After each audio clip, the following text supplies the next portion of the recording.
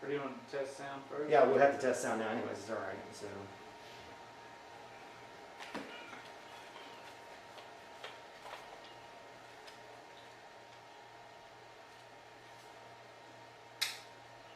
Check, check, check, check. Bang. Check, check, check, check. All right, we got to turn down the camera mics on both of these.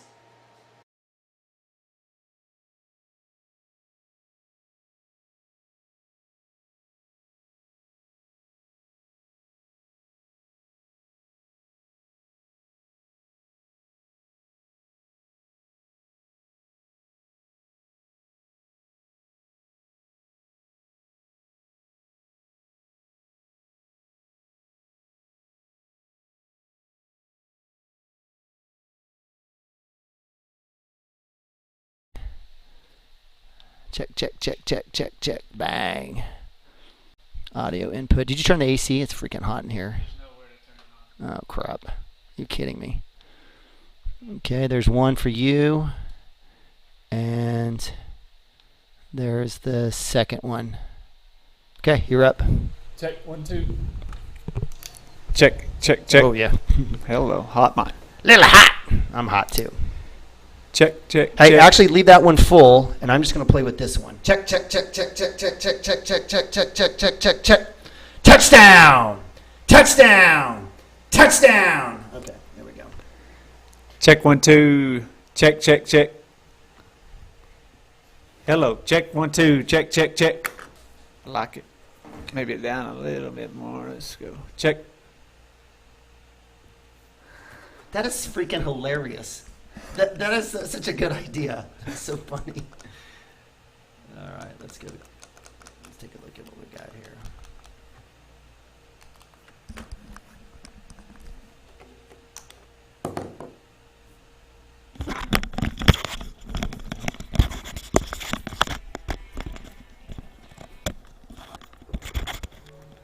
Check, 1, 2.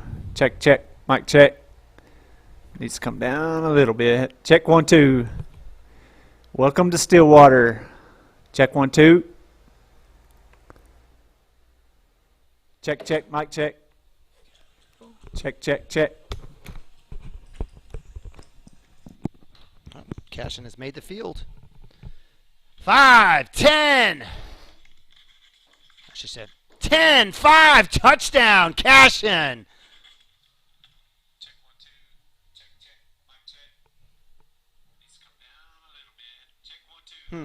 Nothing for me.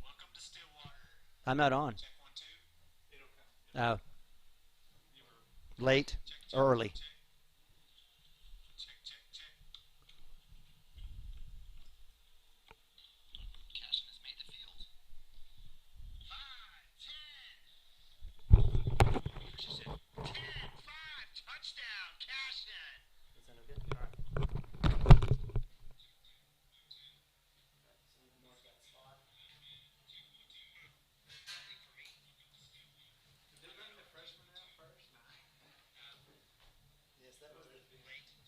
For us, the freshmen are always last.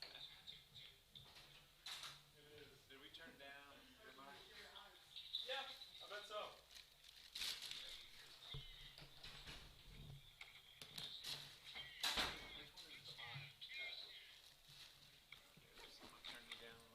Is this yours? Mm-hmm. So you're just going to remember where to Yes, go? yeah, I'm about to mark it right now. Oh, okay.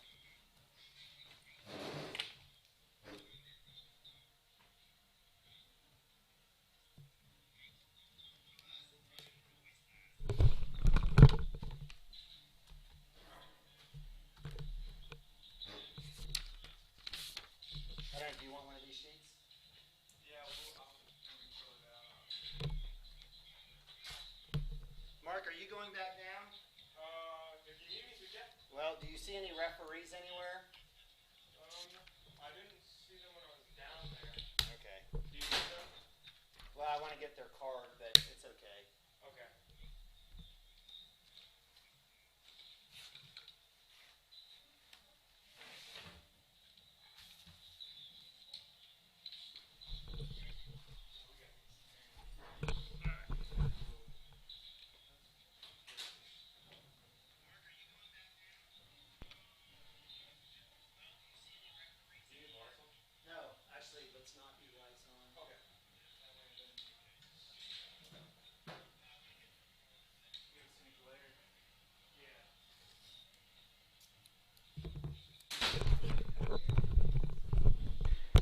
Ben Harmon in shotgun from the 40, first down and 10, looking to go deep. He's got Brexton Green across the middle. Caught at the 20, 10, 5, touchdown, Cashion.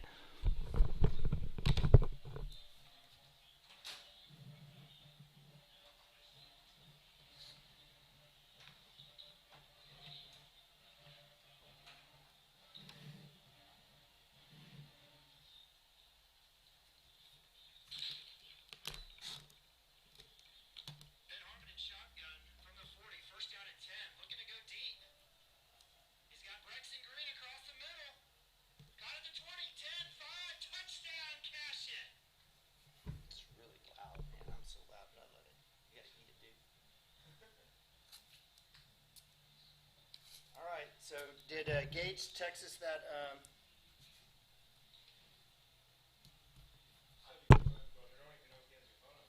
No, he does. Yeah, he sent it. Cool. Thank you.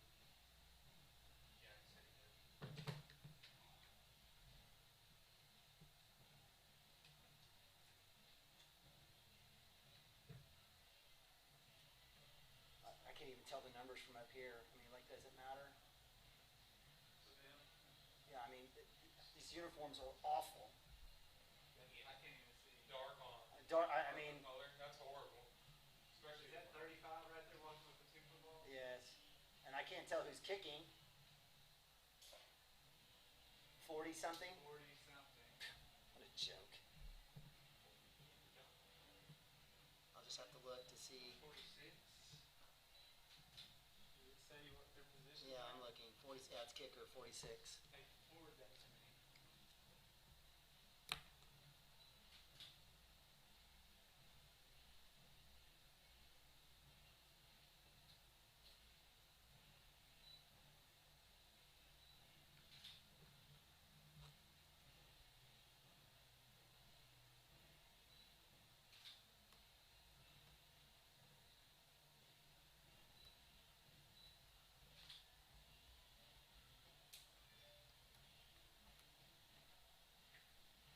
Junior. I'm sure he does the kickoff as well. Quarterback, I'm sure is number 12, Gage Gundy. Is that right? Sophomore.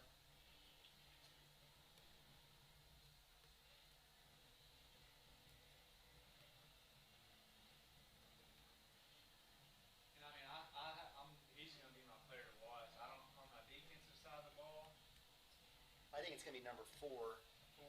Chance Clements. Yeah, They have him listed as a wide receiver. I know. That's not right. I was just looking at that. So is he even numbered? All right, let me go to commercial.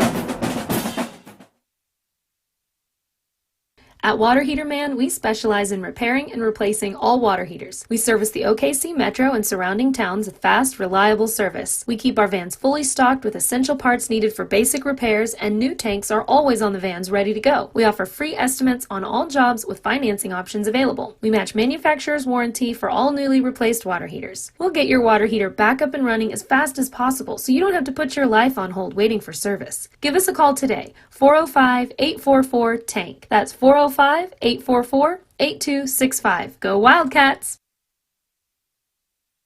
Gateway Realty is a mother-daughter team that has a heart for small-town life. Both Anita and Kelly were born and raised in Cashion and are still raising their families here. Their family homesteaded in Cashion in 1908, and it's been home ever since. Anita and Kelly know this town, love this town, and would love to help make this your home too.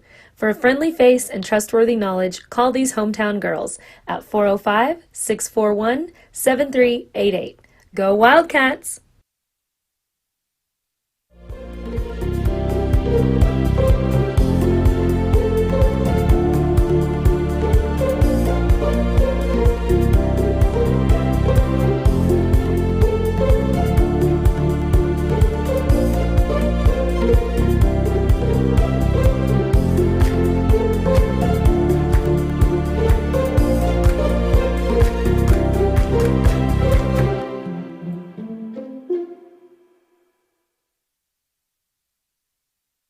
Cashion Shape Up Fitness is locally owned and operated with no contracts or sign-up fees.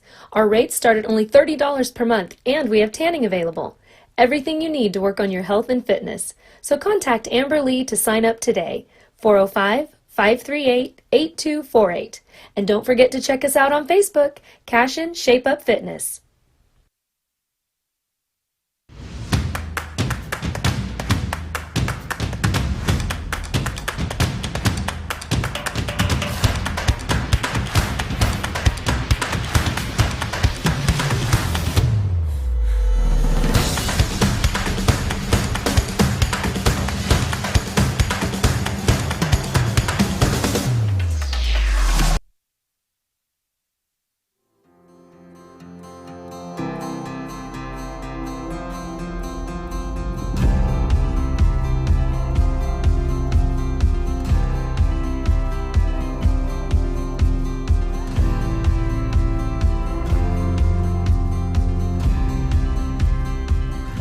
I'm Todd Miller, and this is Grain and Grange, the coolest furniture store you've never heard of. Come see us.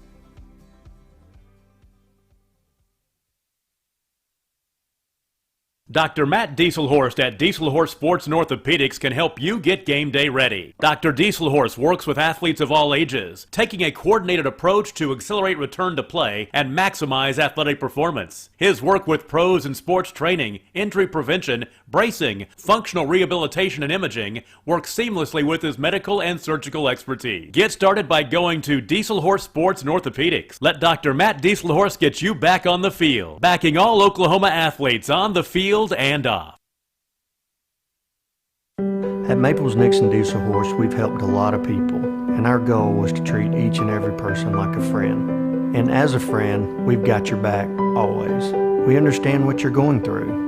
Being lawyers is what we do, but it's not all that we are. We care. We'll stand beside you throughout the entire legal process, not just as lawyers, but as your friends. We are Maples Nixon Dieselhorst, and we are here to help.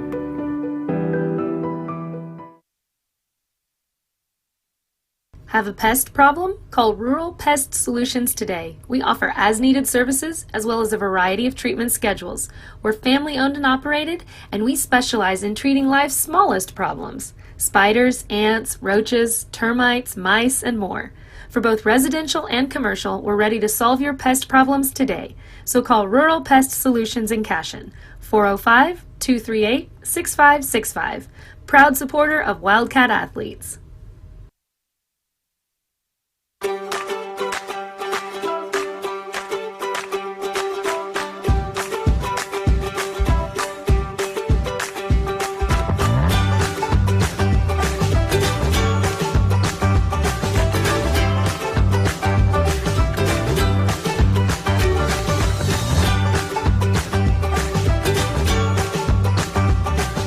Stream like the pros with Squirtle Live. Find out more at squirtle.com/stream.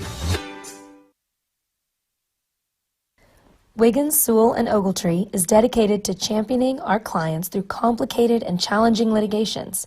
We pride ourselves on a proven track record of success brought forth by fierce litigation skills. The lawyers and staff of our firm are dedicated to effective and personalized representation for every client who entrusts our service.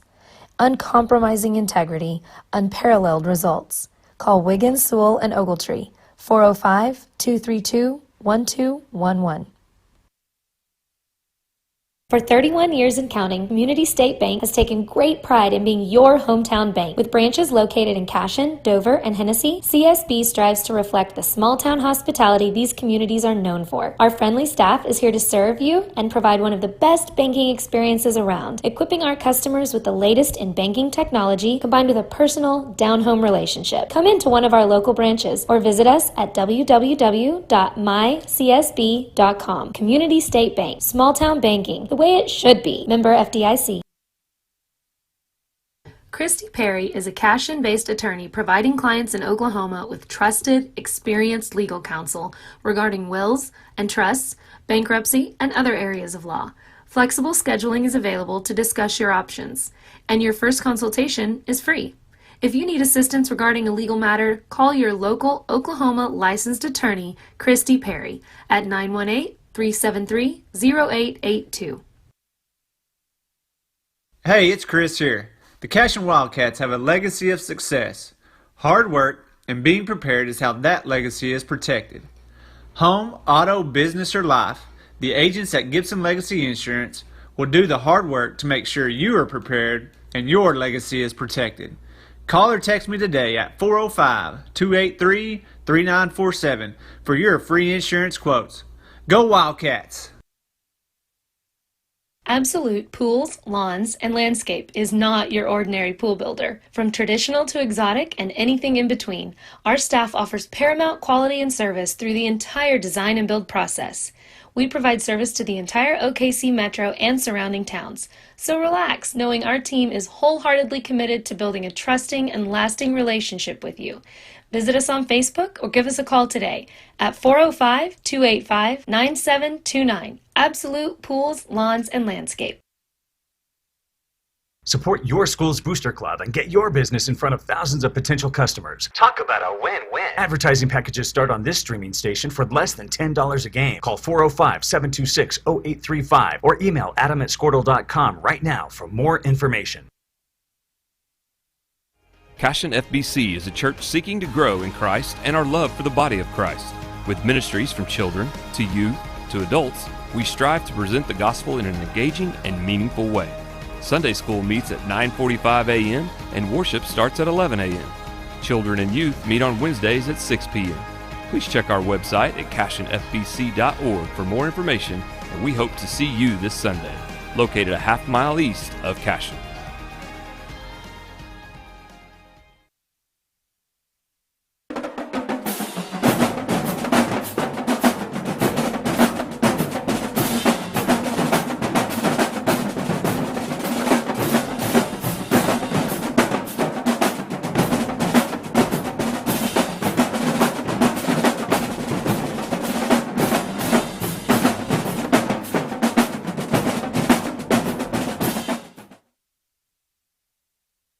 At Water Heater Man, we specialize in repairing and replacing all water heaters. We service the OKC metro and surrounding towns with fast, reliable service. We keep our vans fully stocked with essential parts needed for basic repairs, and new tanks are always on the vans ready to go. We offer free estimates on all jobs with financing options available. We match manufacturer's warranty for all newly replaced water heaters. We'll get your water heater back up and running as fast as possible so you don't have to put your life on hold waiting for service. Give us a call today, 405-844-TANK. That's 405-844-8265. Go Wildcats! Gateway Realty is a mother-daughter team that has a heart for small-town life. Both Anita and Kelly were born and raised in Cashion and are still raising their families here. Their family homesteaded in Cashion in 1908, and it's been home ever since. Anita and Kelly know this town, love this town, and would love to help make this your home too. For a friendly face and trustworthy knowledge, call these hometown girls at 405-641-7388. Go Wildcats!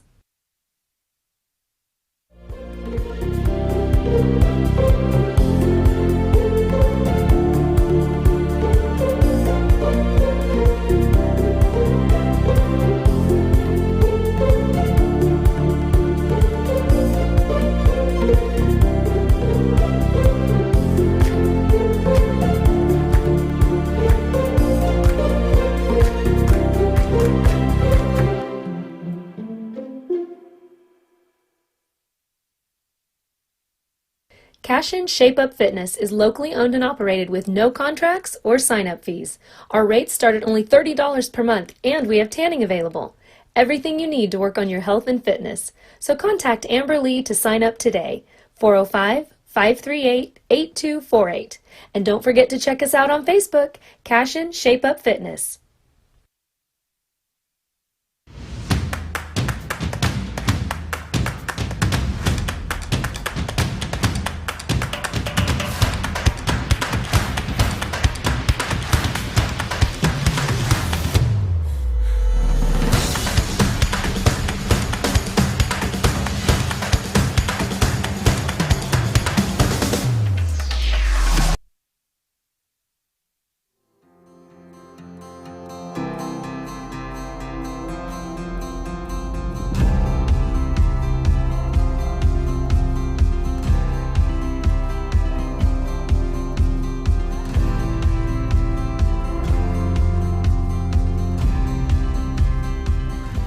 I'm Todd Miller, and this is Grain and Grange, the coolest furniture store you've never heard of. Come see us.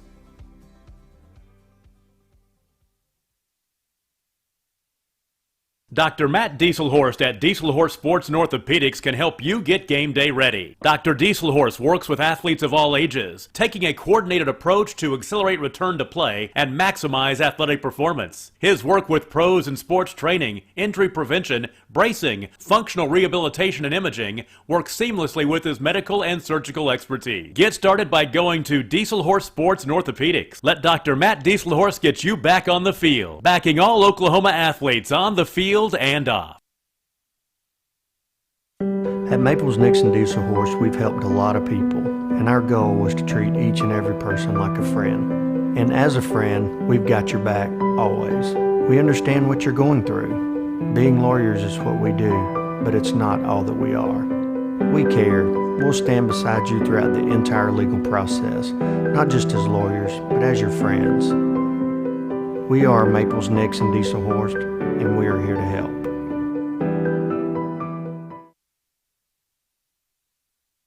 Have a pest problem? Call Rural Pest Solutions today. We offer as-needed services as well as a variety of treatment schedules. We're family-owned and operated, and we specialize in treating life's smallest problems: spiders, ants, roaches, termites, mice, and more. For both residential and commercial, we're ready to solve your pest problems today. So call Rural Pest Solutions in Cashion, 405-238-6565. Proud supporter of Wildcat athletes.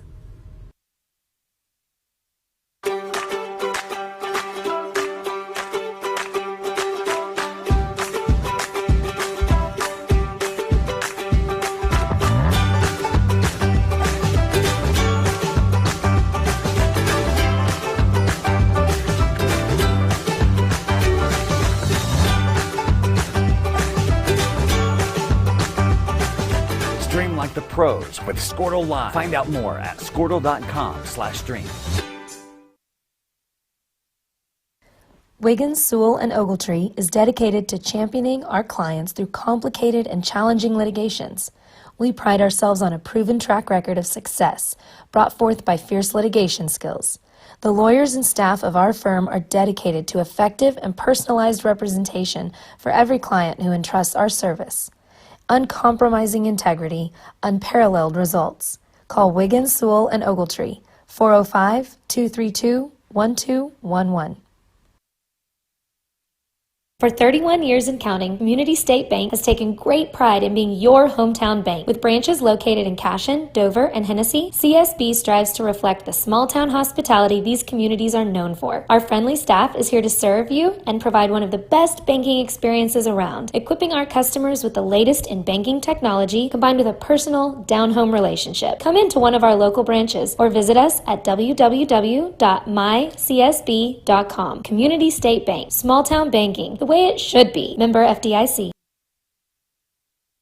Christy Perry is a Cashion-based attorney providing clients in Oklahoma with trusted, experienced legal counsel regarding wills and trusts, bankruptcy, and other areas of law. Flexible scheduling is available to discuss your options, and your first consultation is free. If you need assistance regarding a legal matter, call your local Oklahoma licensed attorney, Christy Perry, at 918-373-0882. Hey, it's Chris here. The Cashion Wildcats have a legacy of success. Hard work and being prepared is how that legacy is protected. Home, auto, business, or life, the agents at Gibson Legacy Insurance will do the hard work to make sure you are prepared and your legacy is protected. Call or text me today at 405-283-3947 for your free insurance quotes. Go Wildcats! Absolute Pools, Lawns, and Landscape is not your ordinary pool builder. From traditional to exotic and anything in between, our staff offers paramount quality and service through the entire design and build process. We provide service to the entire OKC metro and surrounding towns. So relax, knowing our team is wholeheartedly committed to building a trusting and lasting relationship with you. Visit us on Facebook or give us a call today at 405-285-9729. Absolute Pools, Lawns, and Landscape. Support your school's booster club and get your business in front of thousands of potential customers. Talk about a win-win. Advertising packages start on this streaming station for less than $10 a game. Call 405-726-0835 or email adam@squirtle.com right now for more information. Cashion FBC is a church seeking to grow in Christ and our love for the body of Christ. With ministries from children to youth to adults, we strive to present the gospel in an engaging and meaningful way. Sunday school meets at 9:45 a.m. and worship starts at 11 a.m. Children and youth meet on Wednesdays at 6 p.m. Please check our website at cashionfbc.org for more information, and we hope to see you this Sunday, located a half-mile east of Cashion.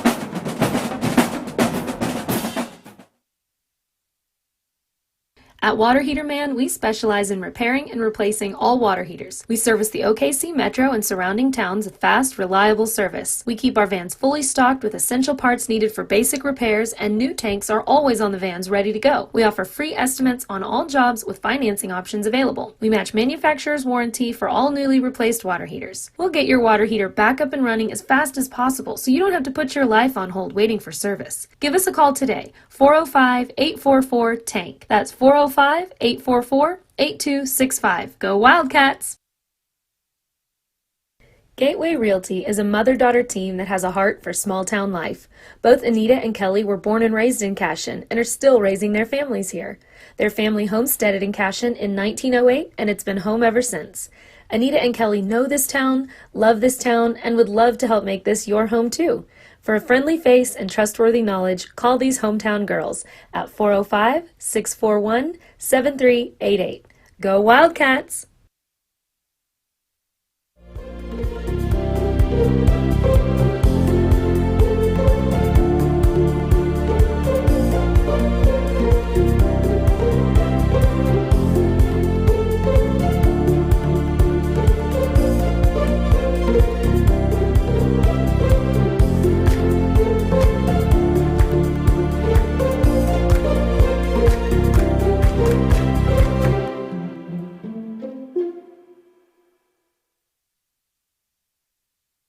Cashion Shape Up Fitness is locally owned and operated with no contracts or sign-up fees. Our rates start at only $30 per month, and we have tanning available. Everything you need to work on your health and fitness. So contact Amber Lee to sign up today, 405-538-8248. And don't forget to check us out on Facebook, Cashion Shape Up Fitness.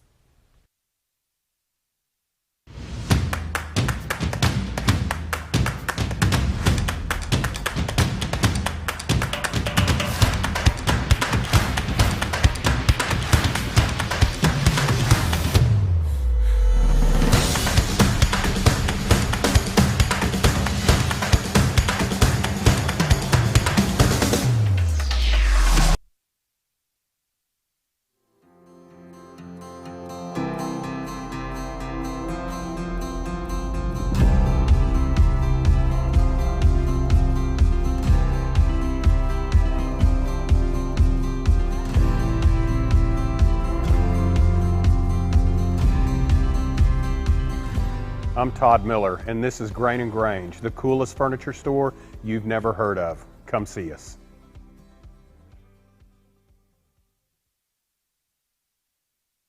Dr. Matt Dieselhorst at Dieselhorst Sports and Orthopedics can help you get game day ready. Dr. Dieselhorst works with athletes of all ages, taking a coordinated approach to accelerate return to play and maximize athletic performance. His work with pros in sports training, injury prevention, bracing, functional rehabilitation, and imaging works seamlessly with his medical and surgical expertise. Get started by going to Dieselhorst Sports and Orthopedics. Let Dr. Matt Dieselhorst get you back on the field, backing all Oklahoma athletes on the field and off. At Maples Nixon Diesel Horse, we've helped a lot of people, and our goal was to treat each and every person like a friend. And as a friend, we've got your back always. We understand what you're going through. Being lawyers is what we do, but it's not all that we are. We care. We'll stand beside you throughout the entire legal process, not just as lawyers, but as your friends. We are Maples, Nix, and Dieselhorst, and we are here to help.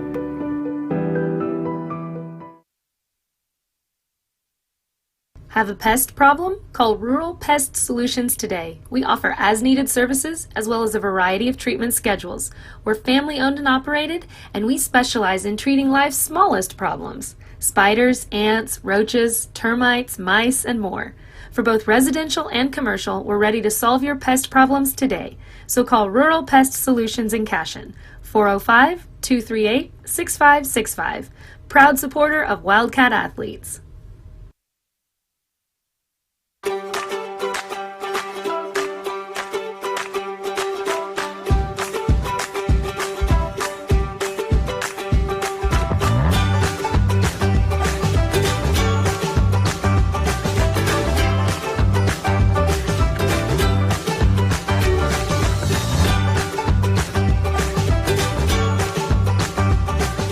Stream like the pros with Squirtle Live. Find out more at squirtle.com/stream.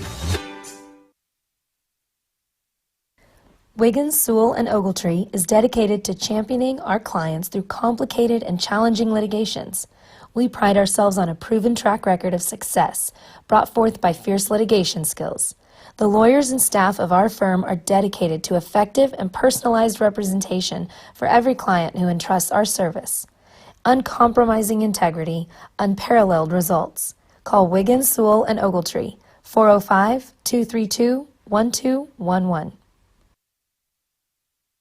For 31 years and counting, Community State Bank has taken great pride in being your hometown bank. With branches located in Cashion, Dover, and Hennessy, CSB strives to reflect the small-town hospitality these communities are known for. Our friendly staff is here to serve you and provide one of the best banking experiences around, equipping our customers with the latest in banking technology combined with a personal, down-home relationship. Come into one of our local branches or visit us at www.mycsb.com. Community State Bank, small-town banking, the way it should be. Member FDIC. Christy Perry is a Cashion-based attorney providing clients in Oklahoma with trusted, experienced legal counsel regarding wills and trusts, bankruptcy, and other areas of law. Flexible scheduling is available to discuss your options, and your first consultation is free. If you need assistance regarding a legal matter, call your local Oklahoma licensed attorney, Christy Perry, at 918-373-0882. Hey, it's Chris here. The Cashion Wildcats have a legacy of success. Hard work and being prepared is how that legacy is protected. Home, auto, business, or life, the agents at Gibson Legacy Insurance will do the hard work to make sure you are prepared and your legacy is protected. Call or text me today at 405-283-3947 for your free insurance quotes. Go Wildcats! Absolute Pools, Lawns, and Landscape is not your ordinary pool builder. From traditional to exotic and anything in between, our staff offers paramount quality and service through the entire design and build process. We provide service to the entire OKC metro and surrounding towns. So relax, knowing our team is wholeheartedly committed to building a trusting and lasting relationship with you. Visit us on Facebook or give us a call today at 405-285-9729. Absolute Pools, Lawns, and Landscape. Support your school's booster club and get your business in front of thousands of potential customers. Talk about a win-win. Advertising packages start on this streaming station for less than $10 a game. Call 405-726-0835 or email adam@squirtle.com right now for more information. Cashion FBC is a church seeking to grow in Christ and our love for the body of Christ. With ministries from children to youth to adults, we strive to present the gospel in an engaging and meaningful way. Sunday school meets at 9:45 a.m. and worship starts at 11 a.m. Children and youth meet on Wednesdays at 6 p.m. Please check our website at cashionfbc.org for more information, and we hope to see you this Sunday, located a half-mile east of Cashion.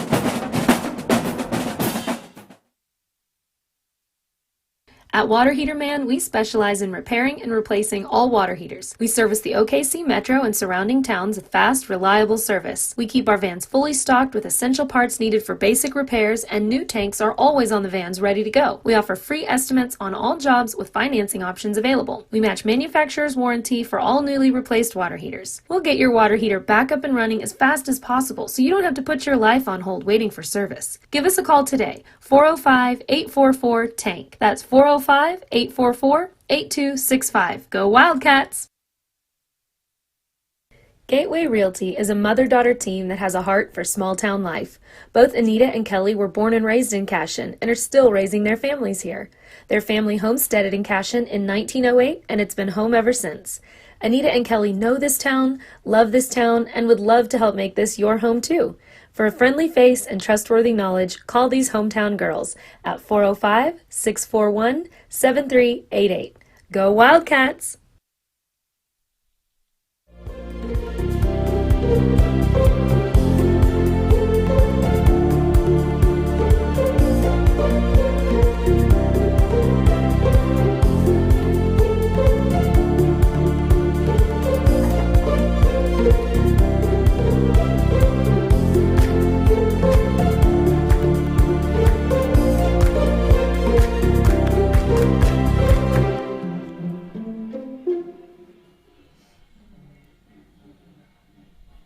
Cashion Shape Up Fitness is locally owned and operated with no contracts or sign-up fees. Our rates start at only $30 per month, and we have tanning available. Everything you need to work on your health and fitness. So contact Amber Lee to sign up today, 405-538-8248. And don't forget to check us out on Facebook, Cashion You might hit live. Shape Up All the Fitness. way back at the very first.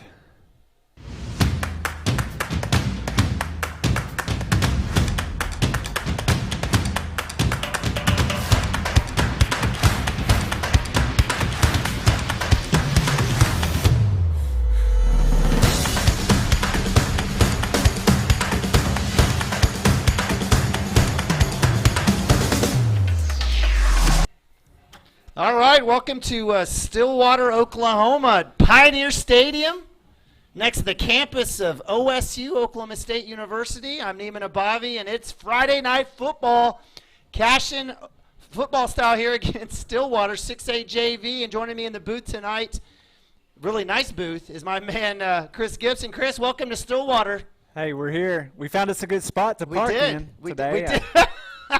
We'll see how long Hopefully my we car won't get stays towed. there. We won't get towed. I think Gundy's got a kid that's playing tonight, so he may be here. We may be in the suite next to him, but nonetheless, we're super excited that we have football. Yes. We could be playing Hinton tomorrow night, but as you guys know, they've canceled, and I'm so glad that you guys, hopefully there's 3 of you that have found us here on CWTV, hopefully a few more. We've got some folks in the stands already. We're set for kickoff here in about 28 minutes, 26 minutes and 57 seconds as you're 6-0, number 1 ranked Class A Cashion Wildcats, led by Lynn Shackelford, will be taking on the Class 6A Stillwater JV, and certainly appreciate coaches out here from Stillwater agreeing to that. Chris, what are your initial thoughts? Are you just, are we excited to be in this awesome facility? What's been going on through your mind when we found out that we weren't playing Hinton and that Stillwater's been picked up? Well, when we decided not to play, or Hinton decided not to play us,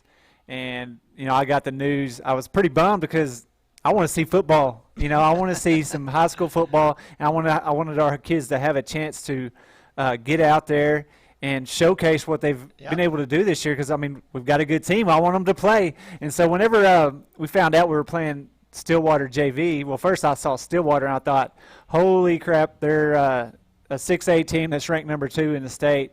What are we doing?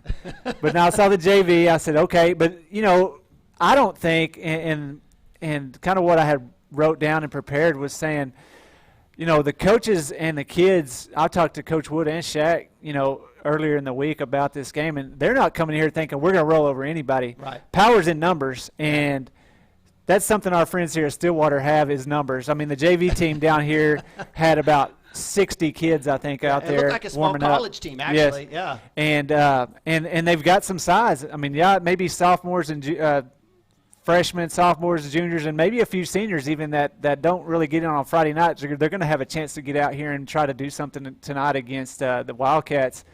And so I know our coaches aren't overlooking saying this is a JV team. Our coaches have probably hammered in these boys' heads saying, you better be ready to play because they're going to be ready to play. They're excited to get to play a varsity-level game, and they're going to be out here ready to roll from the get-go. So I know our coaches are going to our coaches have been probably telling these boys all week long, strap it up, let's go. This is our game for the week. Let's go showcase what we can do. Well, Coach Tucker for Stillwater is probably saying the same thing, right, to his guys, saying, look, you've got a bunch of guys coming in here. They're not looking to roll over and die. They're not going to be intimidated by you, and so you've got your chance to play. Maybe we did identified a couple seniors and a couple juniors that'll be playing for Stillwater. So it's going to probably be the same message for Coach Tucker on the Stillwater side. Don't come out and embarrass yourself. We're just blessed. We're talking to Coach Shack. I guess he and Coach Tucker are good friends. They have a long history, and we're going to be bringing a ton of folks out here to watch the game. But for them to be able to play against a solid, Cashion team, a team that's got some specialists that could play 6A for sure, it'll be a fun thing. We got a text earlier today. Was it from Tishner about the ADM, right? The average daily attendance or size. We're dealing with Stillwater is roughly 1,700, and Cashion at 184. And only 100 times bigger, right?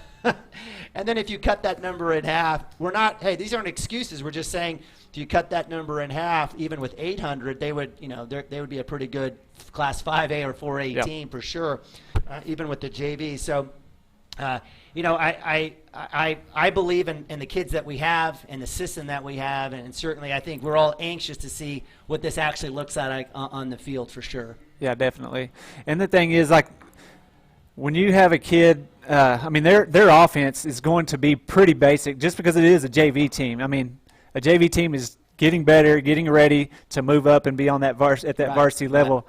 Their coach's game plan for Friday nights. Yeah. Their JV is going to be, just looking at the little bit of film that we got to watch, they're going to be a lot of sets are going to look almost every single down. It's going to look a lot the same. Sorry, I'm trying to adjust. I didn't want to blow everybody's speakers out. Hey, they can turn it down. It's all right. They're going to line up and run twins to one side, split out on the other, almost with a little cowboy back, right behind one of the guards, and then a running back lining up right back there by the quarterback. Almost every single to the wide side, they're going to have the twins. Whatever side of the field they're on, they're going to have the twins on the wide side. The one single guy out to the short side, and on the film, that's every single play. And Coach Wood said the same thing. He said, we're going to see a lot of the same set, but they do run a lot of different plays out of that one set, and you got to be ready for run out of that set, and you got to be ready for pass because they have a kid last name Gundy back there, number 12, and he can sling. His dad. His dad and his brother, they're both slingers, and just watching him, he throws a great ball right on the money.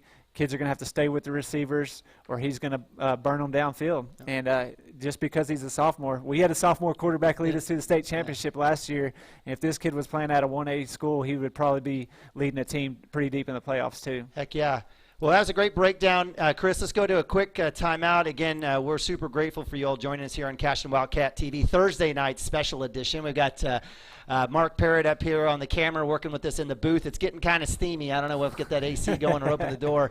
It's a great facility out here. Just overlooking, we're literally, I think, 100 stories up, it feels like, and away from the action. But a great facility, big high school. Obviously, a lot of you guys have your feelings about the city of the town of Stillwater.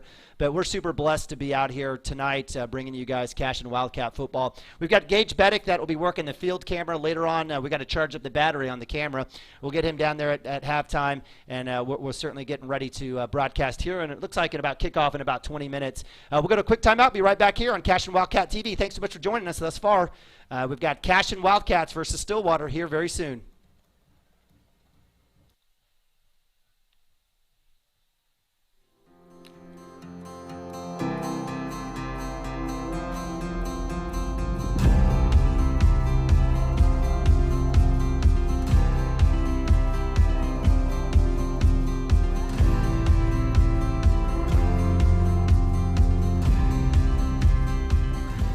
I'm Todd Miller, and this is Grain & Grange, the coolest furniture store you've never heard of. Come see us.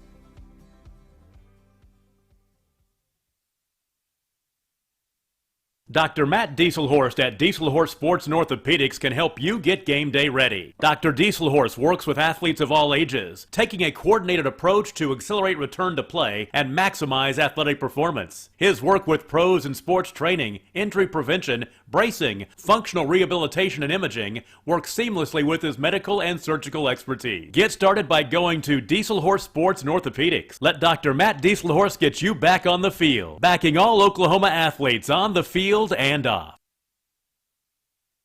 At Maples Nixon Diesel Horse, we've helped a lot of people, and our goal was to treat each and every person like a friend. And as a friend, we've got your back always.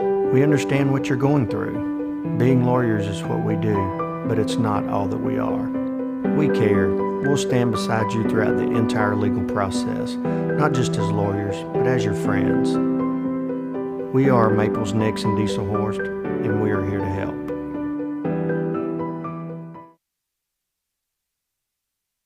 Have a pest problem? Call Rural Pest Solutions today. We offer as-needed services as well as a variety of treatment schedules. We're family-owned and operated, and we specialize in treating life's smallest problems: spiders, ants, roaches, termites, mice, and more. For both residential and commercial, we're ready to solve your pest problems today. So call Rural Pest Solutions in Cashion, 405-238-6565. Proud supporter of Wildcat athletes.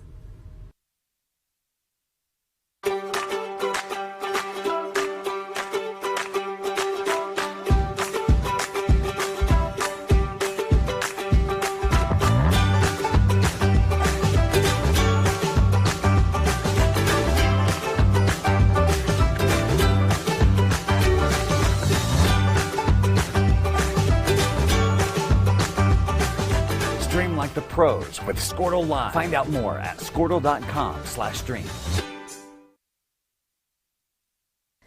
Wiggins, Sewell, and Ogletree is dedicated to championing our clients through complicated and challenging litigations.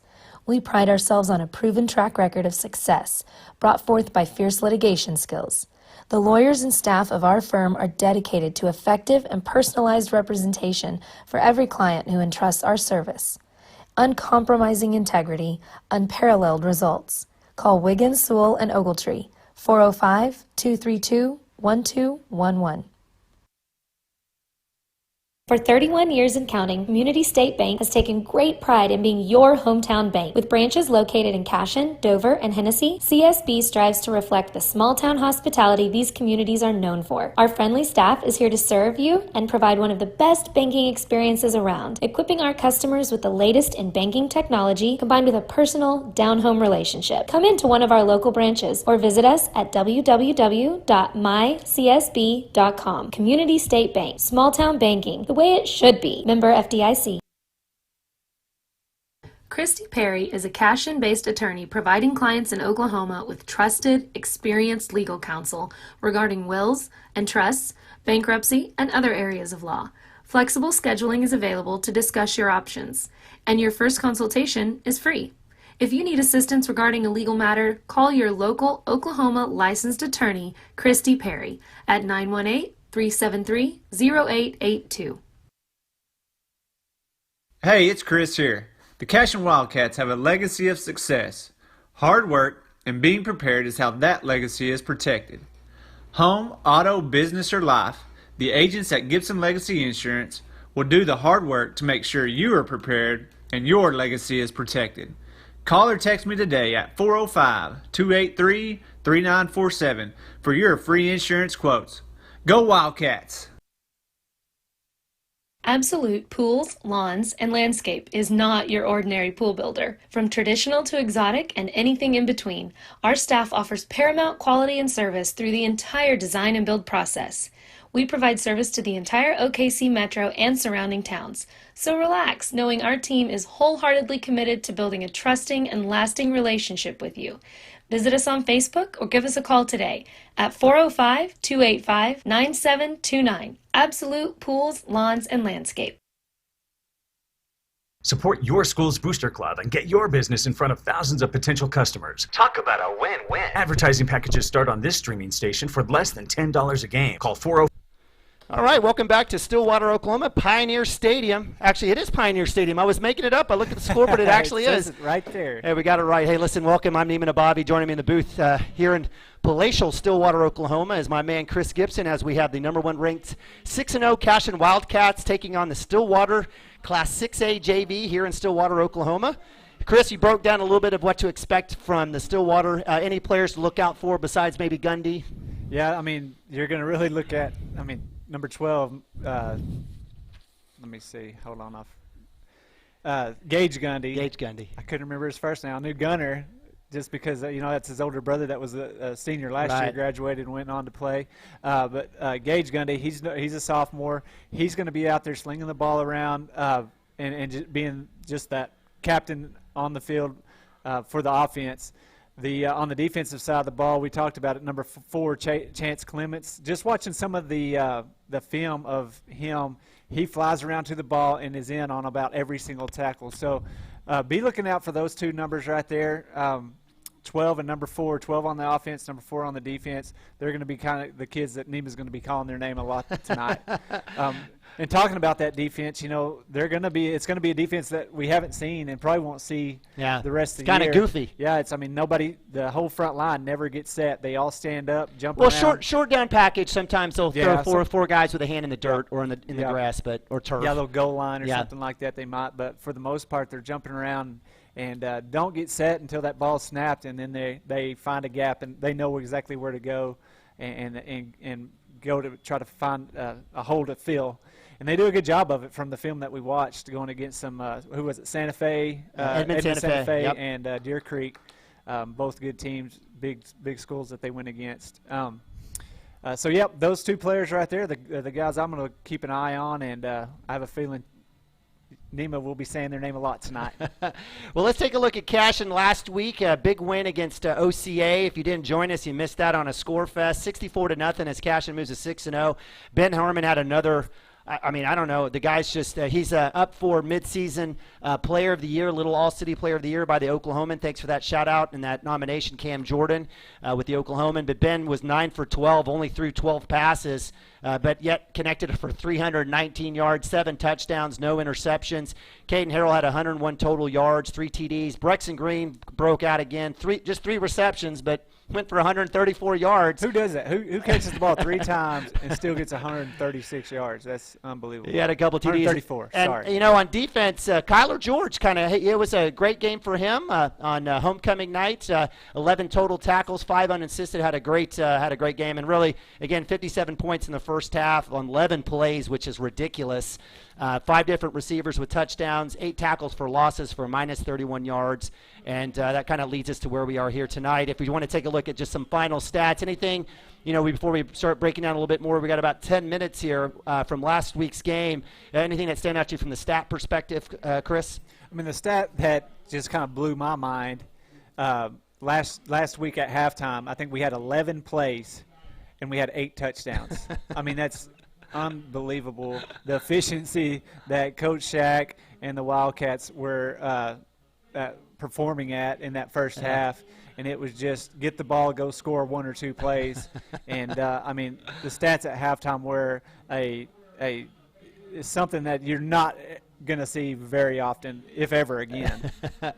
So projected starters for Cashion on offense, no changes. We have Ben Harmon leading the way, quarterback junior. Caden Harrell at running back, Brexton Green, Lagasse, Manning, Nabavi, wide receivers. Nick he'll see some time split out, as well as at tight end and the H-back, the cowboy or rodeo position. Jacob Fair will join him as well in a double tight end set. We've got Kyler George, Camden Maroney on the left side, Joey Wilson, the junior at center, is doing a great job. Knock on wood, keep it going.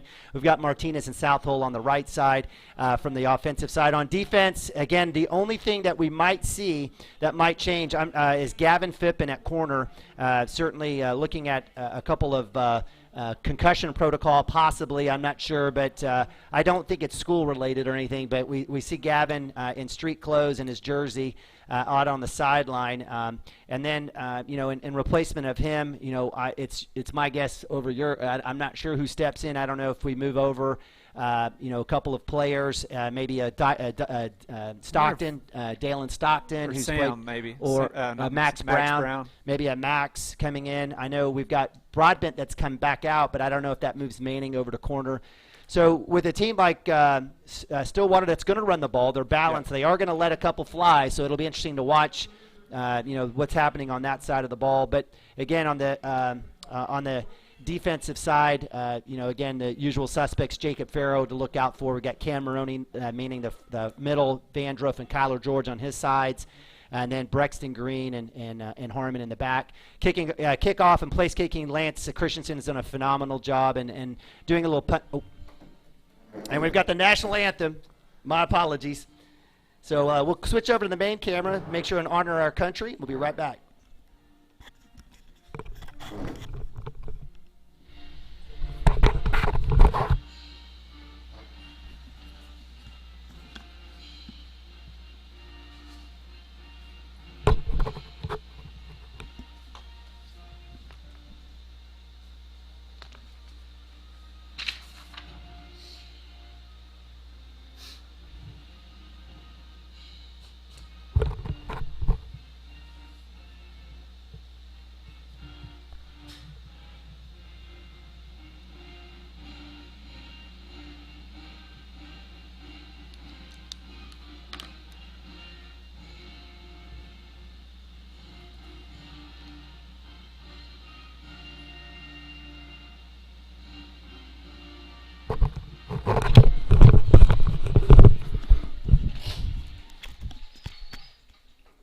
All right. God bless America. Thanks so much for that. We always want to take time to honor the greatest country in the entire universe and galaxy.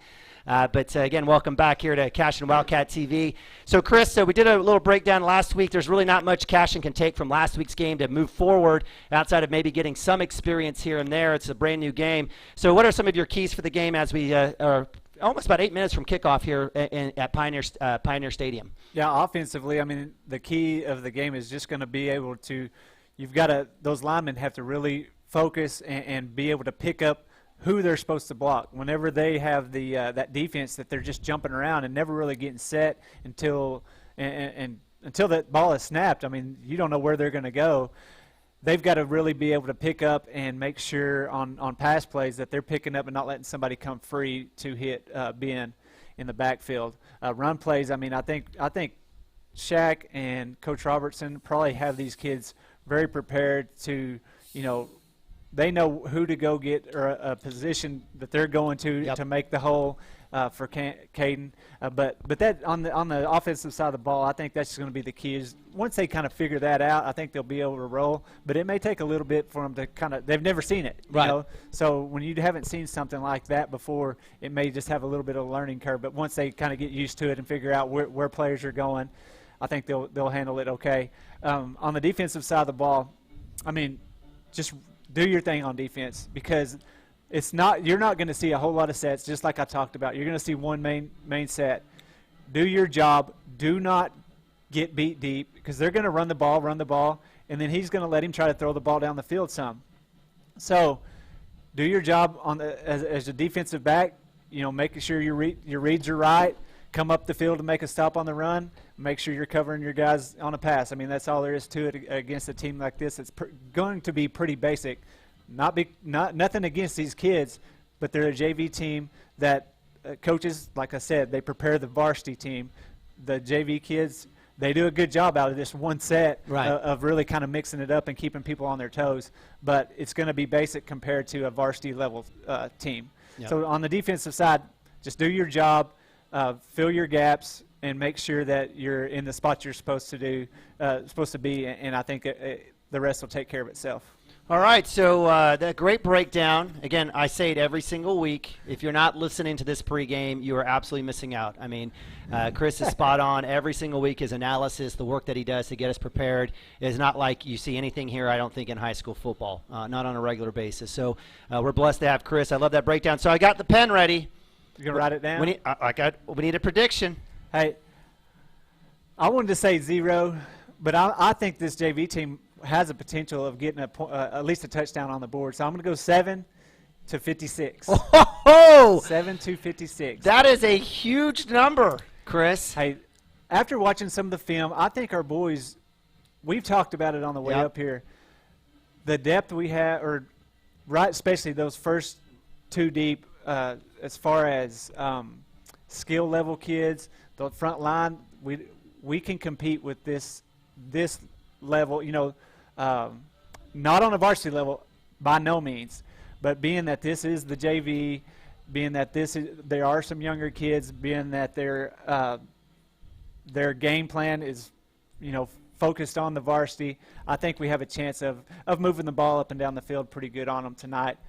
Now, if I'm wrong, I'll probably hear about it from everybody in the state. You won't hear about it. You won't hear about it. Hey, Mark, take a look. See, looks like we've got some captains coming out on the field. I don't know if that's Stillwater. We have to give a quick shout out. So I've got it 56-7 from a standpoint. I love that. If that happens, dude, I'm buying your barbecue on the way back at the Pokey Smoky or whatever that place is on the highway. So.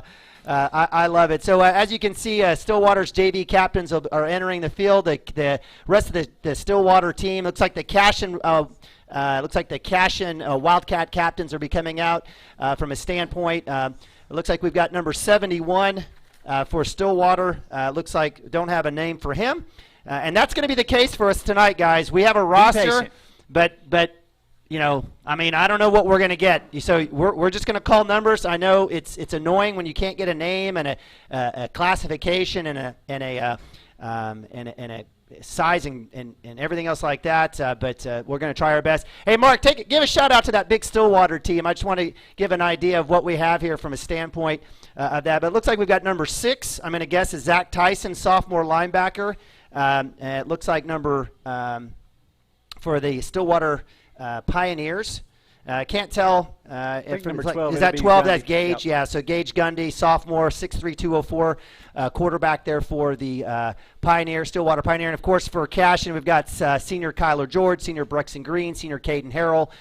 We've got senior Colton Southall and senior Jacob Farrow coming out. I'm not sure, again, based on COVID duties, we can only bring one. Referees for tonight, Troy Niles is on the crew. Umpire Jeff Jameson. Head linesman Jimmy Manale. Line judge Erdy Mullins. And back judge Ian Thompson. It's that back judge that on those pass interference calls that we'll definitely be looking for on those deep balls. But, we always appreciate our officials that are here. We can't have a game without them. And while maybe we might say we have a better vantage point for a call, we're always grateful for our guys, our men in stripes out there calling the game. With that in mind, Chris, it looks like we definitely have the line. Looks like we got a decent crowd here for the Cashion Wildcats. As it's like Kyler George will be the captain for the night for us coming out at midfield and be joining Gunner Gundy. Actually, it'll be number 71, which we don't have a name for Stillwater.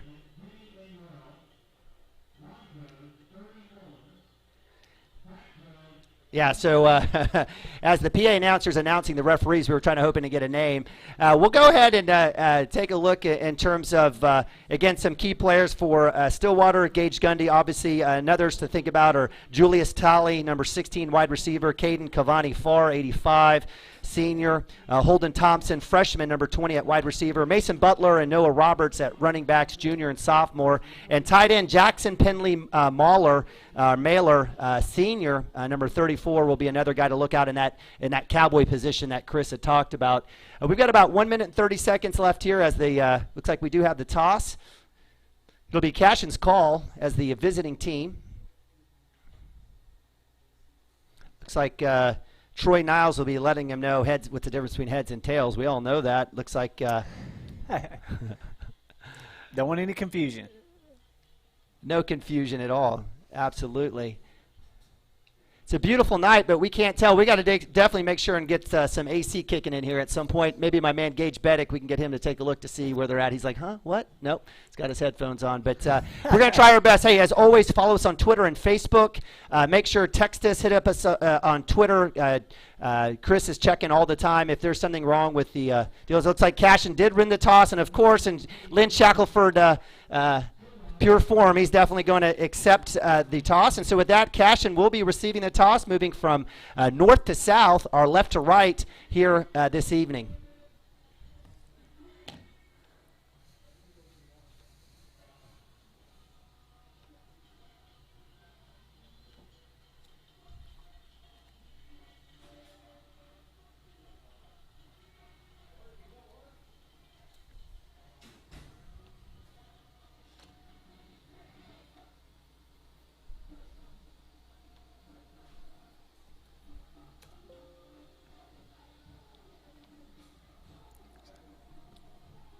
Chris is wondering what's happening. I'm trying to add the scoreboard for us to manually update, get it down to first quarter. Gotcha. And with that, the Cashion Wildcats enter the field, led by Lynn Shackelford, who has a gajillion wins on his career. Lots of state runner-up titles, a lot of silver balls, but we definitely hope between COVID control and getting to the playoffs and injuries and all those other things that Cashion definitely sitting in the I guess in the sweet spot in terms of getting themselves to another chance to get the state title. Chris and I at halftime will be breaking down the playoff picture and along with lessons and lanes. So we'll have that for you guys later at halftime.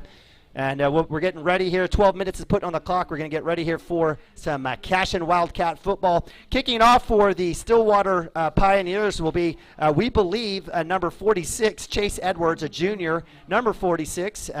And certainly deep back for the Cashion Wildcats, we expect our regular guys, Lagasse, Brexton Green, and Mason Manning. Definitely want to take the day's story for us will be, who's going to be replacing Gavin Phippen out at corner. Gavin does a great job in coverage, but also is pretty salty and mean. He's got a mean streak on him coming in and making some tackles, stopping the run on the edge. So that'll be something we definitely want to take a look at tonight. That's definitely something we'll want to see because, like you said, he is pretty salty coming up and making those open field tackles. When it's just one-on-one and it's him out there with a receiver that's caught the ball with some open field, he's always really good at coming up and making that sure tackle, and that's a huge thing to have out there on the corner. So I'm kind of like you. I want to see who we get in there and see if there's much drop-off or not. Will definitely be a drop-off because we'll have to probably move somebody over to his spot, but I think we've got enough kids to kind of next man up it. So we don't have number 46 kicking. I apologize. We'll just say it's Chase Edwards anyways. But deep we've got Max Brown, Lagasse, and very deep is my man Brexton Green, senior. We've got the whistle for my man Troy Niles, and with that, we've got Cashion football underway. High kick down the sideline. Looks like it will roll into the end zone for an automatic touchback, and Cashion will take over. First down and 10. Good kickoff there by the Stillwater kicker there. Yeah, definitely one thing that I watched on the film was how deep their JV kicker, it was about 90% of the time kicked it into the end zone. I want to see the guys back up, catch it deep, and have a good running start. In Class A football, you don't see very many kids that can kick it real deep. That's right. So with that, first down and 10 from the 20, Cashion will take over. Ben Harmon in shotgun, Caden Harold to the left of him. We've got tight end set with Nick Nabavi motion, Brexton Green. It looks like we do have a 3-2-5 look for the Stillwater Pioneers, so not that stand-up junk. Back to pass, Green on the flare. Nice blocking. He's got a lane. He's got the outside. He's got a chance to the 40, out of bounds. Great first down play there for Ben Harmon to Brexton Green. Yeah, just a simple play to get the ball rolling there, and that's one of the go-tos to get Brexton the ball out there on the edge with the blockers out there. Our receivers are so good at getting out there, staying engaged, and just driving kids down the field, and that was just an easy 15-yard pickup there. So that'll bring up first down and 10 from the 34 on the Cashion side. Deep pistol for Caden Harrell. He's way back there. Snap, long run. He's got blockers. Turns it up midfield, bowls over a couple guys, and that's another Cashion first down. Yeah, and that time, just blew that right side up. There was nobody around, and he had a head of steam, and they did a good job of getting out there and swarm tackling him, and that's what it's going to take for a bunch of this team right here. It's going to take them to gang up on him and get him down. Man, getting Caden Harrell a head of steam like that, that's dangerous. Brings up another first down and 10 from the 46. Shotgun back to pass. Screenplay to Manning. One hands it, or Lagasse, I apologize. Good read there by the Stillwater defense on that particular tunnel screen to Lagasse. Will bring up 2nd down and 10.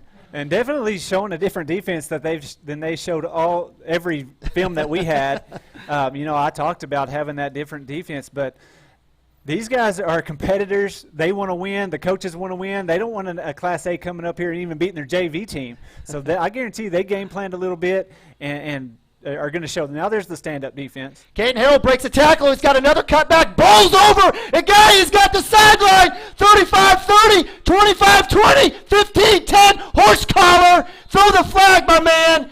That's dangerous. We can't be having horse collars, but nonetheless, Caden Harrell down the sideline. Big gain inside the 4-yard line of Stillwater to set up 1st down and goal.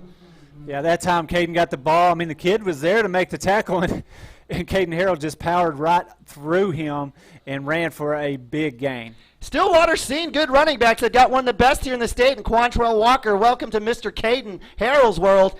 Shotgun, give to Harrell. He'll cut back inside. Pulling people. He fumbles it, catches it back. Goes in for the end zone. Let's see if he's able to get it. He will. It's touchdown. Cashion Wildcats on a 4-yard run. Caden Harrell with the bobble, the drop, picks it back up, says, I got this. Touchdown, Mr. Gibson. Yes, sir. Right up the middle, and all he did was just find a lane and get to the end zone. The Stillwater kids did a good job of swiping at that ball and had it out, but luckily it just bounced right back up into Caden's hand for the touchdown. So on for the extra point, Braxton Green on the hold. Lance Christensen Sr. out there. Snap, hold, kick is up, and it's good. And with that, it's your Cashion Wildcats here on CWTV, powered by Squirtle, up 7-0 on a 70-yard initial, an 80-yard initial drive for a touchdown here in the first quarter. Did they start on the 20 or 25? 20. It was on the 20. On the 20. Yep. I think that's college. But yeah, I mean, just a solid drive right there. I mean, like I said, for the keys to the game was just kind of pick up where those guys were coming from. And when they didn't come out with that, it was pretty, our linemen were probably thinking, we got this, and Shaq kind of started it out simple with that bubble screen to Braxton just to get the ball rolling, and then what do? Give it to the big man and just let him beast mode down the field. Yeah, I watched the Stillwater linebackers and DBs come up and try to tackle him around his thighs, and that just was not going to happen. Quantrell Walker, the starting running back for Stillwater, I mean, these guys see him probably every day in practice. He's a phenomenal runner. We saw him on film, just fantastic at finding the lanes, shifty. He's a big kid himself, but, Caden Harrell's just built differently than a lot of guys here in the state of Oklahoma, and they're getting a big dose of that. So out for the kickoff for the Cashion from the 40. Cashion shows their bunch formation. Lance Christensen will be out there kicking off.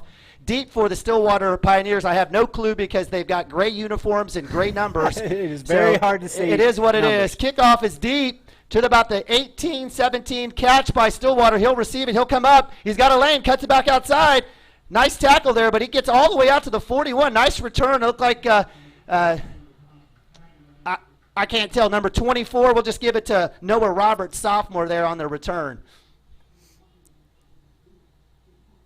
So with that, it'll be Stillwater with really good field position right around the 41-yard line as they trot out there. And we'll be watching number 12, sophomore Gage Gundy, and the Stillwater offense take over as the Cashion will come out in Tony Wood's standard 3-4 defense. It is Max Brown out there at corner, so good call, partner. Gundy with the snap. He'll look to throw. He's got a slot inside. Nice catch. Great tackle there by Max Brown along with Justice Broadbent chasing out from the outside linebacker. But that is a gain. Nice start for the Stillwater JV out to about the 48 of Stillwater for 2nd down and about 3 or 4. Little hurry up here from Stillwater. Pass, screen, up high.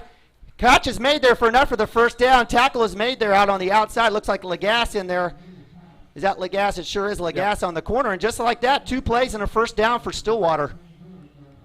And when we're off the ball that far, they're going to just throw the ball out there and see how many yards they can get. And then, so what we're going to do is going to have to tighten that up in there. But you don't want to let those kids get behind you. That's for sure. I guess that's number 21 in for the run. That was Mason Butler. He'll move it for about 7 yards. A little hurry up for Stillwater. Deep pass. It's out there.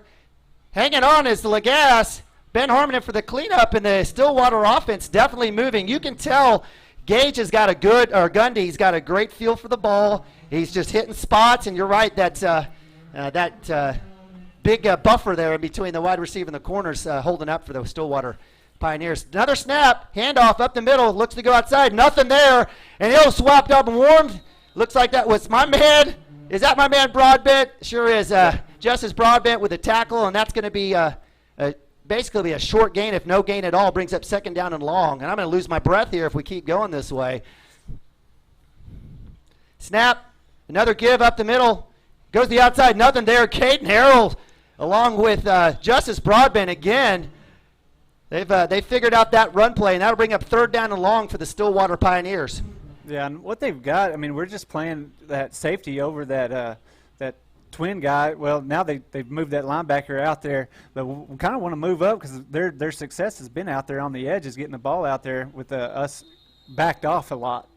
So nice little cutback there by Noah Mason Butler. Nice job running the ball, staying patient. Jacob Farrow with a tackle. Looks like Jacob Farrow's coming off. Replacing him will be Aiden Williams, or it looks like, Seth Gilbert. That'll bring up fourth down. Big stop right here.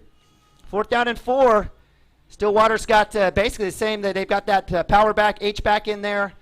Roberts to the left of Butler to the left of Gundy.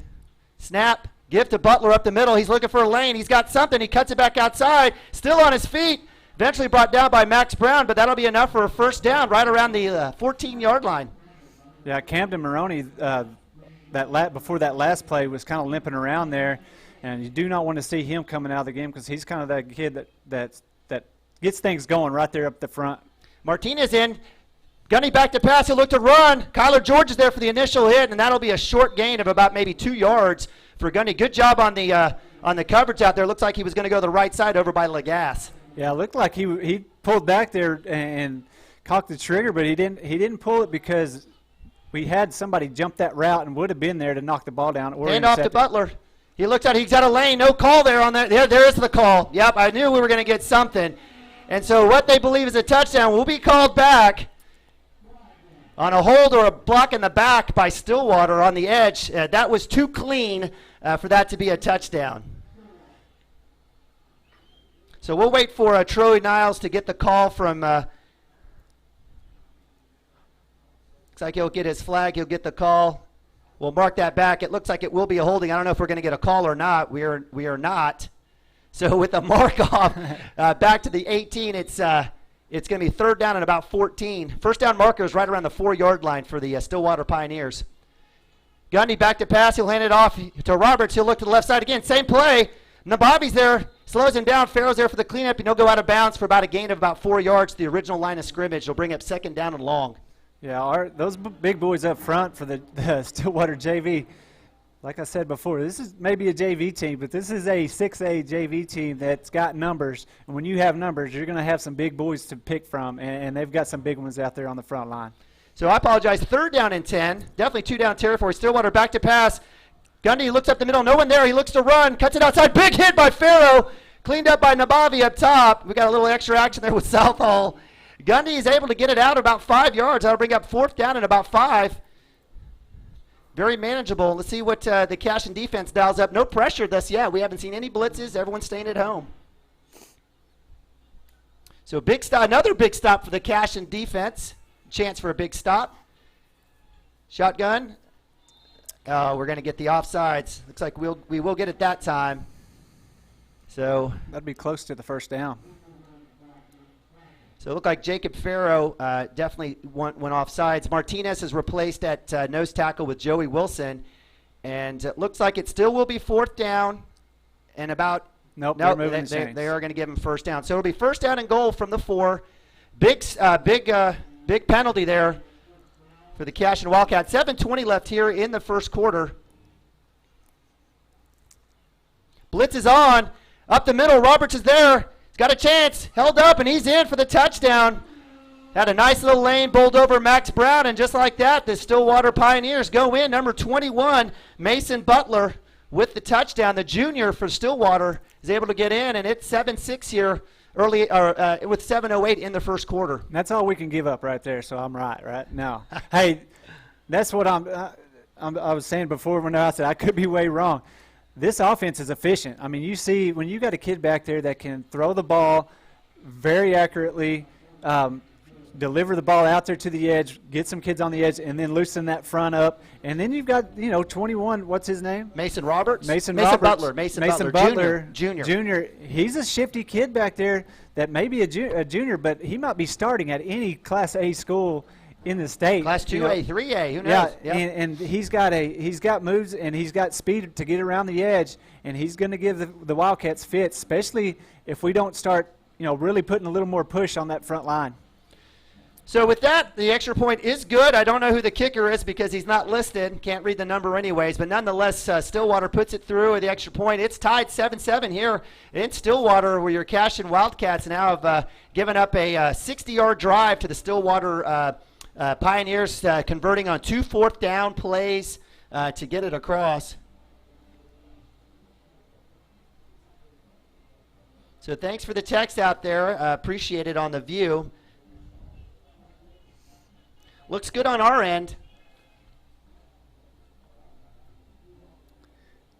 It is a little blurry. So we'll try to work on that. We might have a chance maybe at halftime to shift out cameras and head back outside. It's because we're going through the glass. Yeah. So with that, Cashion is back for another kickoff. Kickoff from the 40. Stillwater kicking off. High, down the sideline. Lagasse on the sideline. He'll watch it go. It does go out of bounds. I was wondering if he was able to ride that lane out of bounds again. That'll go out of bounds, and so Cashion will take over right at the 35-yard line. First down and 10.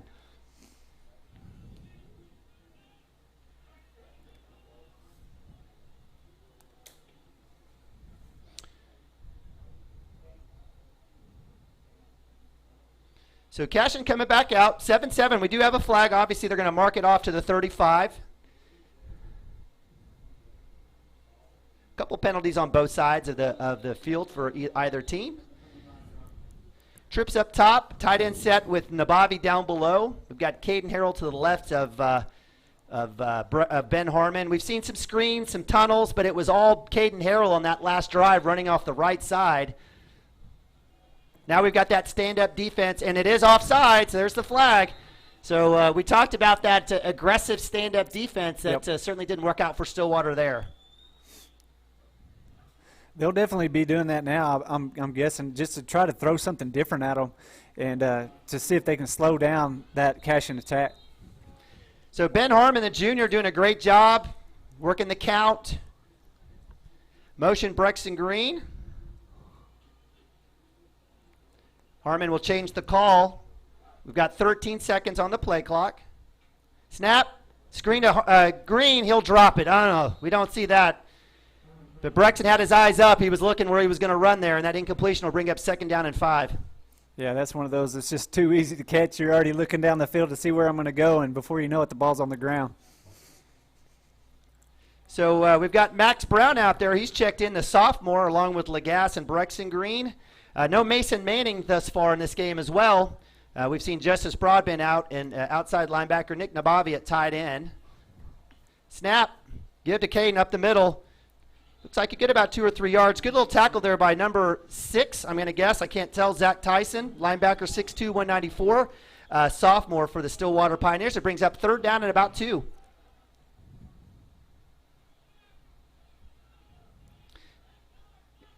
Jackson Vandruff is checked in at tight end as well, so double tight end set for the Cashion Wildcats. Max Brown is checked out. Snap, give to Harrell, left side, he's got a lane, and wisely pulls up and bowls forward for the first down. Nice job there by the senior, getting about 3 or 4 yards, and that'll be first down for Cashion right around, looks like the 47. Yeah, Caden definitely knew where the first down marker was on that one. Saw the line to gain, put his head down and bowled over and got that important first down that was on a 3rd down that could have been a punting situation for the Wildcats if we wouldn't have picked it up. We wouldn't have punted. Nah. So first down and 10 from the 47. We've got 6:08 here left in the first quarter. It's been a fast-paced first quarter already between both offenses. Snap, Harmon back to pass. He's got the – was that tipped? Harmon was looking for Lagasse on the hitch, and it was quite a bit over at Lagasse's head. And that'll bring up 2nd down and 10. I don't know if he just let it sail a little bit or if that was a little bit of miscommunication. Looked like Ben and Lagasse were kind of talking back and forth after that play, but I bet they get that figured out and make a good connection here in a little bit. So Vandriff checks back, or I'm sorry, Lagasse, that's right. We have Max Brown checking back in. Snap, screen to Green. He's got some blocks. He's got to break few. And that's where your sophomore, Max Brown, who's a speedster, came in, and it was his guy that came through unblocked to get Brexton Green for a huge loss. That'll bring up a big down, third down, and about 15 or 14 here with 5:40 left in the first quarter. Yeah, that the difference between Max out there and blocking and Mason Manning is a big difference. When you've got Mason out there on the edge blocking, he is such a strong kid that can just lock up with somebody and drive them down the field. And that time we didn't have that, and they were right there on Brexton before he could make a move. So we've got a false start for Cashion here. I'm not even sure the offense knows what happened yet. It looks like between Ben and Caden there was a little mix-up in terms of getting the call. And so what was third down and long is now third down and super long. Looks like at about 19, right around the 38-yard line on the Cashion side of the field. We might see Ben throw the screen or maybe go super deep. Let's see if they throw it to that play to Nick. No, Nick's not in. Up, screen to Green. He misses the block. He's able to break it. Gets to the outside. He's got a chance. 45, 50, 45, all the way out of bounds.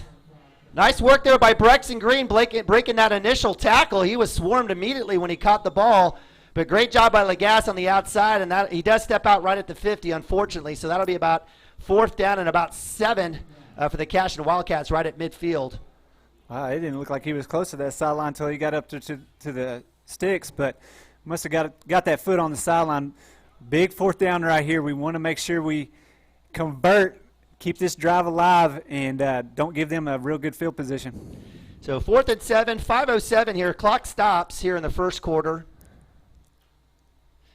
Caden Harrell in that deep pistol. Been successful running to that right side. I don't know if 7 yards, and we do have a delay of game penalty. We may have gotten a timeout first. Let's see if Shaq was able to get the timeout. He was. So we'll wave off that delay of game. That'll be timeout number 1 here. So with Cashion sitting at a 4th and 7 from their own, right from the 50, right from midfield, we'll go ahead and take a quick timeout. Be right back here on CWTV. 726-0835 or email adam@squirtle.com right now for more information. Cashion FBC is a church seeking to grow in Christ and our love for the body of Christ. With ministries from children to youth to adults, we strive to present the gospel in an engaging and meaningful way. Sunday school meets at 9:45 a.m. and worship starts at 11 a.m. Children and youth meet on Wednesdays at 6 p.m. Please check our website at cashionfbc.org for more information, and we hope to see you this Sunday, located a half-mile east of Cashion.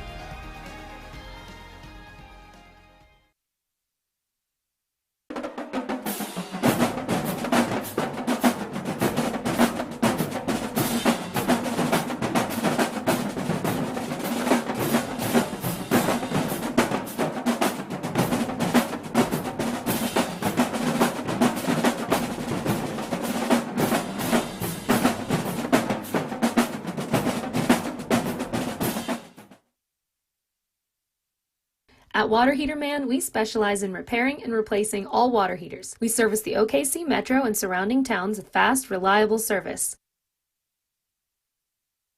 No, not yet. Just let them know that you're coming in. All right, welcome back to Pioneer Field. Looks like Cashion is going to punt. Brexton Green back to punt. So Shaq taking it cautious. Deep, I have no idea who's deep for Stillwater, because we have no film or numbers to read. We do have a roster. Kick is away. Great punt by Brexton Green. Looks like he will have a return right around the 12. He'll look out there, and he'll be caught immediately by my man. Football. Are we going to get a call? Oh, come on. Let's watch that one again. So it looked like it was number 12. No, it wasn't number 12. I can't tell who was on the return. 42. It looks like number 42, Corbin Grant, DB, 5'8", 162 sophomore. Looked like there was a fumble, but it looks like they'll call him down right around the 20 on essentially a 4-yard return. Nice tackle. Was that Farrow or was that Lagasse that came out there and made that tackle? Lagasse. Yeah, it was Lagasse. That's what I thought. So with that, it'll be first down and 10 from the 20. Stillwater in shotgun. Motion. Jet sweep to 20. Out there we had Jackson Vandroff in chase. There's nothing. We had a slew of Cashion Wildcats. Looked like we had Caden Harrell. Jackson Vandroff was the first one across the line. That kid is so fast. Fantastic, and that'll be a loss of 1 there. Nice job by the Cashion defense reading that jet sweep. That'll bring up hurry up offense for the Stillwater Pioneers. Blitz for Cashion. Farrow up the middle. Cuts it back up right where Farrow was. Nice job there by Mason Butler Jr. running up, finding the lane. And it looks like it'll be about a gain of about 9 yards. It'll bring up third down and about 2.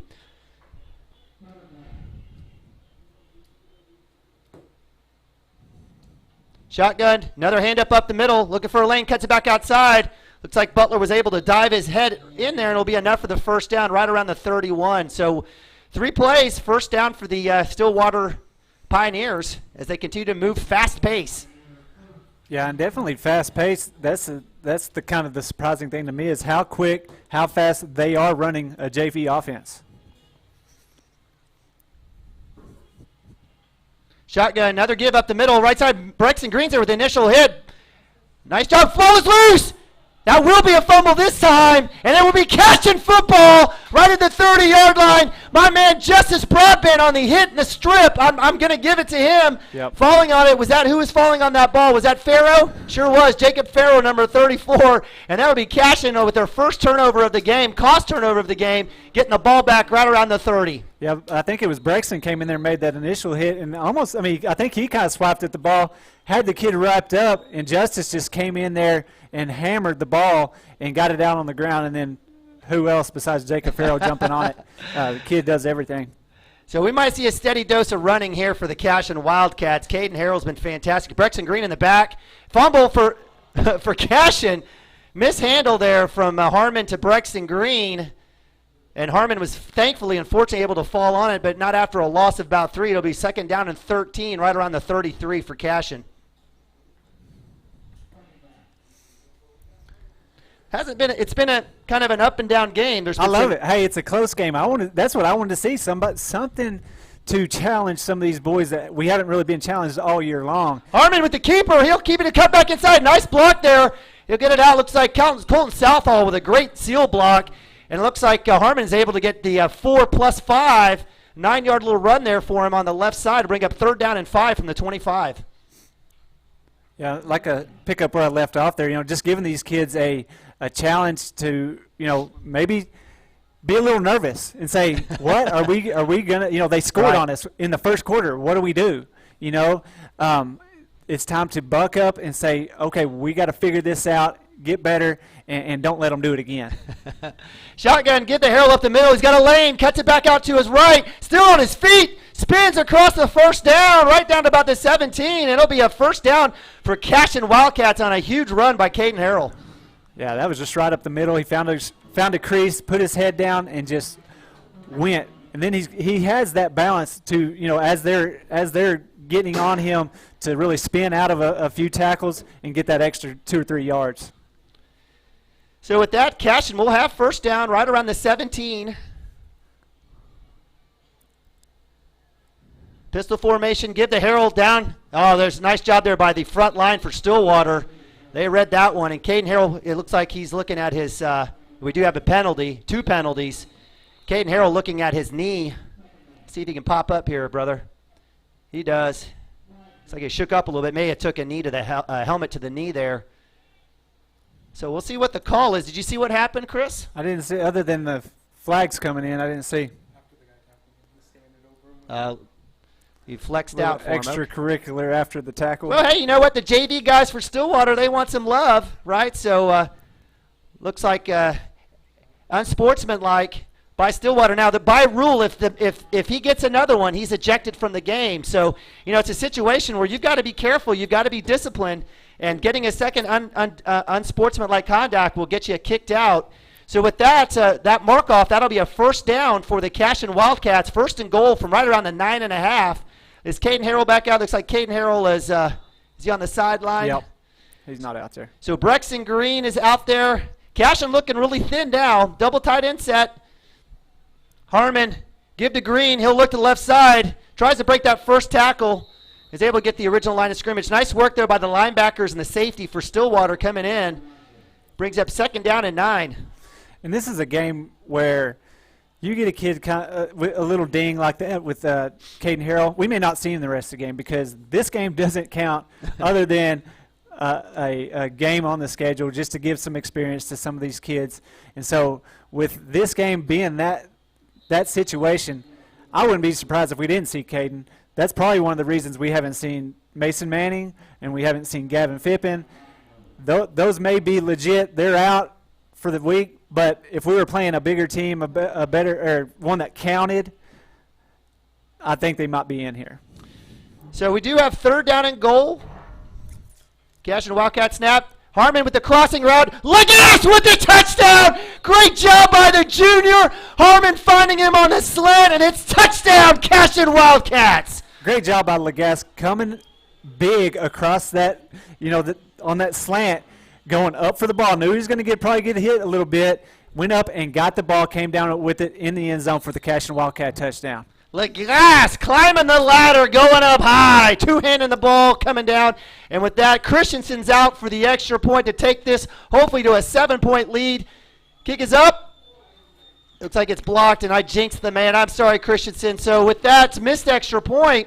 Cashion will keep the lead, but it's only 13. It's up 6 now, 13-7 over the Stillwater Pioneers.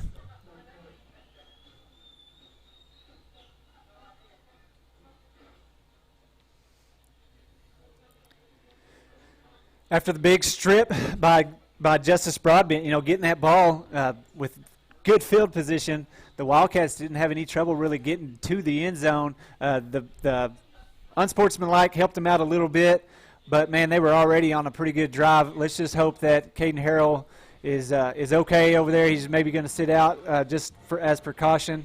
But who knows? We may see him back in here. It may have just been a bruise, and he's going to jump back out there and get after it. But if we don't have him on defense, that's going to be a big disadvantage for the Cashion Wildcats because he is the leader and the captain out there on defense. And without him, we are not as good. Yep. No, good point. Good point. So with that, Christensen comes out kicking off. We're still in the first quarter, 1:11 left. A lot of fireworks here. 4th downs, turnovers. What do you see, partner? He's walking. I was watching Caden walk, up and down the sideline. And he's walking good over there. He's not really limping, but he does not have his helmet on right now. So we probably won't see him on this next series. So Cashion will be kicking off from north to south, deep for the Stillwater Pioneers. We're going to take a wild guess. Maybe Noah Roberts, sophomore back there. I'm not sure. It's absolutely impossible to see the numbers, and even if we're in Cashion. Christensen with the high onside. Looks like it's going to land right around the 30. It'll hang. Oh, good try there. Rolls right out of bounds right at the 30. And with that, Stillwater will take over 1st down and 10 from the 35. Yeah, Christensen was trying to do that little high onside where he lands it on the sideline and gives it a little skip where it stays in bounce, and it just hit and bounced right out of bounds on that go-round. But, man, he is so good at just getting that ball on that sideline, letting it skip up, and giving the Cashion Wildcats a chance to jump on it. So with that, Gage Gundy, sophomore, bringing his man 6'3", 204. Obviously, we know that last name. He'll be bringing his team out there. Cashion in a 3-4 look. Stillwater has been a fast-paced offense these last 2 drives. Last drive ended in a fumble. Snap, fake, ball hit the ground. Screen, actually a nice little slant there. Met immediately by Max Brown right around the 40, so that'll be a gain of about 4 yards to bring up 2nd down and 6.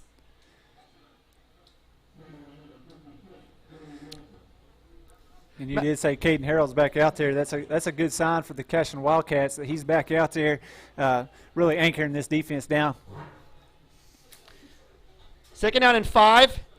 Run to the left side. Met in the hole. There's Nabavi initially. It looks like by Joey Wilson. Nabavi, Colton Southall, among others, for basically they're going to give him a gain of 1. I'm not sure how that's possible.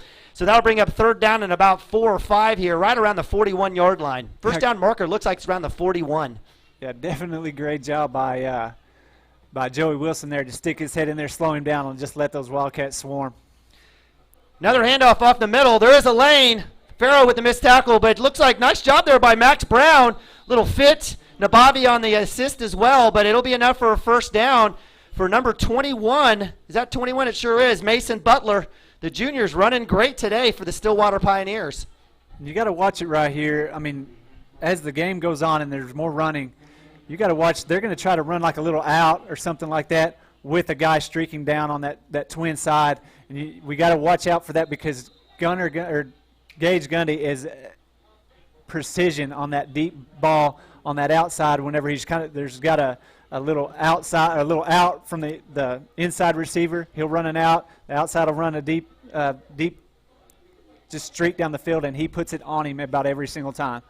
That one was a little high on that slant coming back across the middle. Blitz is on for Cashion. Boom! Jacob Farrell! Welcome to Mr. 34 World. Big stop. Last for, looks like Farrell almost about 2 yards. Nice work there on that second down run to get the tackle.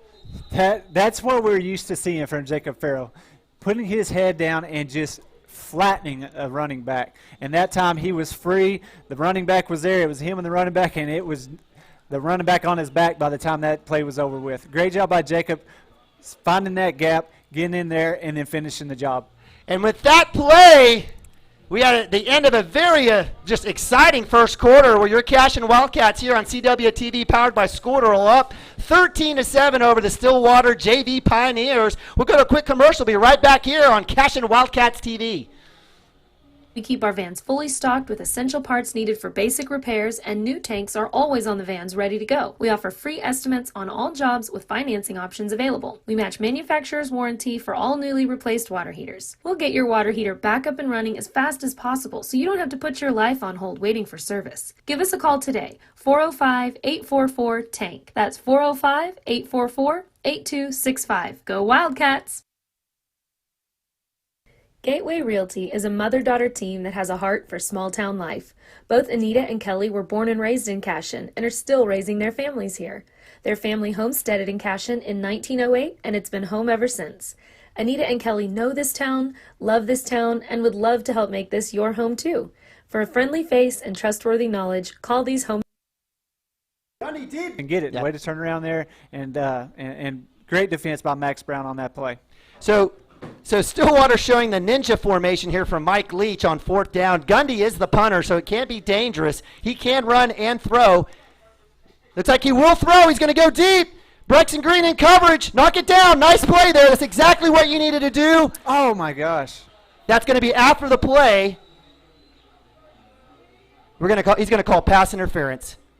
How? It can't be pass interference because he turned around to catch the ball, but it could be a hit on a defenseless receiver is what I'm guessing.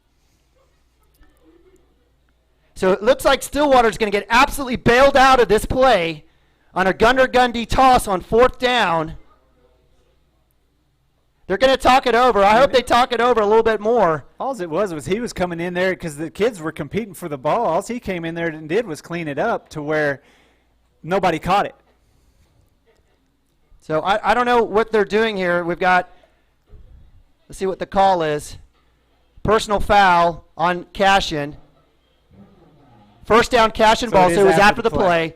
So we're okay with the fourth down stop. Unfortunately, instead of having the ball at the Stillwater 45, it'll be Cashion ball at the Cashion 41. So with first down and 10, 11:47, started the second quarter. Has been fast-paced already. We had a deep ball and a fake punt on fourth down. And just like that, Cashion will be taking over, looking to take a double-digit lead here over the Stillwater Pioneers.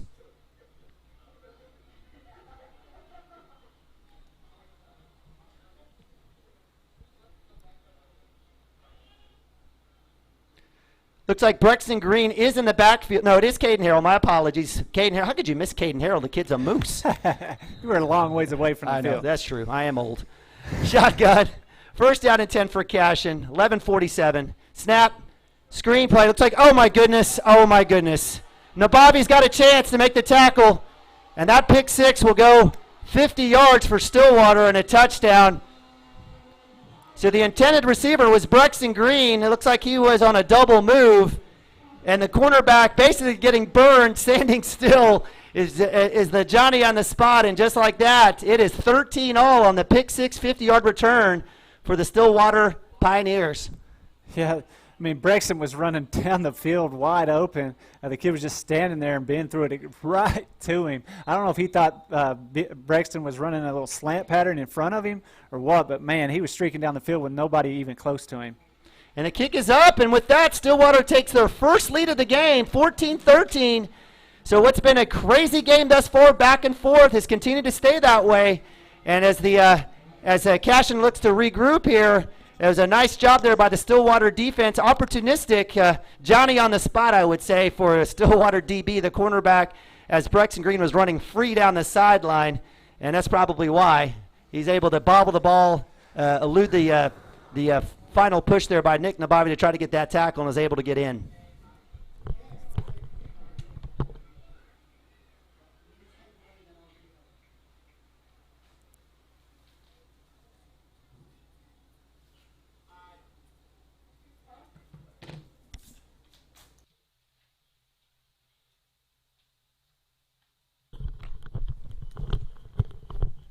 All right, and with that, we've got Stillwater out to kick, number 42. Don't have a name or classification or size, but number 42 is out there. We think that's 42. I think that's 42. He's out there kicking from the 40. It's going to be a right side hash kick. You rarely see that unless you've got an onside. Kick is up. He's going to go deep middle. Looks like Legas is going to have a chance right around the 8. He'll have a chance to return to the 20. He has enough speed to get the outside. He's looking for the block for Brown. Cuts back to the 30. Just go down, son. So a little too much dancing, a lot less running, but nonetheless, looks like Legas gets it all the way out to about the 20. Looks like he might get out about the 28-yard line, and will be first down and 10 for the Cashion Wildcats here with 11:27 in the second quarter. Yeah, that time right there, he was trying to get to that edge and saw he wasn't going to get there. When you say you can't get to that edge, you just turn it downhill and go and see what you can make out of it. And that time, they did a good job. They've got a great kicker that's going to kick it deep, and it's going to be hard to get a big return. So Cashion Wildcats, first down and 10, double tight end set, give to Harrell. He'll go right side. He'll lose the first rush, and looks like he's able to spin forward for about a gain of about 4 yards there, bring up second down and about 6.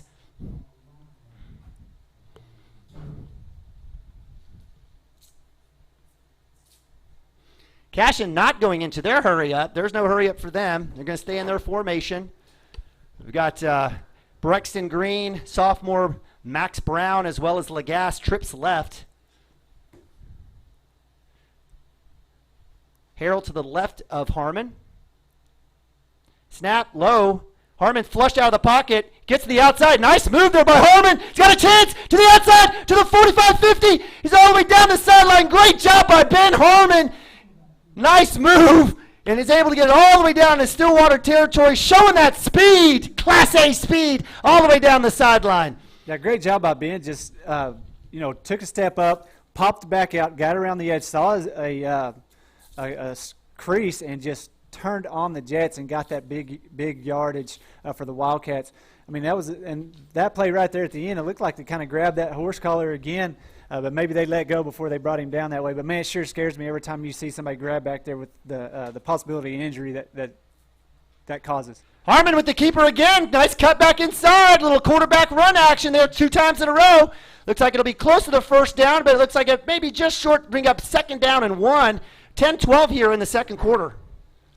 Love it when I see a quarterback run like that, and then, 2 kids landed on him hard, pop right back up, say, let's go again. Caden Harrell comes back out. Jacob Farrow in at tight end. Looks like we've got a double tight end set with Jackson Vandruff on that right side. Look at that run for Caden Harrell to the right. Got numbers on that side. We've got 10 seconds on the play clock. Get another call in. Big pistol formation for the Wildcats. Caden Harrell on the right. He's got at least the first down and a little bit more all the way down to 18. First down and 10 for Cashion on a big run to the right side by Caden Harrell. Defensive tackle, he shot that gap and got through there. But Caden Harrell just bounced right off of him, kept rolling downhill, and got the first down. So with that, with 9:27 running clock here in the second quarter, Cashion is rolling right around the 20-yard line, first down and 10. That big, deep pistol formation there for the Cashion Wildcats. Snap. Give to Harold. They were looking for it. It doesn't matter. He breaks tackle after tackle. Stiff arm. See you later. Touchdown, big boy. Touchdown, Caden Harrell on the 20-yard run all the way down the sideline. It looks like after the play, we do have an injury. It looks like a cheap shot by the Stillwater player on Jacob Farrow. No call. Shackelford is asking for it. We got coaches out there. And with that, we may have a timeout because of a hurt player. I don't know if we've got an instant replay on that last run, if we could take a look to see what happens with Farrow. But in the meantime, great play there by Caden Harrell. 20-yard run on the right side, was not going to be stopped. Bowled over the blitz, knocked over a linebacker. Safety came over, stiffed arm to the ground, and that's 230 pounds coming right at you. 4.7 speed, touchdown Cashion. Yeah, you can't see. I rewound it back there to see exactly what happened on that play with Jacob Farrow, but you can't see. I mean, he's kind of blocking a guy out there, and who knows? Maybe a foot came up and got him. But where he's down on the knee you like think that, it's a little ding-ding action? Yeah, I think it might be something happened. A little sensitive spot there, but that will take your breath away, I promise you. Absolutely. You haven't played football, and you're not a guy if that hasn't happened to you. He looks like he's been able to walk off. He's kind of coming down, and that's certainly, I think we've all been in that position. We know that story, so thankfully it's nothing more than maybe a shot to the midsection. But, partner, what a great individual run there by Caden Harrell. Yeah, I mean, I was kind of focusing on him, seeing what was going to happen there. But, yes, I do want to comment on that run. Holy cow. He went through that hole, and the kid was there to make the tackle. And when Caden Harrell stiff-armed him, the kid did a cartwheel. I mean, I've never seen that in my life. And then, just barreled right into the end zone for the touchdown. Great job. Great individual effort right there by Caden Harrell whenever somebody was there to tackle him just to get into the end zone. Great job by that right side to really kind of seal it. I mean, they did get a little push, but gave him enough seal to get to the edge and make it to the end zone. So after the two-point conversion is Harmon. He'll look to the right side. Toss sweep to Caden Harrell. He looks. He's got a hole, and he's in for the extra point. Put 2 on the board for the Cashion Wildcats as Caden Harrell, untouched, goes 2 yards, and it's your Cashion Wildcats 21 and your hometown Stillwater Pioneers 14. Good answer there. Coming out here, you throw a pick six, and you think, what the heck did I just do? Ben Harmon said, forget that. Who cares? That's in the past. Now let's go down the field and put one on the board. And he had 2 big runs in that drive right there. One was he was dropping back to pass, said there's nothing there. I'm going to step back and see what I can, just see what I can do. Saw a seam and got down the field. That was the big long run. And then he had that called run, on, I think maybe one play later. And that kind of got that drive some momentum and got him down the field. So great job by Ben. Forgetting about the pick six. That's right. Get back out there and play the next down, and that's what he did and led his team right down the field. Kind of helps when you have 9 out there stiff-arming people. But, man. Kids running with on a mission. Yeah, it's a great job by the boys to get out there and forget about that pick six and go score. Well, pitchers and quarterbacks have to have a short memory, and that's exactly what happened. So nice work there on essentially I guess after the mark-off on the penalty on the 4th down go, it looks like I think we had the ball right around the 40-yard line. So a nice 60-yard drive there for the Cashion Wildcats, finishing on a 20-yard run by Caden Harrell. And so with that, your Cashion Wildcats here on CWTV are up 21-14. Kicking off from the 40 is our man Lance Christensen.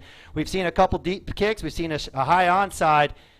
We've got another high onside. It's going to land right around the 30. It will be caught. It will be run. He has a chance to return. It's brought down right around the 42, and we do have a penalty. Let's hope that's a block in the back or a hold. Hopefully not a face mask, partner. We're going to stay positive on this one. Looks like the referee, my man, Troy Niles, he is going to have a block in the back, and so that will march it back another 10 or 15 from the spot right around the 44. So what would have been probably the best field position for Stillwater, they've had their first possession right around the 40 as well. It will be back all the way down to the 27. We've got 9:02 left here in the second quarter. It's been a pretty entertaining first quarter, or first half. Yeah, big time stiff there by Caden Harrell. So with that, Gage Gundy, kid can sling it. You saw his arm on that fake punt and that last seam rat on third down prior to that. He'll be out there. The man for the Stillwater Pioneers has been Mason Butler, doing it with his feet. We've got first down and 10, 9:02 here in the second quarter. Snap, give to Roberts up the middle. He's looking for a lane. Justice Broadbent there with the tackle. Caden Harrell there with the help. Little extra action there by the offensive line falling on Caden Harrell. And so it'll bring up, that was a nice little run there, about 4 or 5 yards for Butler, the junior for Stillwater. You said Roberts. Hey, I wish we saw Roberts out there running the ball this year. Butler with the ball again. He's dancing. This time he's got nowhere to go. Great job by Jackson Vandrup. The cleanup there looks like by Justice Broadbent, as well as my man Kyler George. We've called Broadbent's name a few times tonight, haven't we? Yeah, it's nice to see him kind of getting in out there and being in on a lot more plays, a lot more time out on the field after his injury, because he is going to be such a huge asset out there for us on the defensive side of the ball. Blitz was on. Nice read there by Gundy. He finds his man number 16, Julius Talley, the sophomore, 6 foot, 147. Nice completion there for the first down. Max Brown in good coverage. I mean, there's not a lot you can ask. It was just a good pitch and catch by Stillwater. Ball at the 40. Give back to Butler. He'll look. He's got nothing.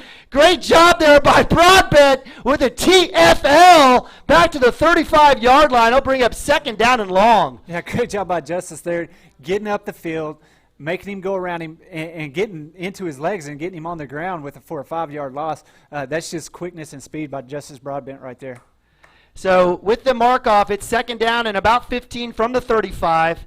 Gundy getting the call. We haven't seen his screen. We've seen some deep passes, but most of Gundy's passes have been the hitch and slant variety.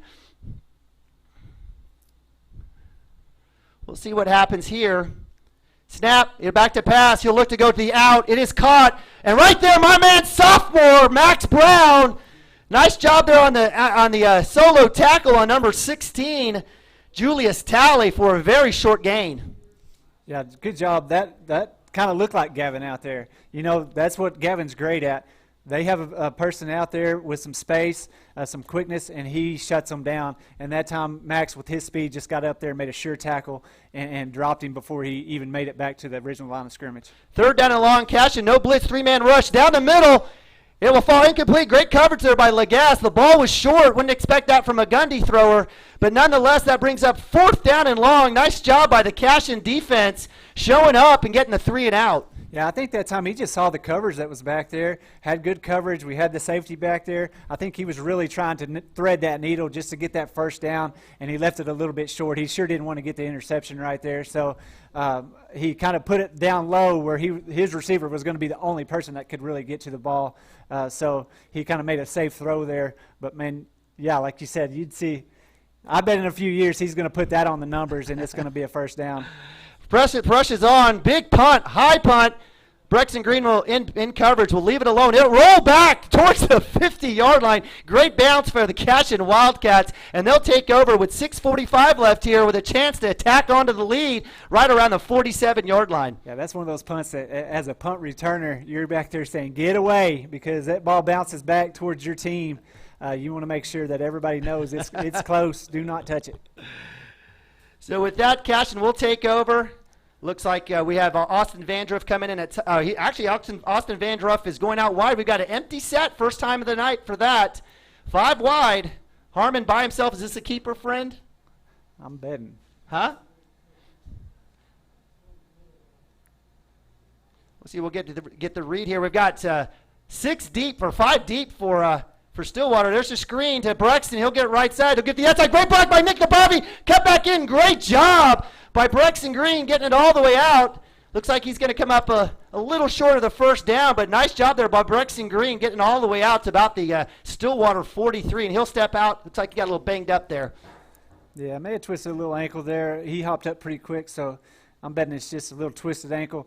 But, man, yeah, that was the first time we've seen that set like that, and just looking up there, when you've got that much space on that side with 2 really good blockers and Brexton at that inside receiver, you're going to see that a lot.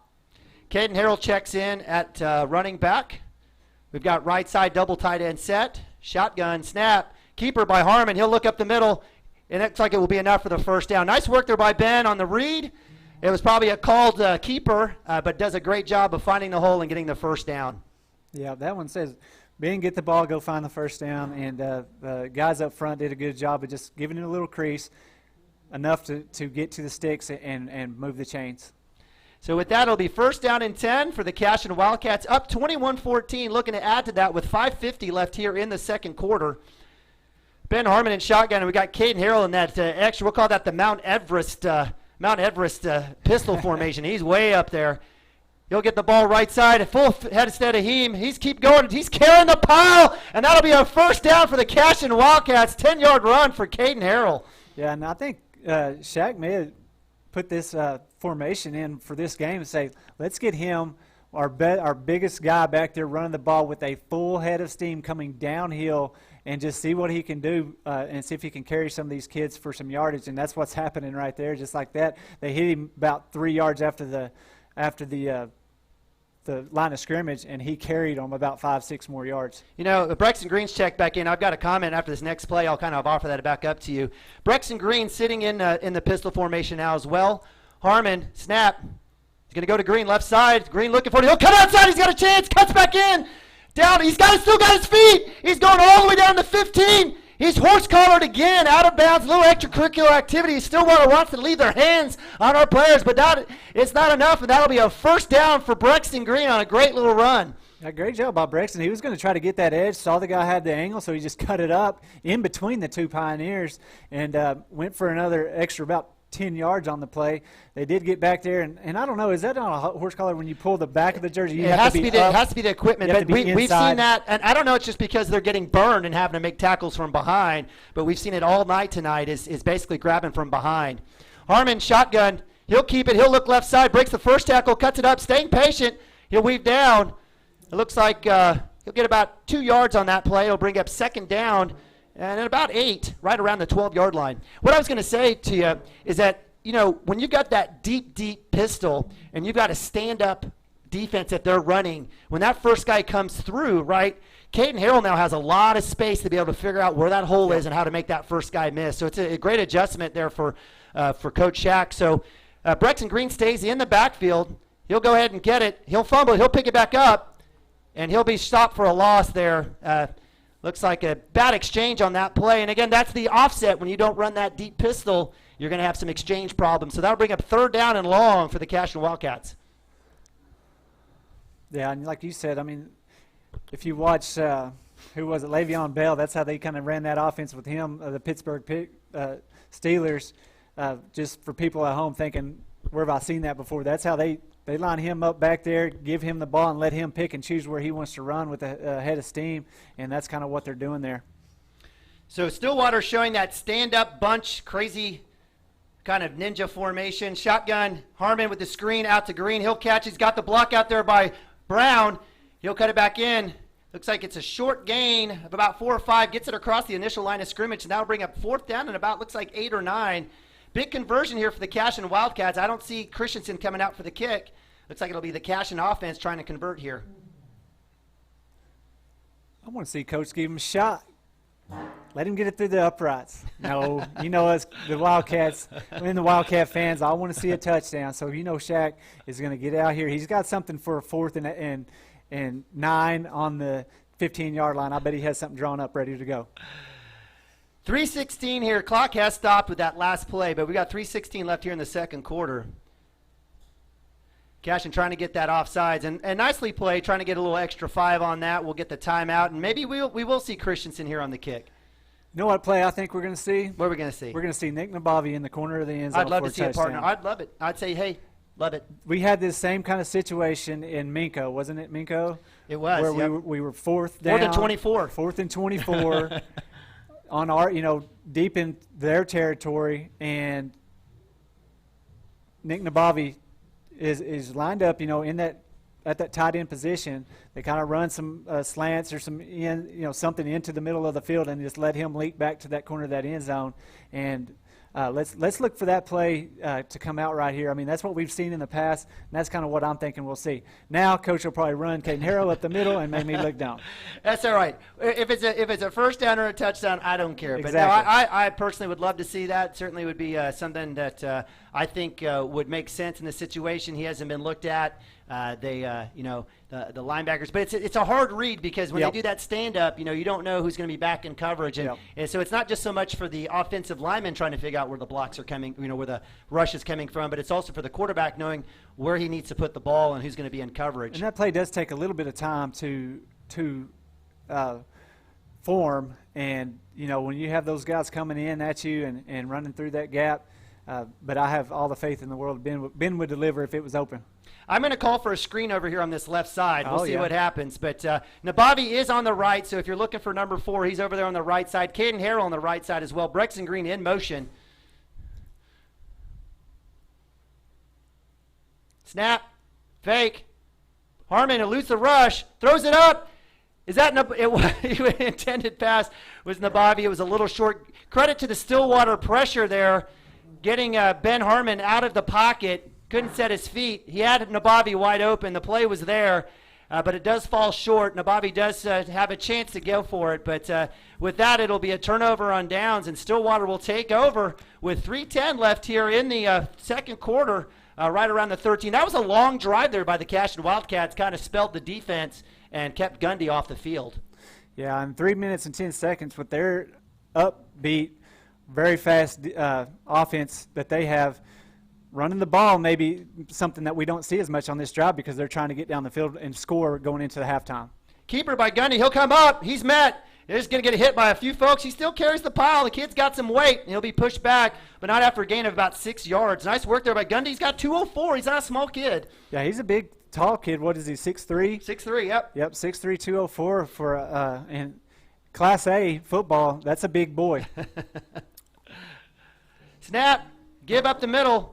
He's got a lane, nice speed. He's got a chance to the 40. Chase down is there. Looks like he may have a chance.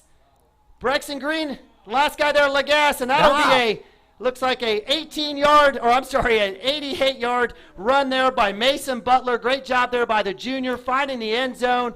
Had a nice hold there on the left side, and it was see you later for the sophomore, or the junior, I should say, Mason Butler for Stillwater. And with that, it's your Cashion Wildcats hanging on to a 1-point lead, 21-20.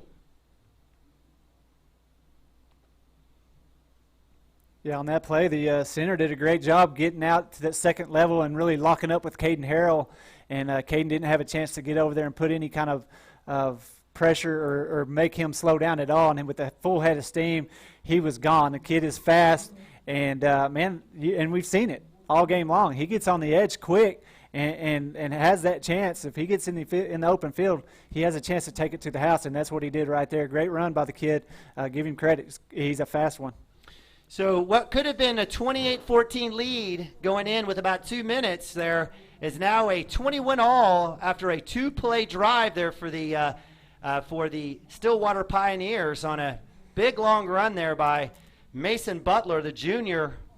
And so just like that, with 2:34 left, it's tied, 21-all. And Chris, you asked for it. You wanted to see a close game, and that's what you have. Certainly right here. I certainly loved your prediction, 56-7. It's still up. It was. I still feel like. Every once in a while I could be wrong, but if I'm going to be wrong, I love it. I love a close game with somebody that's going to give you some competition and really say, hey guys, are you going to step up and win this game or not? And because when you get to the playoffs and you're playing that state championship game or the state semifinal game, you're going to be playing a team that's going to challenge you. And if you have had that already in this season, somebody step up and challenge you, it's a lot easier to answer that call the second time around than it is the first time around. So, hey, I'm all for this close game and great competition.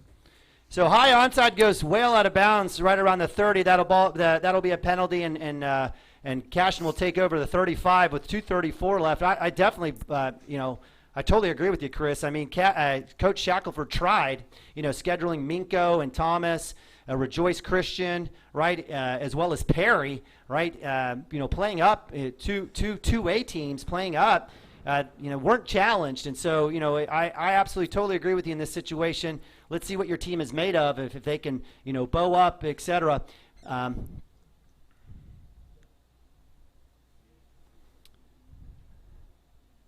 So with that, Cashion will actually get the ball at the 40-yard line. I guess the ball was kicked out in front of the 35, or I guess on the closer side of the 35. So first down and 10 for the Cashion Wildcats, 2:34. Snap. Harmon back to pass, looking for the screen. He's got Harrell, and he's got a convoy. He's got a chance. Cuts it back up the middle. Spin move, taking guys with him all the way down to the 45. I sure wish he would have cut that outside, but nonetheless, it is a big first down for the Cashion Wildcats here. Looking to put points right before the half. Yeah, I think Caden just turned and saw. I mean, there was a few blockers there on the inside, so he just put his head down and started going. But on that outside edge, there was nobody, and there was somebody out there. I think Landon was out there to kind of really seal that deal on the outside. But Caden, he turned and saw the blockers, got the big first down yardage, and now we're on a roll. Shotgun, Harmon back to pass, finds Lagasse, inside tunnel screens, got a couple blocks, breaks a couple screens, holds on to the ball. Nice work there by Lagasse. A lot of pressure, and that'll be a gain of about 6 yards. It'll bring up about second down and about 4 or 5. It looks like here. Running clock, 1:51 left here in the second quarter. Mass substitution, Vandruff off. Looks like we've got Brown back in. We've got Trips left.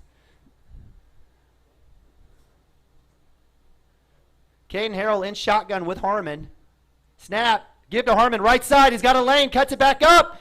Across the first down line, and that's it. Yeah, that will be enough for the first down. Right around, looks like the 33, 34-yard line on the Stillwater side of the ball. 1:20 left here in the second quarter. Good job by that right side there. There was a pretty good hole for Caden to get that first down yardage. Their linebackers are doing a good job coming across and making, stopping the real big plays. Well, sometimes unless he stiff arms them, but they've done a good job of getting in on him and making tackles. Caden Harrell gets the ball. There's a lot of Stillwater folks there. He stopped. It looks like it will be a gain of about 4 yards. Looks like what would have been a short gain gets it all the way out to about the 29-yard line. 1:02 left here in the second quarter. And you know what I'm seeing from Stillwater is mass substitution left and right. Didn't get off the penalty. They had to call a timeout. So it looks like great job by the Cashion Wildcats running a little bit of a hurry up. And I was just mentioning all the substitutions for Stillwater and almost got the penalty. It looks like he probably should have, but it looks like Coach Tucker was able to get the timeout. I believe his first of the first half here with 54 seconds left. But Chris, what I was going to say was, there's a ton of guys on the sideline. This JV team is still way bigger than our entire varsity team, and they've been shuttling guys in and out. They're out there, and we still see that their offensive line is sitting out here in their own chairs. So I mean, again, this is the kind of the differences between 6A and Class A. It may not be the people like Caden Harrell or a Brexton Green or a Ben Harmon. It's the depth that they have, the ability to rest their entire offensive line out there in their chairs while they're shuttling in a bunch of other guys that are just as big and just as strong. So Cashion will have to be tougher and smarter and more efficient as we get closer to the halftime and as they manage themselves. But nonetheless, Cashion looking to tack on here. 54 seconds left after the timeout here to hopefully go up right before half. Yeah, I mean, great point, Nima. I mean, I said it before the game. There's power in numbers, and that is something that they have a lot of numbers. and you can't read the numbers, but they have a lot of them out there. So Cashion coming out, trips right, bunch formation. I don't know if this is going to be a screen out to Brexton Green or not. Pass, it sure is. They've read it, but Green gets it. Great pass by Harmon. Cuts it back up. Oh, my goodness, I thought he had a chance to take that one. Great coverage there by the Stillwater defense. Almost coming up, reading that for the pick, but Harmon with a great pass. We'll get it all the way down about a yard short. It'll be 3rd down and 1. This will be Caden Harrell time right here. Hand off to Harrell right up. Looks like he'll spin move. He'll get it across the first down, and that'll stop the clock right around with 30 seconds left in the second quarter. Yeah, you said it. I mean, that was set up perfect for Brexton to take it, down that sideline and score. But they've got speed. I mean, that's one thing they have a lot of on this JV team is speed, and they closed quickly on that and limited it to only a 10-yard run. So low snap, Harrell keeping the ball rumbling, stumbling, the moose is loose all the way down, making chicken stuff out of chicken stuff. I don't know what you want to say. That was a fantastic individual play there by Caden Harrell, and kudos to Ben Harmon, who had a tough snap. Joey Wilson's done fantastic, but he had a tough snap, was able to get the reach, used all 6'1" of him to get that ball out to Caden Harrell, and he was able to make it all the way down to the 9-yard line where Shaq will take a timeout with 13 seconds left. Yeah, Caden Harrell, he gets that ball. He gets hit. There's people there, and all he does is make a cut to the inside and then just start pumping those legs. And whenever he does that, man, and there's a crease, he's going to get some yardage, and that's exactly what happened on that play. And nobody, after he made that cut and really blast off through that crease, nobody hit him for about 5 yards. And when they did, then he carried them another 5. Yep. I don't care what people say. I know some folks will say, oh, this is Stillwater JV, blah, blah, blah.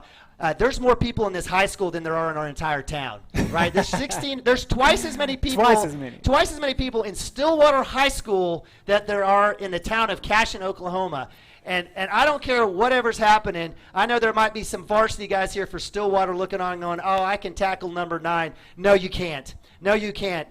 He is a man among boys, and I absolutely love his passion and the energy that he's running with tonight, and certainly has given Cashion a lot of energy and putting a lot of points on the board. So with first down and goal from the 9, Cashion maybe with 13 seconds maybe has 2, maybe 3 shots at the end zone. I'm not sure if there's a run involved here, but Ben with the pass, he'll fake the screen. He'll go to the corner. He's got a wide open Lagasse. Oh, my goodness. Lagasse trying to stay in bounds. Son, just catch the ball. I think, he thought he was a lot closer to that pylon than he really was, and he kind of jumped up there to keep his feet in bounds, and I'll just go up strong, catch the ball, and see what happens. And see what happens exactly. But well, that last play took 5 seconds, so it looks like Cashion will have maybe at least, we'll say 1.5 more plays. We'll see what happens here.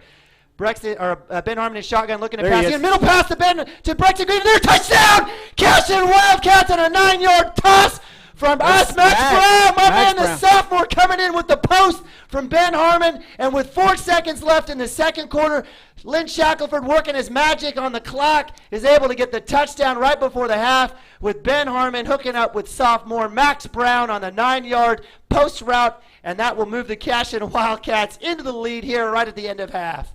Yeah, just another great drive by the Wildcats. Not much time on the clock. They just gave up a huge run, and most of those kids were on the field during that huge run. Came back out and made sure to drive down the field and score a touchdown. So Braxton Green on the bobble on the snap. Was looking out, rolling out. Of course, nobody was there to throw it. I think we may have been Nick Nabav that may have finally said, oh, okay, you need someone to throw to. I'll run out there. And so second misfilled extra point. And so with that, Cashion stays at 27. But, hey, nice drive, 2:34 drive, 2-minute and 34-second drive there. Ball starting right around, right around the 40-yard line? 35, yeah, it was the 40-yard line. 60-yard drive in about 2.5 minutes. Leaves about 4 seconds on the clock. We'll probably see a squib kick. Touchdown, a couple key plays there by Braxton Green, as well as Caden Harrell on a nice screen play set up there on the very first play. Got about 15, another run, and it was the sophomore who's coming out party for my man Max Brown on offense and defense. Great job there on the post route. Was wide open. You called it. Yep. And Ben Harmon stayed patient, found his man, and a nice little spiral target there for the touchdown. And it's your Cashion Wildcats here on CWTV up 27-21 over Stillwater Pioneers JV team here live from Pioneer Stadium. So with that, we've got our man Christensen out. He's like, Bruxton, hold the ball. I need to get that extra point. But he'll be kicking off from right around the 40. From the middle hash. We'll probably see a squib or maybe another high onside short one. There will be a little pooch kick out there to the 35 and rightfully, or a very appropriate knee there by the Stillwater up back. Actually, is that number 24? It was. It looks like that's Noah Roberts, a sophomore. And so with 3 seconds, that was only 1 second run off the clock. Gundy, so if you're Coach Tucker, you're going to let one fly here? I'm going to say they are going to let let one fly. I want to see how far this kid can throw the ball. I bet he's got a gun. I mean, a cannon back there, and they've got a few receivers that you see the speed that they have. Get them out there, let them run, and just give them a shot down the field.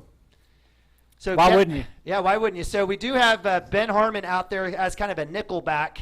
We got three linemen rushing: Seth Gilbert, Nabavi, Caden Harrell, Broadbent at linebackers. Looks like they will hand the ball off. Broadbent there. And it looks like Butler will get brought down there by Brexton Green at the end of the half. And that was Brexton. Brexton Green. And so with that last run there by Butler, it's your Cashion Wildcats up 27 to actually up 6, 27-21 here on CWTV powered by Squirtle. We're so grateful that you've joined us. It's been an exciting first half, Chris, don't you think? Oh, I'm loving it. I'm loving the competition, the challenge that we haven't seen all year long. You know, the kind of somebody's answering, and when we're hitting somebody, they're coming back and hitting us back in the mouth, and I love it. That's football, and that's if you're a competitor and you're a Cashion Wildcat, you want to see that. You want to have that happen and take on that challenge to see if we can push on to victory. Absolutely. So with that, we will be going to half as teams go to the locker room. We're going to have a quick commercial break. We'll have lessons with Lane. Lane's coming in with his fancy tablet there. It's a nice upgrade from that old 1927 laptop that you had before. But he definitely still carries the mouse with him. So with that, we'll go to a commercial break.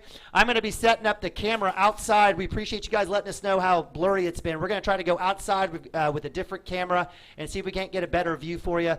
But again, appreciate you joining us here where your Cashion Wildcats are up 6, 27-21 in their tightest game of the year thus far against Stillwater's Class 6A JV team here live from Pioneer Stadium. Again, hang tight with us. We'll be right back.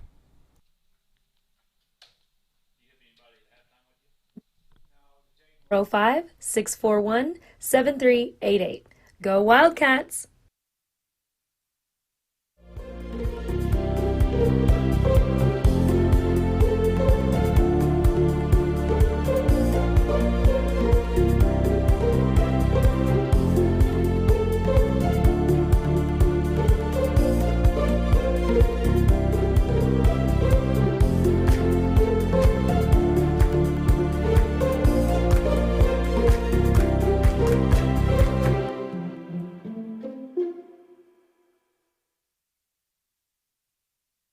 Cashion Shape Up Fitness is locally owned and operated with no contracts or sign-up fees. Our rates start at only $30 per month, and we have tanning available. Everything you need to work on your health and fitness. So contact Amber Lee to sign up today, 405-538-8248.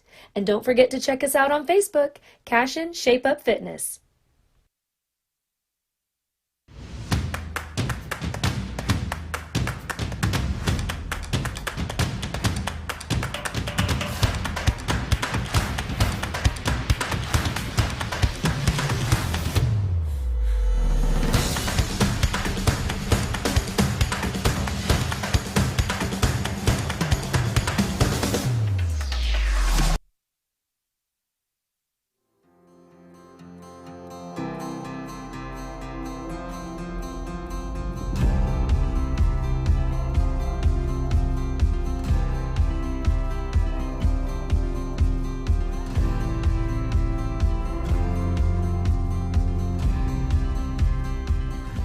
I'm Todd Miller, and this is Grain & Grange, the coolest furniture store you've never heard of. Come see us.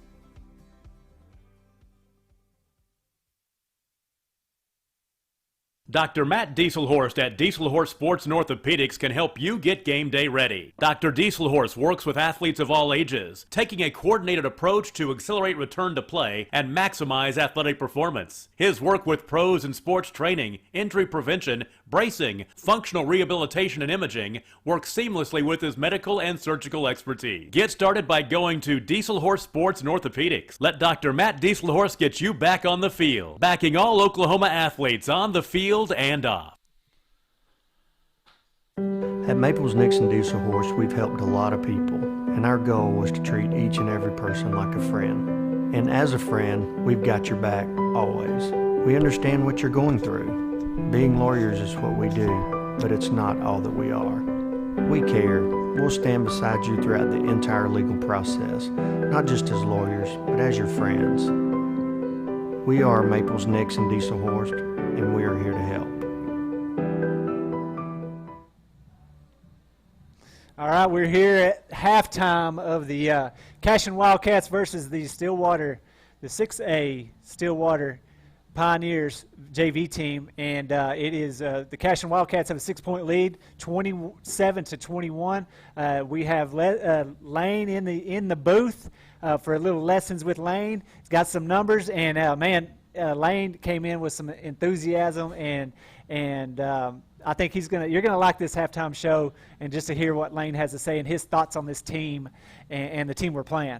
Sammy Jackson, you need to get up here and look at this press box. We need one of these.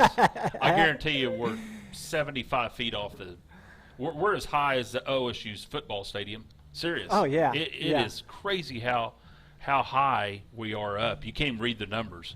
But, man, I'm just so fired up about this game. To know where we could have went to Fairland or wherever we would have went to and beat a team of 600-0. This Stillwater team would be state runner-up, state champs in Class A. They are so good in so many areas. That quarterback at Gundy, man, he can just sling that ball. You know, at the very first part of the game, probably the first 2 series of the game, I couldn't even keep up on my stats. They had their foot on the gas pedal. They were running so fast. I was in panic mode up there trying to keep up, just typing in numbers. But man, it's a heck of a game. It's going to be probably all the way to the end before we really kind of see who's going to win. Yep. But it still proves to us that we're for real. Yep. For a Class A team, and that's what we talked about. You know, I had it. We were going to come in here and kind of handle a JV team, but you don't realize, and I said this in the pregame, is there's power in numbers. You bet. And when you can have your offensive line over here sitting in chairs, hanging out while the defense is on the field, that's a huge advantage. And we had a little bit of that last year, right? But this year we don't, and we got kids playing both ways. And I guarantee you, this is a great a game. I wish we could have had this as almost of a practice playoff game. Oh yeah, I know. It's before tremendous. the season started. But this is a good time to do it. Get out here and get some challenge, and they are definitely giving us a challenge. That's Another for sure. thing that Stillwater has against us, really, and for them, is they're not playing Friday night. So if you're a coach that's a Stillwater high school coach and you're like, this kid's a senior, he doesn't get to play a whole lot on varsity, let's kick him to the JV. Or that kid that's kind of borderline JV kid, he's dang sure playing tonight. Heck yeah. And at the very, very first of the part of the game, Camden Maroney was just getting smoked there in the line, but they've kind of figured some things out and kind of getting back. Caden Harrell, Class A to 6A, he is still a man. Yeah. I told Nima, I said, on that touchdown run he had, I've never seen a guy stiff-arm somebody and the kid did a cartwheel. I mean, a complete cartwheel after he stiff-armed him.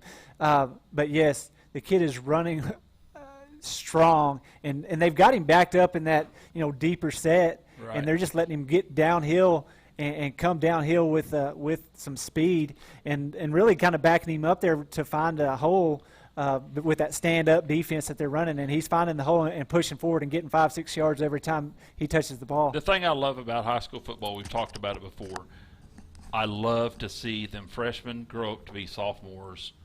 And Max Brown, it was a coming out party tonight. I can remember several instances.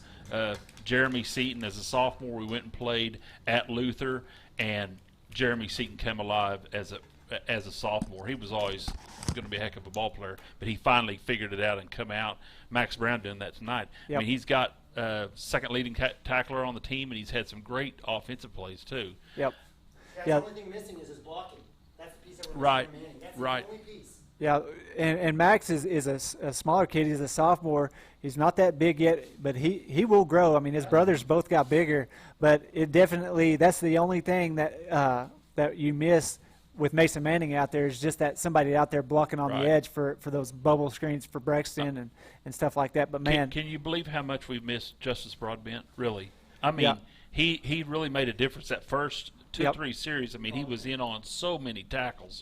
And coming in there and just stripping that ball out on the, Right. they were driving Right. down there to make get a score. And The thing that I can't wrap my head around is we lost 16, 18 seniors, and I knew for a fact we weren't be as good this year.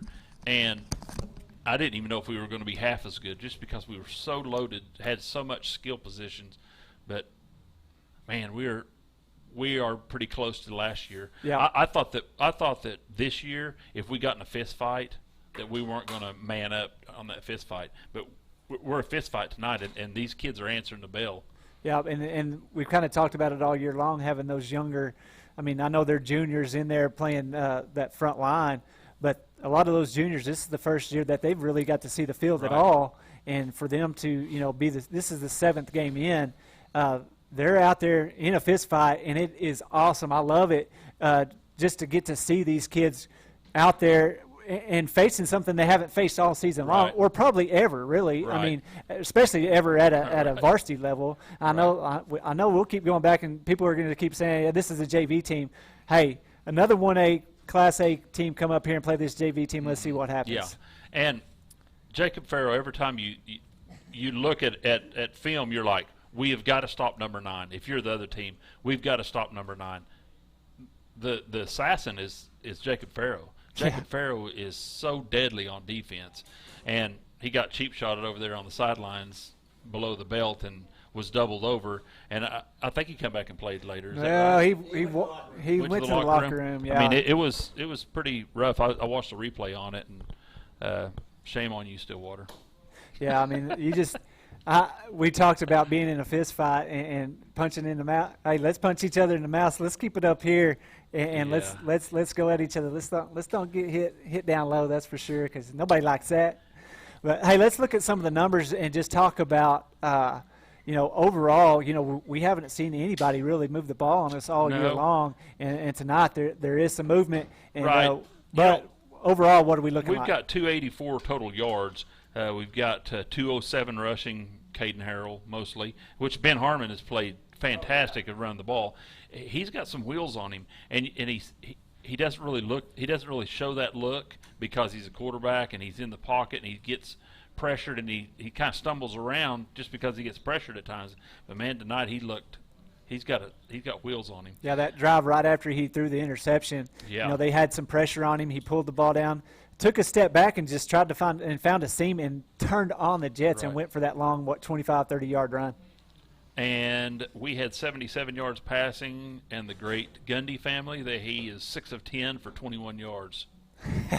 Yeah, how about that? Hey, I knock on wood, Lane, because I've seen him sling it in some of those. And he gets the ball out so fast. Yes, and that's why I was trying to tell Nima, he'll lull you to sleep throwing those little short passes because he's so accurate with them and gets them out there so fast that kids start jumping that. Right. Well, then he's got an arm where he can throw it down, and he's accurate on those outside passes. So we may see some of that coming down the field. He's got a star written all over him as far as high school sports. Yeah, he's going to be legit when he gets to be a junior and senior. Yep.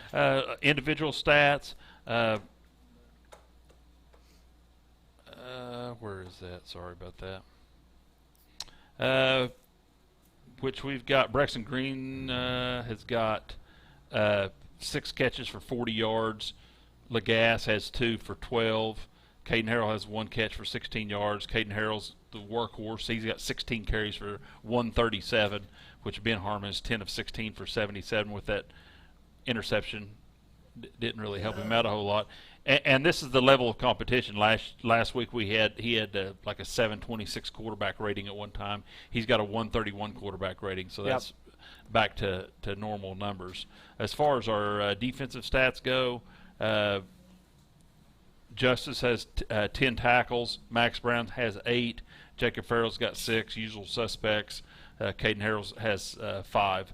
So it's going to be a great second half. Oh yeah, I'm so excited to see the challenge and the competition that we haven't seen all season long. And but I was kind of just looking at those numbers, the tackles. The games we've played up to this point, 10 tackles was a total tackle You bet. number for the whole game because bet. you're coming out not playing half the Right. game, and it's 3 and out every Right. time. So now, I mean, they're taking drives of what, probably 10, 15-yard drives, and there's going to be kids with some that make big numbers on tackles tonight. And Justin's one of those kids that they're trying to get to that edge, and he's so fast, and he can get there and make those tackles. And I just want to see him keep doing that throughout the game. The one thing that I love about this whole thing is we're playing competition, and there's that fear that someone's going to blow a knee out, someone's going to get very hurt. It doesn't matter. You go play Fairland and you beat them 85-0, and Ben Harmon walks out on the field wrong and blows his knee out. It happens. So it doesn't matter, especially when if you're up against good competition, you're ready for that tackling, you're on alert. When you get really hurt is when you're playing against some pretty bad teams and not really paying attention. And I heard something this week that I hadn't really thought about, and I think Shaq, there were some people saying, why even play this week? Let's just get healthy. And I think Shaq's thinking he owes it to these kids that are seniors. This year, with the way things are, it could be our last game tonight. Things could shut down again. Get them a game. Get them out here. Get them some competition, and let's go play football. It's going to be a great second half. Second half. Thanks, Lane, coming in. Lessons with Lane. The halftime score here at Pioneer Stadium is Cashion Wildcats 27. The Stillwater Pioneers JV team 21. So come back, and it's going to be a great second half. There's going to be some competition. And, Sammy Jackson, I'm come excited. up here. Sammy Jackson, come up here and make some measurements. We need this. Nate, we need this. Make some notes. We'll take some pictures. We already took some pictures of the camera to send to Coach Hardaway and say, we need some of these cameras for Squirtle. But, all right, guys, thanks, and we'll see you here shortly. We're going to get a few commercials in, and we'll be back with the second half.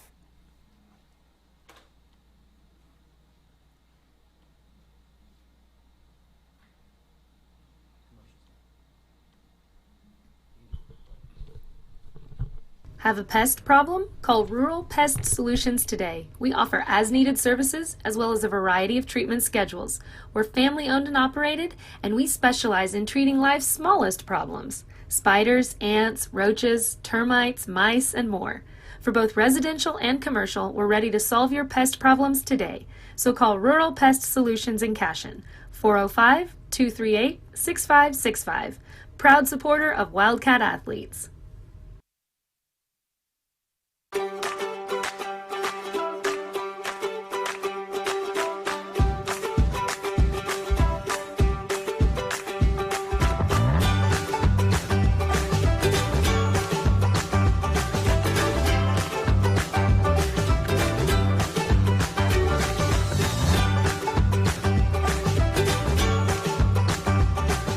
Stream like the pros with Squirtle Live. Find out more at squirtle.com/stream. Wiggins, Sewell, and Ogletree is dedicated to championing our clients through complicated and challenging litigations. We pride ourselves on a proven track record of success brought forth by fierce litigation skills. The lawyers and staff of our firm are dedicated to effective and personalized representation for every client who entrusts our service. Uncompromising integrity, unparalleled results. Call Wiggins, Sewell, and Ogletree, 405-232-1211. For 31 years and counting, Community State Bank has taken great pride in being your hometown bank. With branches located in Cashion, Dover, and Hennessy, CSB strives to reflect the small-town hospitality these communities are known for. Our friendly staff is here to serve you and provide one of the best banking experiences around, equipping our customers with the latest in banking technology combined with a personal, down-home relationship. Come into one of our local branches or visit us at www.mycsb.com. Community State Bank, small-town banking, the way it should be. Member FDIC. Christy Perry is a Cashion-based attorney providing clients in Oklahoma with trusted, experienced legal counsel regarding wills and trusts, bankruptcy, and other areas of law. Flexible scheduling is available to discuss your options, and your first consultation is free. If you need assistance regarding a legal matter, call your local Oklahoma licensed attorney, Christy Perry, at 918-373-0882. All right, welcome back to Cashion Wildcat TV. Great job there by Lane there running down the stats. You guys, I love the conversation. And, And you know what? I don't know if this is a compliment to Lane or not, but he sure says some stuff that we say during the game. So it makes me feel better, right, that he's seeing the same things that we are. And certainly appreciate that rundown. It's been a great game thus far. And, again, we'll just have to continue to watch our players as we monitor and take a look. But they're going to give their hearts out here as they're up 27-21. We have got about 2 minutes left. We wanted to do our part to kind of walk through and run through some of the situations with the district playoff picture. We are at the mid-season time, and so just to let you guys know, we are in District A3. And right now, no shock, Cashion is on top with a 2-0 record. You get 15 points for a victory. Okay, so that leaves us with 30 district points. And that's kind of how we're going to try to figure out if a team, maybe only goes 2-0 because of COVID, they're only going to have 30 points, right? District points are going to, go. So as long as Cashion is able to kind of win out and take care of business where they can and play as much as they possibly can, it'll be up to the points at the end of district in terms of seeding. And how do you get to that 15 points? Well, each win is worth 15 points. Each win is worth 15 points. We have 2 wins in district, so we have 30. And I think this is wrong. I think that's supposed to be 15. Okay, I got you. That's what I was saying. Yeah. The numbers weren't adding up. I don't know. I can tell you with 2-0 and 0-2, the stuff in between with a loss and a win and those things, how that works, I'm not sure. But Tonkawa isn't. I think that's differential.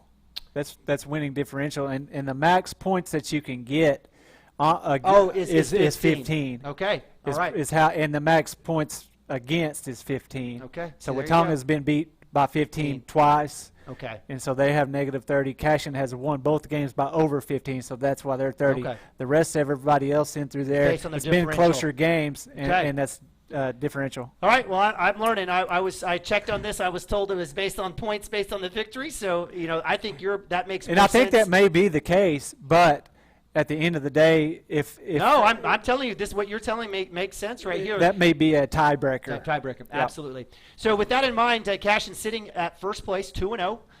Definitely 6-0 overall. We've definitely seen that for sure. Lane, did you forget something? You just hanging up? You want Shaq up here after the game? Is it a long haul for him? I don't know. I'll ask him. Just ask if he wants to. Let us know. Okay. Thank you. Appreciate it, Lane. And so with that, we'll take a look at kind of what the bracket looks like. We've got about a couple seconds here, but just want to let you know if the playoffs were to start today, we would be the number 1 seed out of District 3, and this is what it would shake up to be. So it would be Cashion versus Dibble. And guess who? Look who's in the second round. It possibly could be another matchup with Thomas versus Mangum. So certainly from a standpoint, if you take a look at the top of the board, you got Pahuska, and so Minko are on our side, and what you don't see is Ringling. So Ringling is on that side. Some surprise teams. We definitely have seen Texoma. They're first place in District 1, but Wewoka, that's definitely one name that's kind of stood out. Canadian, which has moved up from class 8-man football last year, they've moved up. And then you've got a few others, Tonkawa, Oklahoma Union, Elmore City surprising at a 2 seed, Okema at a 2 seed. So if it were to end today, this is what it would look like. And, probably most likely Thomas, maybe they go on to beat Texoma. But if it's not Thomas, it'll be Texoma in that 2 spot. And so it won't be an easy second round game at home for the Cashion Wildcats. Yeah, and this bracket that he's putting up here, it's not just Nima picking and choosing and making his own ratings. He's going straight off of the website, putting what the district standings are at the moment, and the bracket's already made. You're just filling that in, right? Absolutely. Okay. Absolutely. And that's right. And it said, in this year, because it is a even year, the West Side gets that third round game. If you guys remember, we having to travel to Barnsdall last year with that terrible game. But nonetheless, so I thought it was awesome. I loved it. It was let me take it back.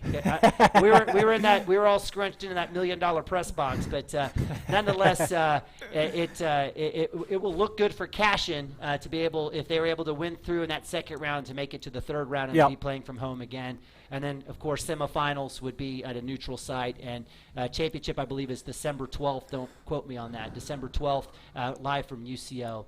So with that, we've got our sideline camera ready to go. We've got Gage Beddick down on the field. It looks like it's in focus, doing well. So thank you, Gage, for doing that.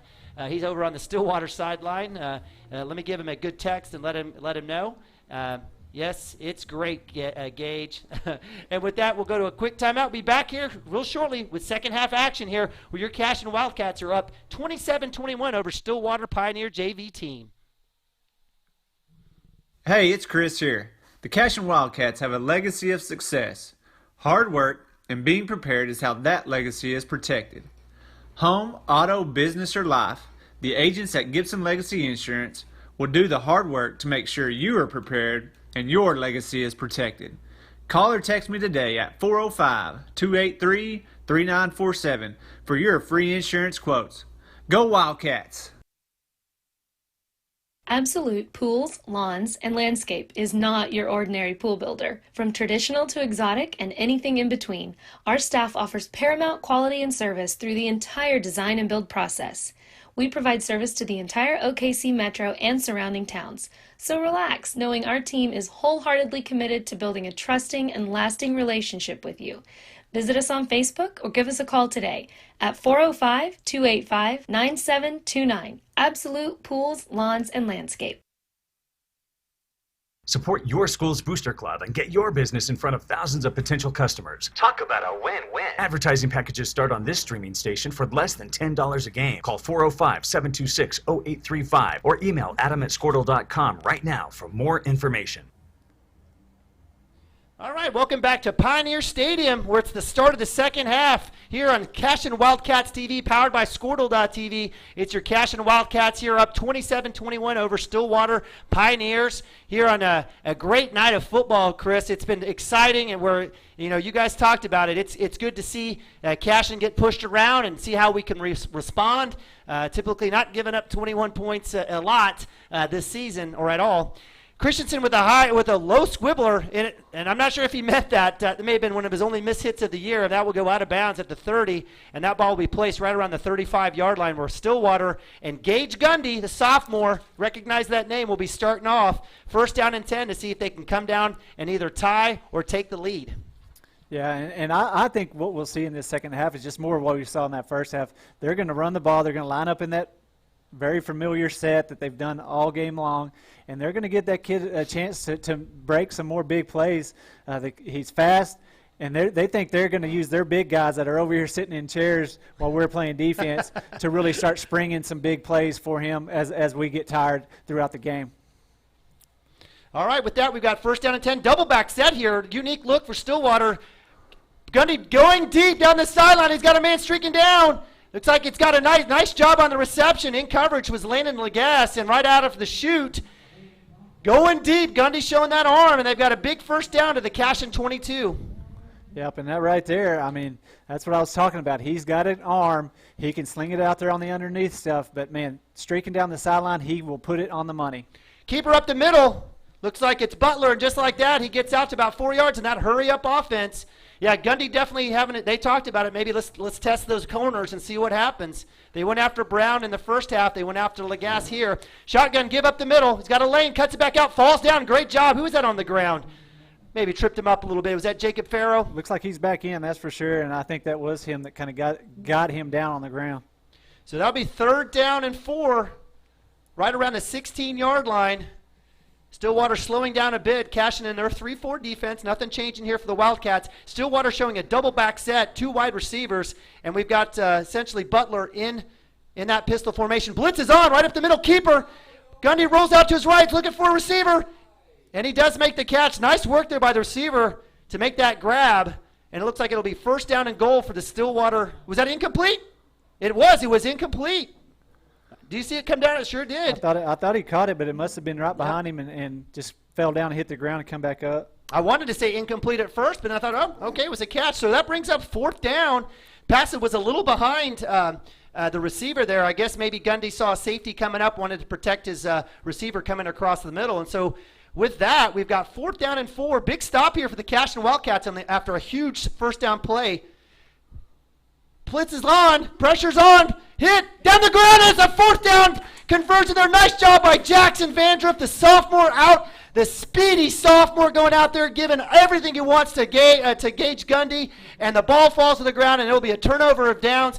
Huge start for the Stillwater Pioneers, huge bow back by the Cashion defense. Yeah, I mean, coming out, they came out firing with that long pass down the field. The Cashion defense said, hey, we're all right. They aren't in the end zone yet. Let's go ahead and make a stop. And they did a great job there of getting to the quarterback, putting a little pressure on him, made a couple throws that weren't right on the money, and his receivers put it on the ground, and we were able to turn them over on downs.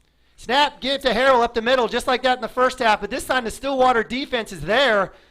2 or 3 guys, and we actually had a guy in the backfield, and that'll be a short loss there for Caden Harrell. You don't normally see that for number 9.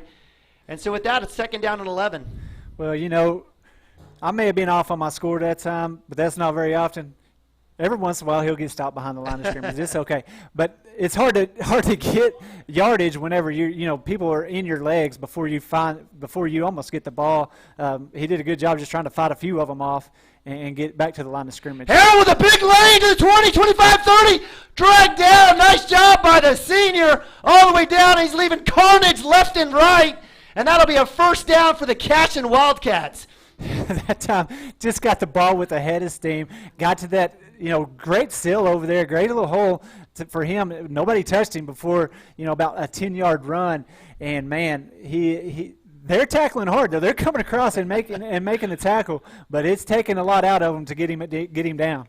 And with that, we have an injury timeout for Stillwater. I think the guy that went low on Harrell had paid the price for it. He's pointing to his back. That's a tough load there for number 25, Trent Hardstead, 6'2", 140. That's 140 versus 235. 235 is going to win that every time. And so he's going to take a seat. Kudos to the sophomore there for putting his head down in there. And with that timeout, looks like Cashion will regroup. And it'll be first down and 10 right around the 33-yard line. We got 10:07 here in the 3rd quarter.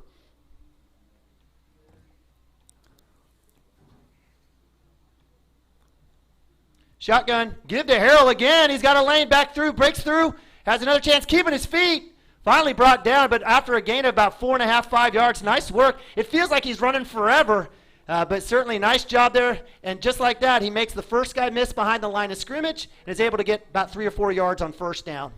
Yeah, whenever you're coming from that far deep in the backfield, you are running a little ways before you're going to hit somebody. But I think that's the design. Get him coming downhill, find the hole, and put your head down and get those yards. So 2nd down and about 7 here. He was given 3 on that 1st down run. Pistol formation, double tight end set, snap. Give back to Harrell, left side, moving across the sticks. It's like he's really close. Looks like he's about a yard short there. Nice run there, moving the pile. Nice job by the offensive line as well. That time there was a good push. There are a few times that front line of Stillwater is really almost bringing it to our offensive line. That time they had a great push on that left side and just moved the whole pile and moved everybody about 6 yards. Great job by the boys on the left side of the line right there. So 3rd down and short here, 8:46 in the 3rd quarter. Cashion taking their time. And I think we'll see a little bit of this second half. Coach Shackelford is thinking, we've got this touchdown lead. We made the stop. Now let's burn some clock as we go down the field and just have a long extended drive. Keep that ball out of the Gundy kid's hands because you saw it in that drive right there. He can be dangerous throwing the ball down the field. They got a kid that can score quickly in the backfield too. Let's keep the ball in our hands and keep a good drive going. So big 4th down play here, 4th and 1 from the Cashion 42.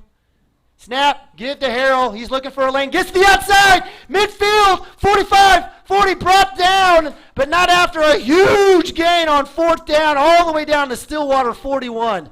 I mean, you knew it was coming. He's back there. We're lined up with a tight on that side. I figured they're going to go to that side. And, man, good job by the boys on the left side again to kind of give a good seal and get down and let Caden really get down the field. So with that, it'll be 1st down and 10 from the 42. Cashion staying in that pistol formation. Snap, another give this time to Braxton Green. He cuts back outside, makes another guy move. Hit right around the 40-yard line. It's like it'll be a gain of about 1 or 2 yards.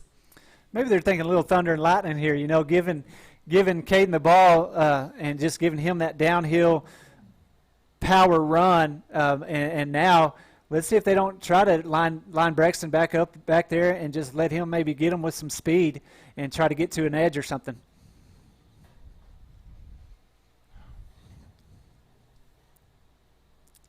So second down, it looks like in about 8. He got 2 on that last. We've got 7-10.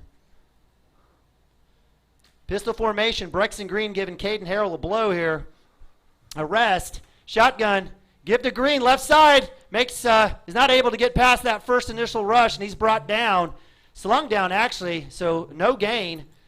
And that'll bring up third down and about 8 here right from the 40 of Stillwater.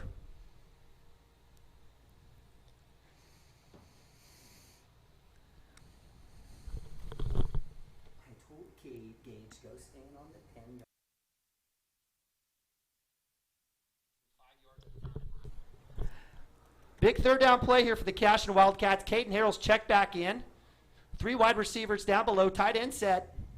Snap, Harmon back to pass. Blitz is on, avoids a rush. Screens out, got an open man, it's tipped. Oh man, were they able to get it? Yep. Looks like on the tip and the interception. Nice individual play there by the Stillwater defense. Harrell was looking for Braxton Green sitting in the zone. Would have been a catch and an easy first down. And just like that, another turnover for the Cashion Wildcats, and that'll give the ball right back to Stillwater. First down and 10 from their own 42. Yeah, I think what happened was the kid got up in the Ben's face and just got his hand up on the ball. The ball went up in the air and just fell perfectly right into the position for that cornerback to make that interception. And just like that, Justice Broadbent, you guys were talking about it at halftime. No bias here. Kid stays at home, gets the fit, and makes the tackle, and slows down Butler, who's been fantastic for Stillwater for basically a short gain of 1. Brings up 2nd and 9. Quick snap. Back to Butler again. He's got a late fumble. Ball's on the loose. Nababi with the strip. Who's got the ball? Nababi with the ball. Cashion with the ball, gets it right back. 2 plays after the turnover, and Cashion Wildcat defense comes through for the offense to get the ball on the strip. Nick Nabavi at middle linebacker comes in, strips Mason Butler, and gets the ball on the ground. And Cashion Wildcats are cooking in Stillwater side of the field. You know those heavyweight fights where they're just slugging each other in the face? I love it. Big turnover by the Stillwater defense. Here they come, thinking, let's go down there and score, tie this game up, or take the lead. Cashion Wildcats defense said, nope, we're going to get a turnover. We're going to try to go back and put a 2-touchdown lead. Great job by both teams competing and trying to win this game. It's going to be blocking the back. Looks like you got to drop that. You got to drop that stick, man. I tell you what. I'm not trying to be funny here, but again, we love our Cashion crew back home, Kastner and Frazee and those guys. You got to drop that stick. Braxton Green's hurt over there because they just basically held the steel rod up, and he had to run into it. Looks like he got a couple of penalties though on the play. Yeah, there was a block in the back. I think Max Brown came in to seal that edge, and the kid made a good jump out there and just was in position where Max couldn't get his head around to the front of his body and got him in the back. So it's going to back us up about 10, 15 yards. Yeah, that's quite a bit right there on that play. So. Thankfully, I guess the first down markers are still, and that's probably a bunch of varsity kids managing the sticks on a JV game. I understand it's JV, but this is a varsity game for us. Yeah. And you need, we have real officials. Let's make sure that we've got real guys holding the sticks so nobody gets hurt. So first down and 28, 1.5 miles to go for Cashion. Caden Harrell in the back. Stillwater showing a 3-4, looks like a 3-4 alignment, looking for a blitz on the outside there. Give to Harrell, left side. He's got some blockers trying to get to the outside. Farrell leading the way for him. Cuts it back in. He's got a lane. He's free. To the 50. To the 45. The Moose is loose. All the way to the 41. Huge run for Caden Harrell. You could see a difference. I mean, Braxton is an exceptional athlete, right? He's lined back up there at running back. He gets to the edge, and the kid's taking him down. These kids, it's taken 2-3 kids to really put even slow Caden down. Caden's throwing kids off, cutting back, finding a lane, getting those extra yards. That's just how strong of a kid, how strong of a runner he is. So second down and manageable now after 1st and 28. Give back to Harrell, left side, cuts it back up the middle to the 20, 35, 30. He's still on his feet. 25, 20, get out of my way, son, to the 10. The guy can barely gets himself going. He's all the way down to the 8-yard line. Caden Harrell, I'm at a loss of words because of your toughness and your passion running the ball, and that is a huge first down for the Cashion Wildcats. Oh, my. I mean, what do you say about a run like that? I mean, kids are just falling off of him. He's throwing kids off. He's spinning out of tackles, getting another yard, it's almost like when you're watching it, you're like, no way he's going to break out of this or get another yard, and then, bam, he's gone another 10 yards. So first down and goal, snap. Harmon with the keep. He's looking for a hole, and he's met there on the line. Short gain, if not a loss of 1 there on first down and goal, right back to the 10-yard line.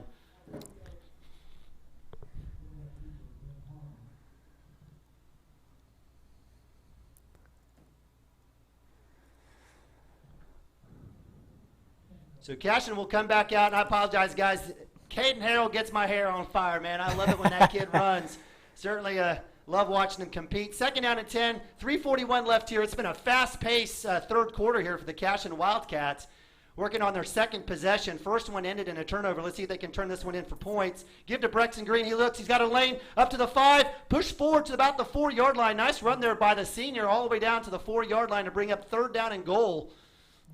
Yeah, Brexton does a good job of getting that ball and cutting it back and finding any kind of little crease and then putting his head down and getting those 4 or 5 yards. There really wasn't any big holes, but, man, that's exactly, I think, what Shaq wants to get in the end zone, but that's what he wants him to do. Get the ball, find a hole, go fast, get the yards, and let's get down on third down and have something manageable to get in the end zone.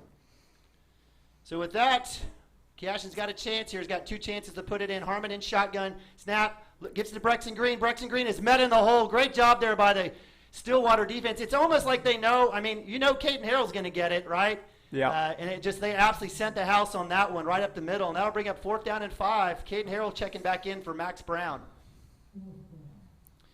Caden standing by Coach Shackelford right there saying, put me in, Coach. Put me in.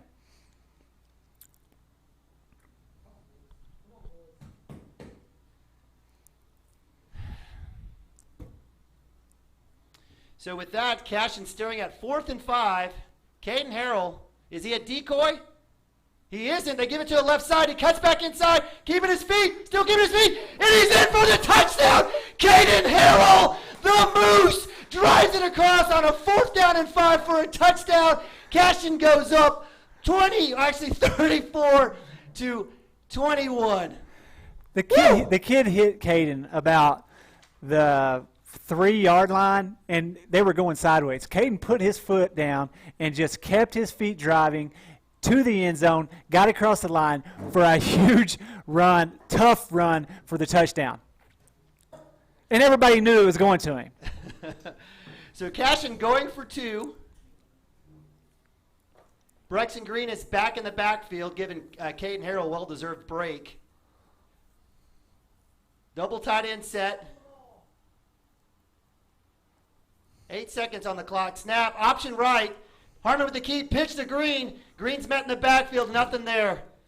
We'll have to get that one on Gilbert.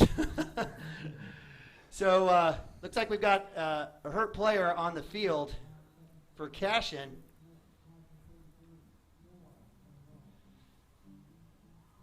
I'm not sure what happened there. I think it's Brexton. So with that, we'll take a quick timeout. We'll be back here on Cashion Wildcat TV here, powered by Squirtles. The Cashion Wildcats are up 33-21 over Stillwater. Sorry.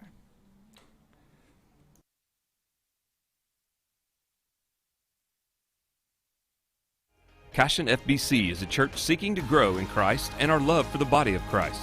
With ministries from children to youth to adults, we strive to present the gospel in an engaging and meaningful way. Sunday school meets at 9:45 a.m. and worship starts at 11 a.m. Children and youth meet on Wednesdays at 6 p.m. Please check our website at cashionfbc.org for more information, and we hope to see you this Sunday, located a half-mile east of Cashion.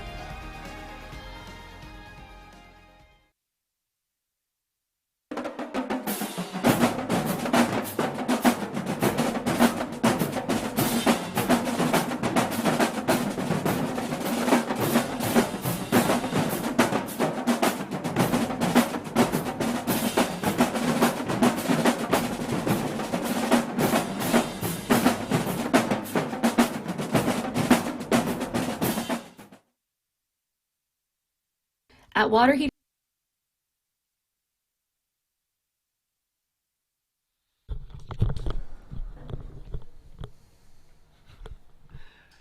Kickoff deep for caught at the 25 to the 30, cuts back across the middle. No block in the back. Nice tackle there. Who was that? Is that Max Brown? Nope. Who do you Who think? do you think? I'm just kidding. It's Second Pharaoh, 34, special teams ninja, in on the tackle. Who do you guess? And so with that, nice job there by Christensen on the kick. Did a great job of getting it down there right around the 20, 7-yard return, 8-yard return, and so it'll be Stillwater ball. Gage Gundy comes out, I think, for his third, or is it his fourth possession? Maybe fourth possession of the. Is that right? No, this is just third possession. Second possession. Third, No, they got third. the ball. That's right. Third possession. 2 minutes left here in the third quarter as Chris and I are fighting over how many possessions Stillwater's had. Stillwater comes back out in that jumbo, looks like diamond formation, stealing that one from Daddy Gundy. Give up the middle, looking to the left side, cuts back. Nice job, nice run. Hey, excellent blocking and great job there by Mason Butler. Extremely patient runner. You know, the kid's not overly big. If you take a look at, his stats, 21, he is a 5'6", 143. He's just a shifty, fast, tough kid, generally taking care of the ball. Let's see if we can't get another turnover. Gundy back to pass, looking to go deep, stumbling. Wide receiver falls down. Good coverage there by my man 19, Lagasse, the junior.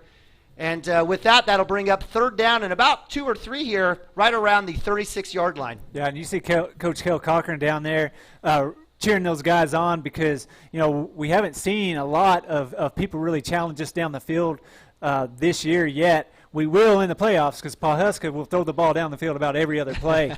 So he's excited to see those kids get down there and really have great coverage down the field with a team that can throw the ball down there. And just like that, the blitz was on, but my man Justice gets his hands up, and great stop there on third down for a 3-and-out to bring up 4th down and 2. Coach Tucker wants no part of that, even though my man Mason Butler. Let's see if, we've got Gage Gundy through that 4th down pass. Let's see if he keeps it here on this one, right around the 36-yard line. Stillwater showing that ninja formation. Shackelford and Wood yelling for Farrow to stay at home. Snap. Gundy will punt it. Nobody back. Short punt. Laying right around the 43 and bounce back. Will be stopped there by Stillwater right around the 44-45-yard line where your Cashion Wildcats, after an awesome 3-and-out stop, will have it 1st down and 10 with 1:28 left here in the third quarter. Yeah, great, a big defensive possession there to go 3-and-out. After we had that long offensive drive all the way down the field, kids are still tired. They're thinking, man, now I've got to go out there and chase kids around, chase these shifty running back, go against some fresh offensive line, and to go out there and really do a great job of just standing in there and not letting them get anything. That one down the field they tried, didn't let them have anything there, and then to put the pressure on the quarterback and get those tips. That's just effort on the defense by the Cashion Wildcats. So Brexton Green looks like he's in the deep pistol there, 1st down and 10. Ben Harmon with the snap to give to Green. He'll look left side. He's got a lane. Nice blocking to the 50. Down and out around the 49-yard line. Little 9-yard run there for Brexton Green on 1st down. Yep, just get Brexton out there on that edge and let him use his speed to get down the field, and that's exactly kind of what happened on that play. I'm ready to see Brexton break one. He's had, he's been close a couple of times of getting on an edge or breaking one tackle and being able to really go. And before this game, I'm calling it. He's going to have a good long touchdown run. I love that prediction. You might get it right here. Brexton Green with the carry. He's got it at the 45, 40, 35. Spin move. He's got a chance. Moving the pile. And that'll be a 1st down. It won't be a touchdown, partner, but it'll be a 1st down. Nice little 15. Look, actually, it's close to a 19-yard run there for the senior Brexton Green all the way out. And it's ground and pound for the Cashion Wildcats here in the third quarter as we have 44 seconds left here in a quickly running third quarter. A 2-touchdown lead in the third quarter, almost to the fourth quarter. You're going to see running game by Coach Shackelford. He's smart. He wants to win this game, and the way to do it, keep the chains moving with the running game, keep the clock moving, and just finish this game out. Give to Brexton Green left side. He's got a lane. Oh, nice job there by the Stillwater linebacker coming up and making that tackle. Brexton Green with the loss on the play. It looks like it will be about a 2-yard loss there, about a 1-yard loss right back to looks like the 38-yard line. Or I'm sorry, 34-yard line, 33-yard line on the Stillwater side. So second down at about 11 or 12. 4 seconds left. That'll most likely be the end of the third quarter. And with that, partner, we've completed three quarters. Get your 4 fingers up. That's exactly right. And so with that, it is the fourth quarter, the end of 3, where your Cashion Wildcats here on Cashion Wildcat TV are up 33-21 over the hometown Stillwater Pioneers JV team. We'll go to a quick timeout. We'll be right back here with fourth quarter action on Cashion Wildcat TV. Man, we specialize in repairing and replacing all water heaters. We service the OKC Metro and surrounding towns with fast, reliable service. We keep our vans fully stocked with essential parts needed for basic repairs, and new tanks are always on the vans ready to go. We offer free estimates on all jobs with financing options available. We match manufacturer's warranty for all newly replaced water heaters. We'll get your water heater back up and running as fast as possible so you don't have to put your life on hold waiting for service. Give us a call today. 405-844-TANK. That's 405-844-8265. Go Wildcats! Gateway Realty is a mother-daughter team that has a heart for small-town life. Both Anita and Kelly were born and raised in Cashion and are still raising their families here. Their family homesteaded in Cashion in 1908, and it's been home ever since. Anita and Kelly know this town, love this town, and would love to help make this your home too. For a friendly face and trustworthy knowledge, call these hometown girls at 405-641-7388. Go Wildcats! We might get a headset from the top. All right, welcome back. It's fourth quarter action here on CWTV. Live from Stillwater Pioneer Stadium, where your Cashion Wildcats are up 33-21. Second down and 11 here as we start the fourth quarter for the Cashion Wildcats. Give to Caden Harrell, right side, breaks the first tackle. Actually, he doesn't break the first tackle. I was expecting him. Great job there by the D end for Stillwater, bringing down the Moose, and it'll bring up third down and long. Yeah, and if you're going to tackle him, and one person's going to tackle him, that's how you're going to do it. He was kind of fighting off another, trying to get around that edge, and the kid got around his ankles and brought him down. I mean, that's about the only way. And there's been a few kids that have brought him down by just going straight for those legs and down low. And when you're going against a tough physical runner like Caden Harrell, that's where you got to be to bring him down by yourself. So third down and long for the Cashion Wildcats, 11-21 here in the fourth quarter, up 33-21, looking to add to that lead. Snap, back to pass. Harmon looked to his left. It's a screen play. Harrell, he's got a ton of blockers. Right side, looking for one move. Makes another move to the 20, 10. Oh, my goodness, Harrell, great job.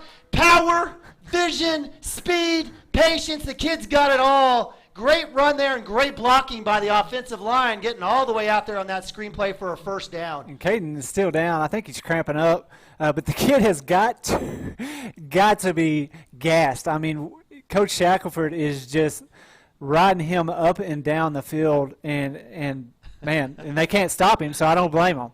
But, man, Caden, and this is, like we said, how many games this year have we been able to, or the starters played all 4 quarters? I don't think any, right? Maybe the Thomas game? That's right. So these kids get into this fourth quarter, they haven't seen a fourth quarter yet.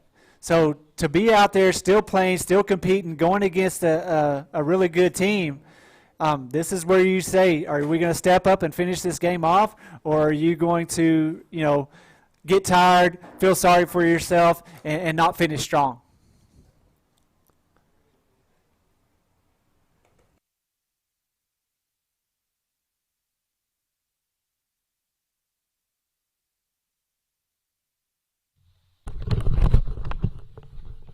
Great point, Chris. And so here we go. First down and 10 from the 11. Guess who's back in the backfield? My man Broadbent with the ball. Oh, goodness, he's met. And we do have a fumble. So Justice with his first carry gets licked up high, loses the ball. And it'll be turnover. Is that number 3 for Cashion? It is. Turnover number 3 for the Cashion Wildcats. Can't come in here and expect to win and give the ball up. And so after the timeout, Caden Harrell with the cramp. Brexton Green probably a little busy himself. Justice Broadbent with his first carry gets walloped. Credit to the Stillwater defense. 230 at least, 225, 230. And then you hit Justice, it's going to be a different load. And Justice, I think they were ready, geared up for Caden, and whenever they hit Justice, it was not a good day. So give up the middle, hanging on. Nice shifty move there by the running back. Preston Green, safety, comes out, makes the play. Good work there by Mason Butler. Again, the junior has been the go-to guy for the Stillwater Pioneers. He's earned his Gatorade and Snicker bar from Dad at the end of the game. And so with that, it'll bring up a second and about 4. He'll get the ball again. He'll cut back up. Nabavi's in there. Nice job by Nick Nabavi and a slew of others for a short gain. Looks like, well, he's actually going to get about 2.5. And that'll bring up 3rd down and short for the Stillwater Pioneers. Up tempo, but since they are subbing, Cashion will be allowed to sub as well. Caden Harrell's back in after getting stretched out. I was watching him getting stretched out again. That's all? Goodness gracious. What a hoss. Blitz is on. Cashion showing it. Let's see if Gundy will keep it. He won't. He'll hand it off, and there's Jackson Vandruff. Hanging on. Hang on, son. Vandruff was behind the line, had a chance. Give credit to Mason Butler keeping his feet moving. The kid's been fantastic, and that'll be enough for the short gain, but a 1st down with 9:55 left here in the first quarter. Stillwater's going to have to possibly air it out. I mean, I know it's still, a 2-possession game, but running the clock, and there's the pass. There's a screen looking for the block. Brown's there in coverage. Good job there as well with, looks like, Justice Broadbent for...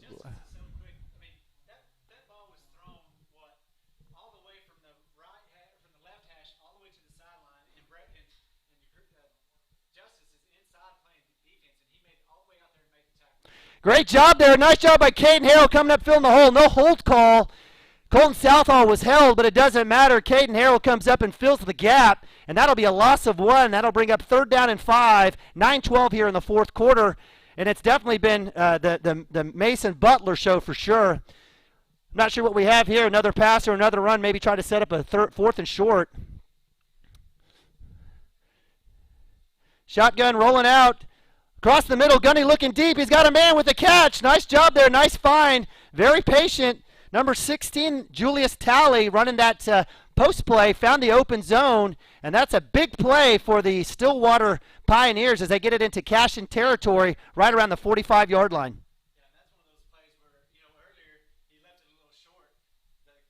Hold!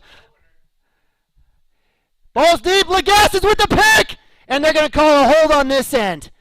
Goodness gracious, Lagasse. I wish the coaches would just tell him to go down and not hurt himself. And he will. Colton Southhold basically tackled from behind, was going to kill Gundy. And here I don't blame Coach Shack. It was a terrible missed call by the referee, but we will get the pass interference call. Oh, they're going to call. Yes, they're going to call pass interference on the Cashion Wildcats in double coverage with the pick. Stillwater getting bailed out on JV night here. Goodness gracious, I'm sorry, partner. The refs have been fantastic, but a huge miss on the hold. They won't show the instant replay on Colton Southall being dragged from behind and giving up the interception. So it'll be 1st down and 10 for the Stillwater Pioneers. And with that, there'll be a timeout for the Cashion Wildcats. I'm going to need a timeout, partner, because I'm furious of the mishandling of that last play on both ends by the referee and the back judge. They've done a fantastic job. We love our referees. They've done a fantastic job today, but that was a complete miss on that play altogether. Yeah, when this is all said and done, go back and watch that play. You will see Colton Southall had a wide open angle to the quarterback. A guy put his arm around his neck from behind and held him from going and making that tackle. That's why Neima's mad. And then on the end of that play, it was double coverage. They were both there. All three of them were looking at the ball. It was basically a punt. It basically was a punt. Yes. He just threw it out there, and that's what they come up with. So, I mean, that's why Neima is fired up. And when you see plays like that, like Neima said, these guys have done a great job, and we love our officials. But when you see something like that that's just wide open, we can see it from how far do you think we are? We're like 3 miles away. Yeah. And for them to miss that things are going to get missed. Now the Cashion Wildcats got to say, forget it. They're at the 30. Let's not let them get in the end zone. So with that, Stillwater will be taking over 30-yard line. 8:29 left here in the fourth quarter. Cashion up 33-21. It's bend don't break time for the defense here. It's trying maybe a chance to get a turnover. Single back. We got man in motion. Jet sweep, Thross out to the wing. No hold call there. But it doesn't matter. Jackson Vandroff. Yeah, I understand it. We love it. Nice job by the defense coming up and making the play. Justice Broadbent basically tackled from behind, but it's my man Jackson Vandroff, the sophomore, coming up. He's been big all year and makes another great play from the defensive end spot for the huge 5-yard loss. Yeah, it's just a great job by Justice getting up there and really blowing that play up even while he was getting tackled to the ground. And then Jackson Vandroff come in and just clean it up from behind. Second down and long.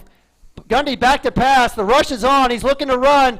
He comes up. There's Nick Nabavi. He has the tackle. Nice work by the middle linebacker on the read on the quarterback. And that'll be a gain of about 4 yards for Gundy, and that'll bring up 3rd down and 10 from about the 30-yard line.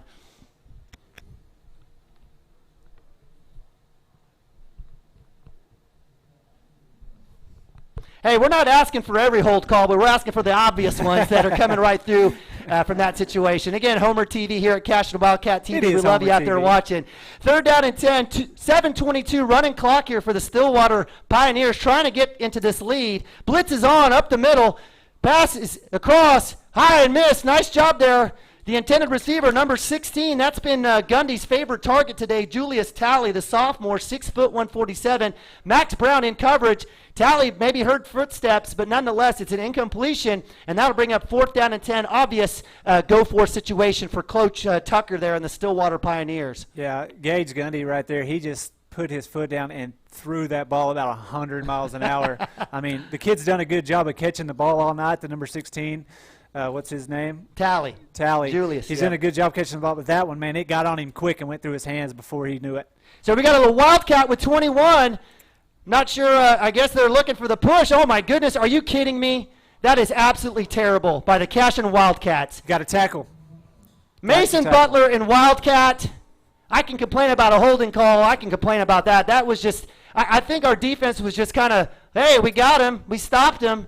And he just kept running. The kid's been fantastic all day, and that'll be a 1st down on a huge 4th down and 10 conversion all the way down to 15.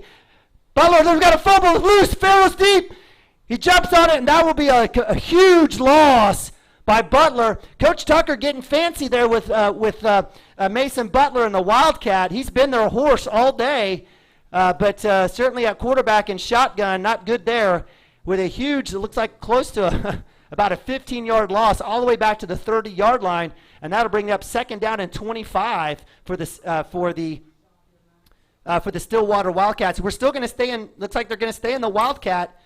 Looks like Gundy's going to stay on the sideline, or is he out there in pass coverage? I can't find him. I can't tell by the numbers, but we do know that it is Butler, and it looks like it may be Roberts back there with him as well. Keep. By 24, he gets the outside. No hold call. Is basically tackled from behind. It looks like he's going to be pushed out of bounds. Nice run there by number 24, Noah Roberts, the sophomore. Will get it all the way down to the 2-yard line. Not sure what happened on the edge there. Looked like whenever I see a defensive player behind on the back of one of our players and he's trying to make a tackle, it seems to me that's an easy hold call.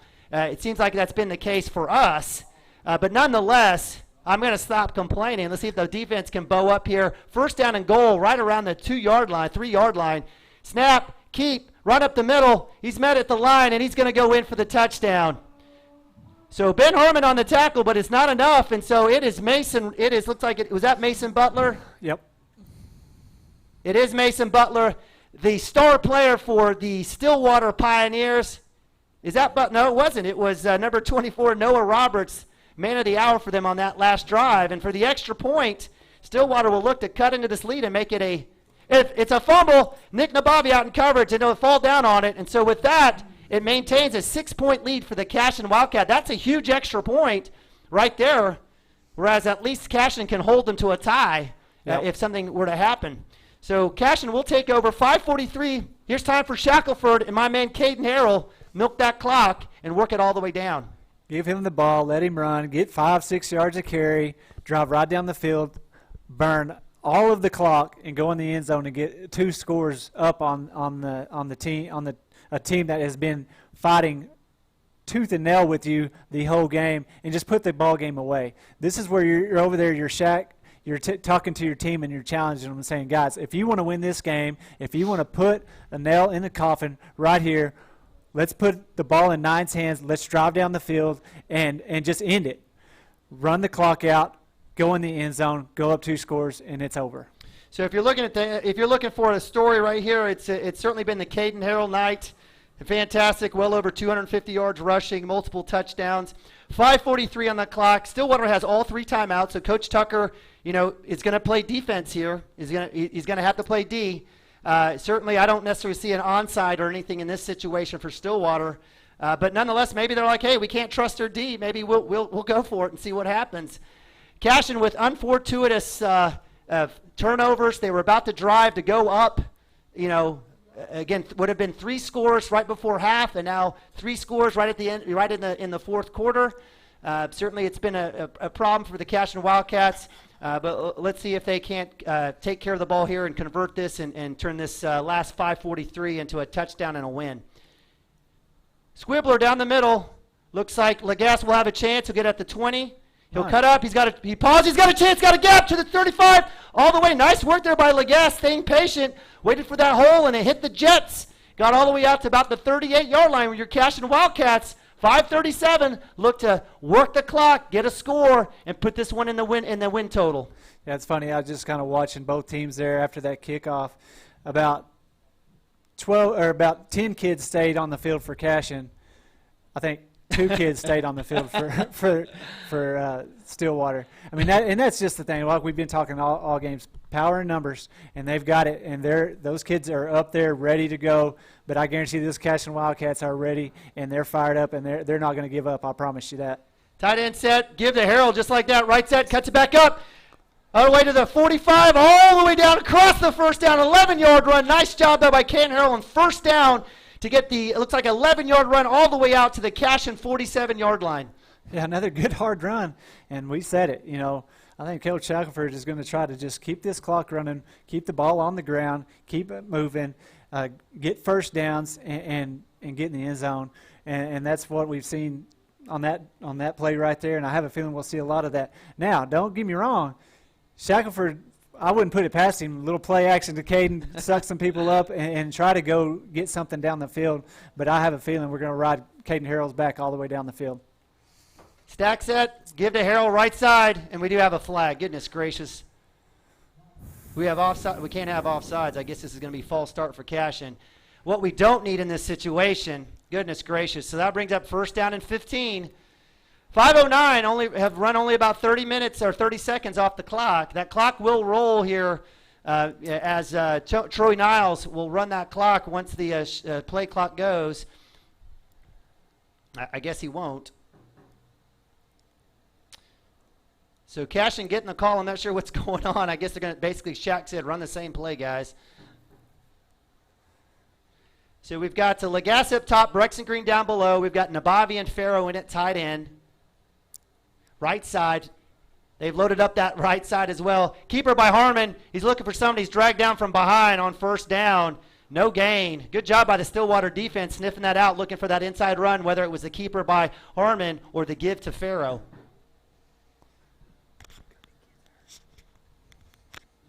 No.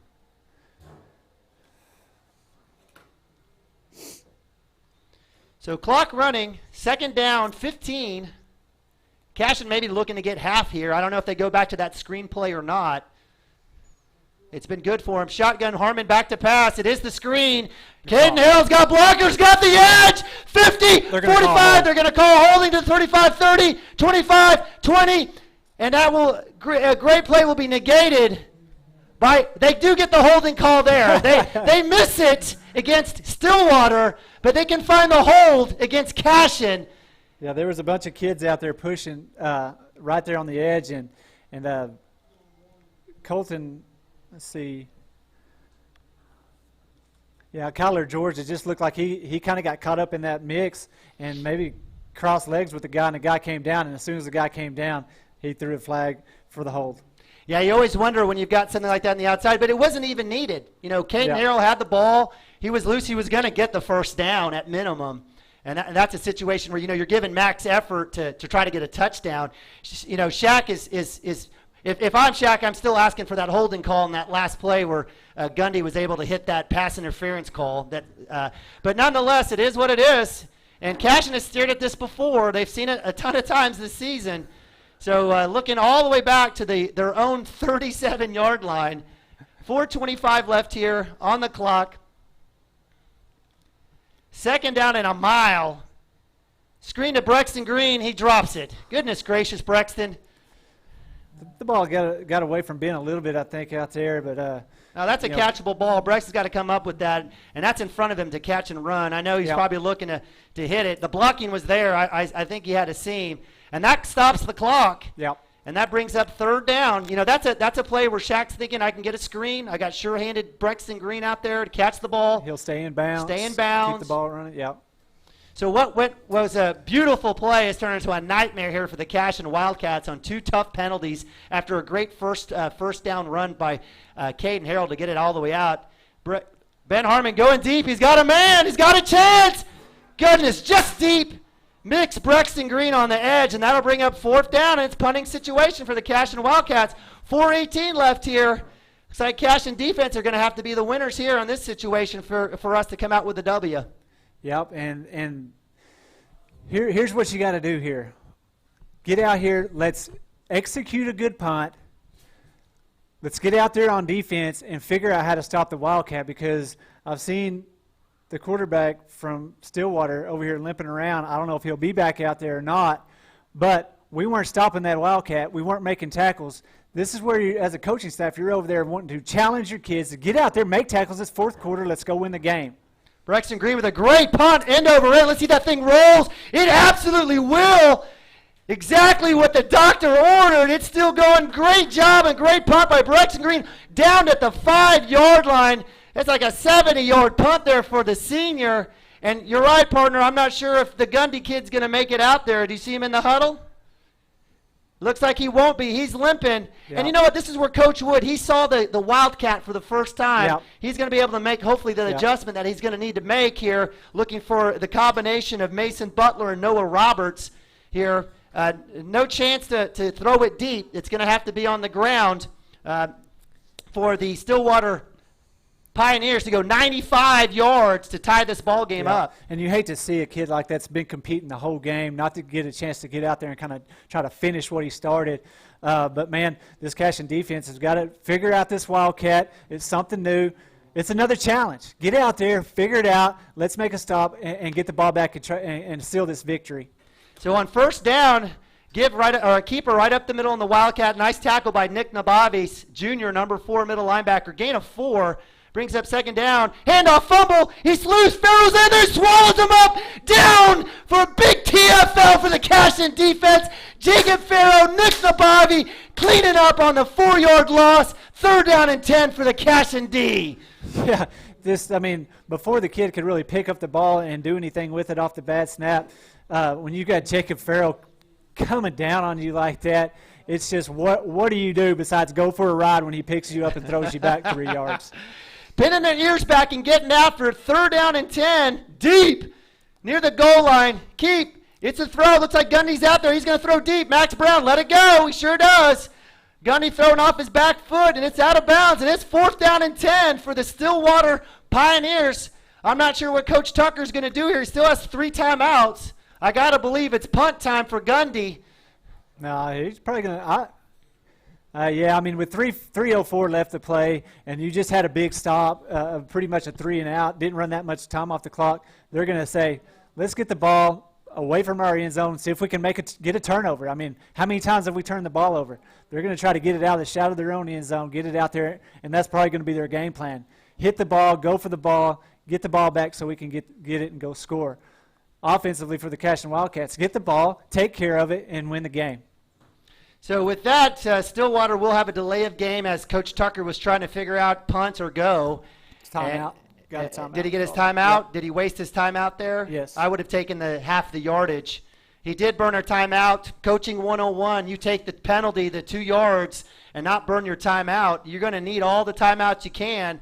But I guess Coach Tucker wanted to make sure and get the right. Or maybe they're going to draw something up with Gundy back there. I know he's kind of limping around, but man, he's still got a massive arm that if they can draw something up and try to get something open and get that first down, I wouldn't put it past them. But being in the shadow of their own end zone, I mean, like I said, with the 3 minutes left, if I was a coach, which I'm not, and I these guys know more about football than I've ever known. They forgot. What do you say? They forgot more about football than I've ever known.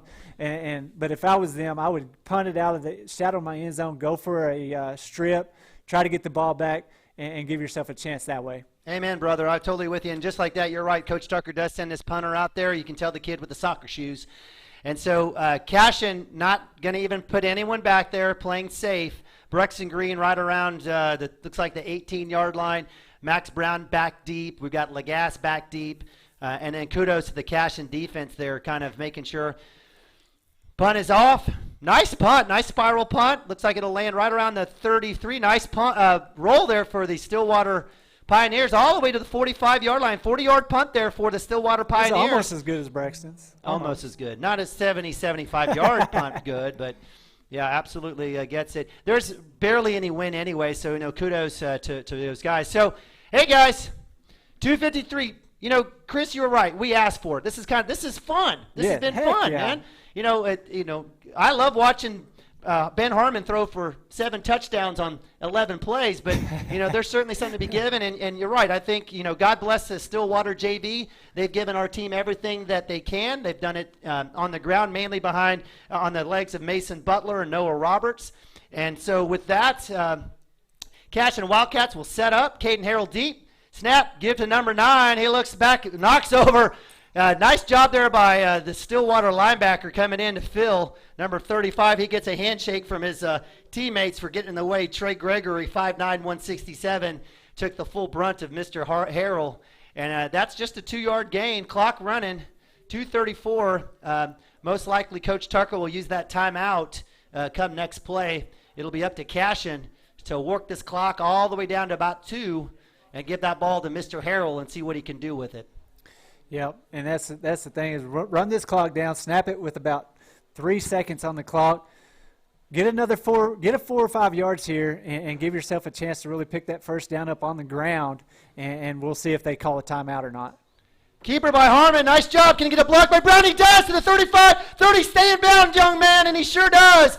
Great job on the read by Ben Harmon. The junior tucks, runs to the left side, gets all the way down to about the 28, 29-yard line, and it'll be a first down for your Cashion Wildcats. Yeah, smart by Ben. I mean, he could have maybe went to the edge and got a few more yards, but he just tucked and turned it back inside, went down, kept that clock running, and when that play clock starts going, they'll let it run all the way down. Well, not with the timeout, but great job by Ben getting on that edge and being smart to stay inbounds where they had to call that timeout. Yeah, fantastic. So with 1:59 left, Coach Tucker uses his second timeout, or maybe was that a Cashion timeout?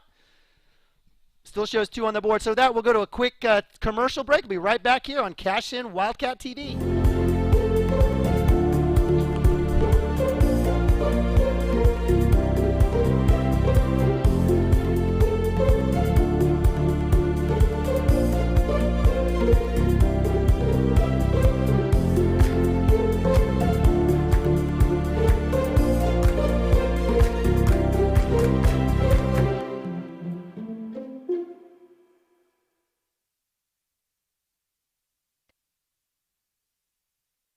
All right, welcome back to Cashion Wildcat TV. Fourth quarter action, 1:59 left here from Pioneer Stadium, where your Cashion Wildcats are hanging on to a 6-point lead, looking to extend that lead here.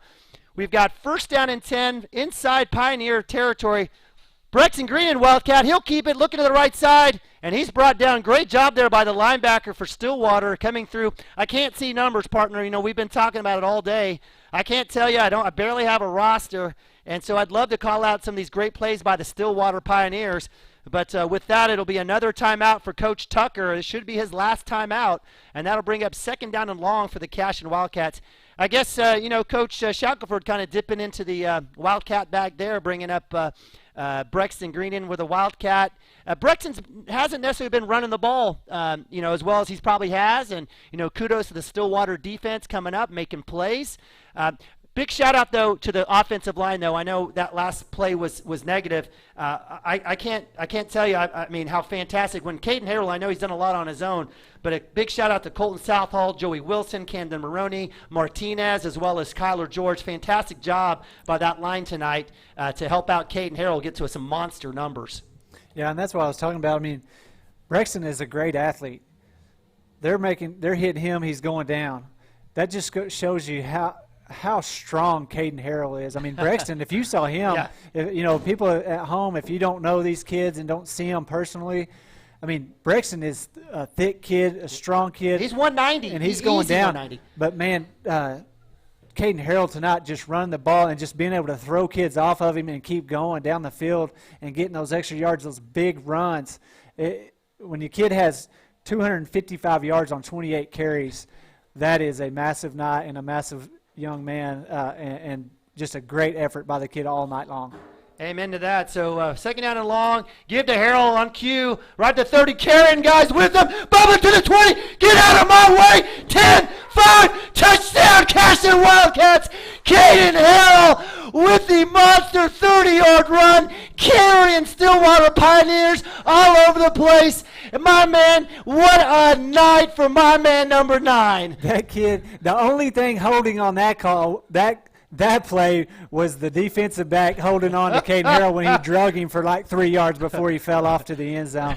What do you say? I mean, you can only say it so many times, but strong, big run in a big moment to just really seal this game. Great job by 9 getting into the end zone.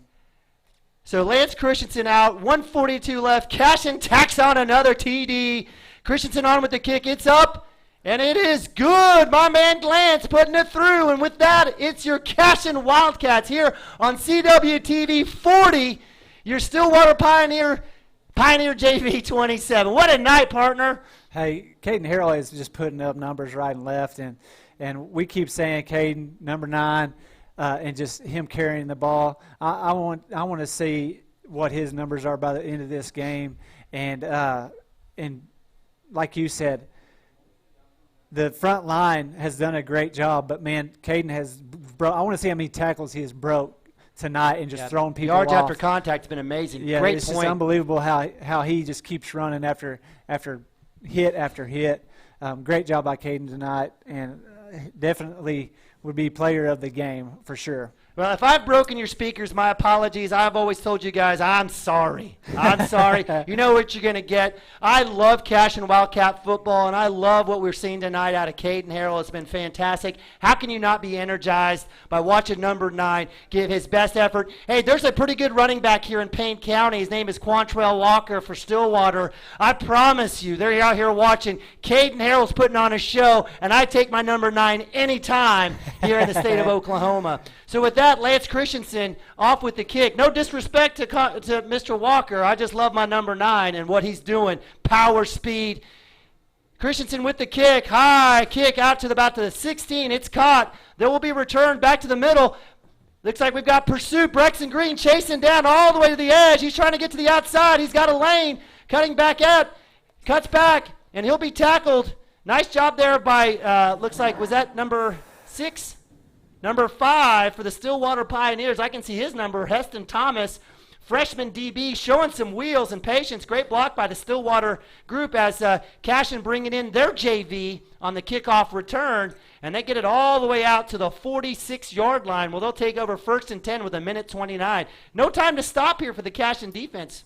No, you got to still keep playing. There's 1:29 on here. If they score quick and get an onside kick, put Gundy back in there and throw it deep, they're right back in this game. So you want to finish this out strong, get a 3 and out, and call it a game.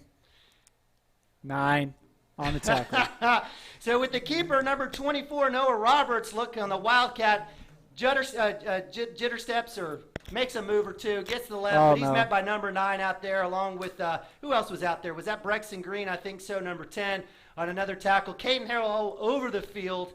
The kid's got a lot of offers and a lot of looks. He just made the OU watch list, by the way, recruiting Nice. watch list, along with Texas Tech and a few others. Fantastic night tonight. Brexton Green on the tackle. It brings up second down and about 7. 1:05 left, running clock. Back is number 24. He'll keep it. He'll dive forward.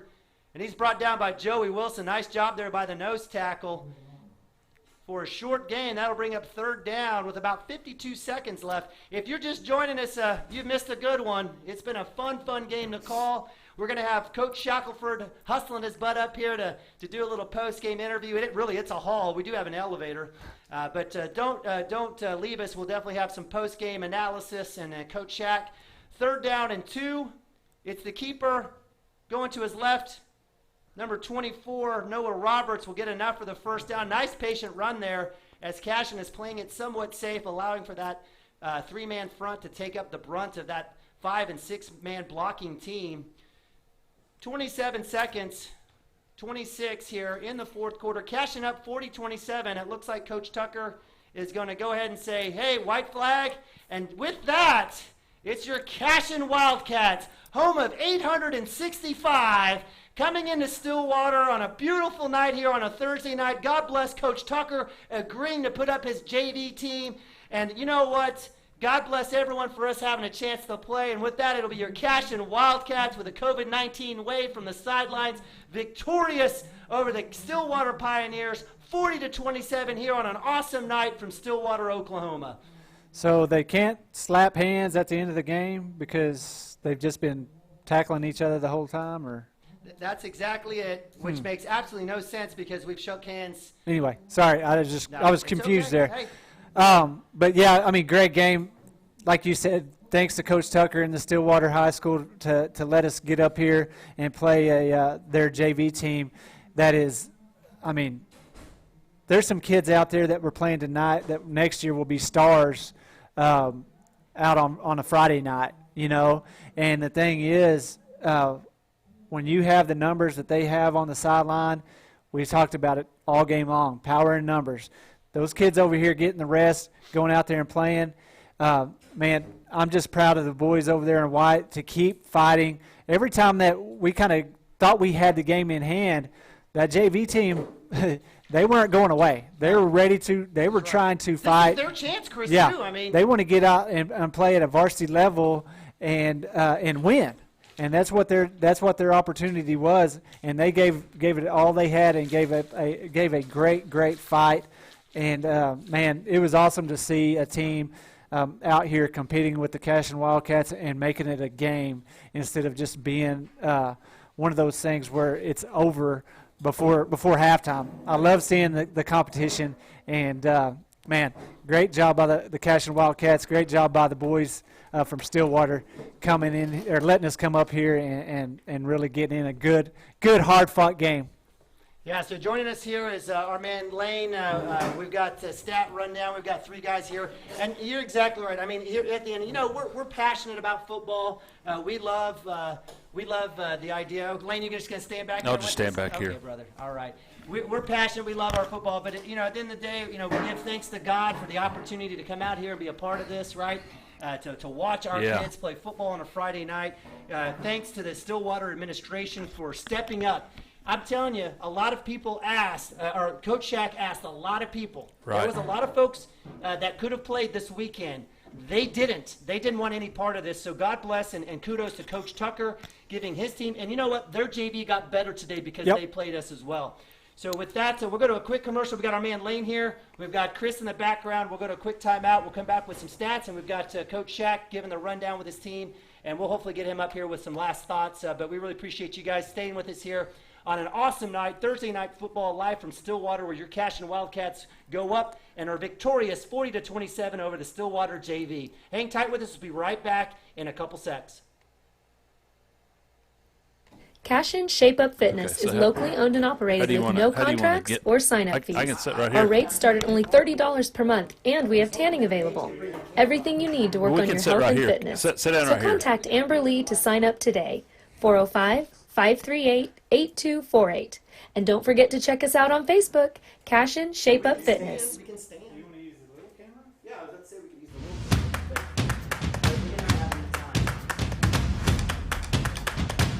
This will be good. Hey,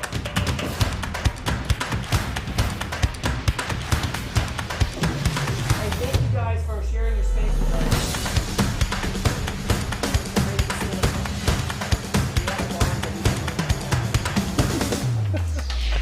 Still better. This is what championship teams make right here. Doing this. Yeah. Doing this. Did we do this last year? I mean, we didn't have the opportunity, but who was on our schedule that pushed us? Well, I mean, we had that close game to CJ. Right. Right. But we haven't had somebody that pushed us the coolest last furniture year, store and you've that never didn't heard of. help us. Come see us. But those games were our mistakes.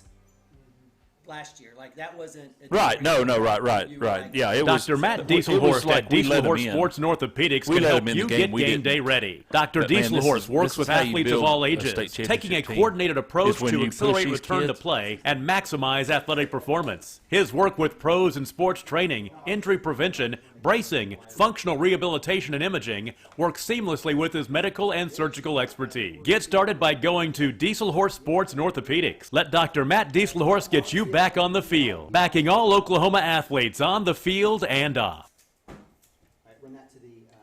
At Maples Nixon Dieselhorst, we've helped a lot of people, and our goal was to treat each and every person like a friend. And as a friend, we've got your back always. We understand what you're going through. Being lawyers is what we do, but it's not all that we are. We care. We'll stand beside you throughout the entire legal process, not just as lawyers, but as your friends. We are Maples Nixon Dieselhorst, and we are here to help.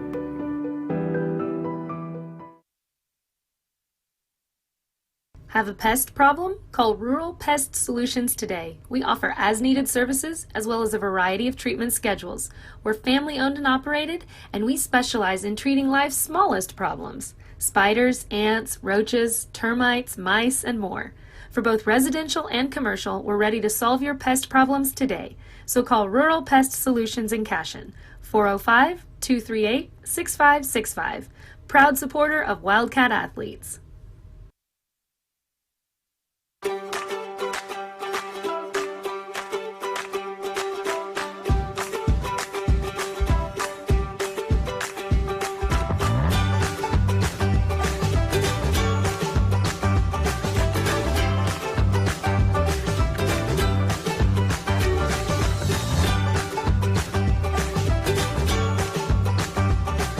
Stream like the pros with Squirtle Live. Find out more at squirtle.com/stream. Wiggins, Sewell, and Ogletree is dedicated to championing our clients through complicated and challenging litigations. We pride ourselves on a proven track record of success brought forth by fierce litigation skills. The lawyers and staff of our firm are dedicated to effective and personalized representation for every client who entrusts our service. Uncompromising integrity, unparalleled results. Call Wiggins, Sewell, and Ogletree, 405-232-1211. All right, welcome back to Stillwater. Look at this, we got a new view, guys. I need to stand up on a step stool. But hey, what a great night. It was a fantastic finish for the Cashion Wildcats. Kind of did it all over the place, defense, offense. Great punt, even on special teams. Brexton Green hit that big 75-yard punt. And with that, Cashion comes in. We joke, we joked 865 people in Cashion, right. 1,600. They got twice as many people in our high school than they do in our town. Nonetheless, Cashion comes in here. God bless Stillwater for making room for us on a beautiful night to come in and compete and play football. And Cashion comes out victorious behind the legs of my man Caden Harrell, number 9. We got Lane here in the booth. We're standing up. Lane is kind of a unique right. for it us. Is a little different. Man, I'm telling you, this is a great night. Shaq called around for the last week and a half trying to find someone. And again, we could have played a terrible 11-man football team. We had some 2A teams that kind of were interested, and we finally kind of got stuck we kind of settled on Stillwater JV. And Stillwater JV, you get to walk down there on the field and see them. They were big. They had some 6'3", 185, 6'3", 210-pound kids that could go. I was really impressed with Stillwater's JV. And with them not playing Friday, they had some kids there that maybe borderline, on the main team, and they stepped down there and played in JV. And so we got a real test tonight. And I was telling you guys in the off air, and I guess it was over the commercial, but this is how championship teams are built. I mean, when you play this type of schedule and you push our kids the way that we've pushed them, man, it was a lot of fun tonight. Sure was. Hey, there's the man. Did you guys enjoy that? Yeah, absolutely. Golly, man, that was great. It was great. Yeah, I think that poor camera people here for Stillwater probably did not appreciate my cheering for Caden Harrell, but we know it's homer. But hey, Coach Shackelford, thanks so much for joining us. Great win. Wasn't that fun? Yeah, that was a lot of fun. That's a lot more fun than what we went through last week. You saw that. Caden Harrell, 29 carries, 285. It's not bad. Golly. We have – you can look back over the last 20 years. You look at a Alec Ryan. You look at a Jeremy Seaton. Caden Harrell's right there with him as far as just saying, give me the ball. Yeah, no, he's a really, really good high school football player. Right. The thing about Caden that's great is his work ethic is incredible, and his work ethic is such that he can go and do what he did tonight. He can carry it 30 times, and he can play, I don't know how many snaps of defense, 50 snaps of defense. Yeah, right. The only time he comes out is when he's ran it, 25 yards 2 times in a row. And, right. And I'm taking him out, and he's kind of looking at me like I really don't want to come out, but I kind of do want to come out. But, no, he's really good. He's really good. And, when you're when you get in games like this tonight, and we've done this before in the past, when you're, not real sure offensively what's gonna work, what's not gonna work. You turn around and hand it to your best kid and see if that works first. Right. And you bet. That was working early, and it kept working often. And we were able to do some things off of him in the passing game. I thought we missed some opportunities throwing the football that might have kept them from just bringing 8 every time. But right. It was a fantastic game for Caden. We, Chris and I were walking through. We got to give you and your scheme a little credit. We were looking at film earlier. They do a lot of stand-up, kind of, looking to create some confusion. Maybe even for Harmon as well, besides your offensive line, to see who's coming where.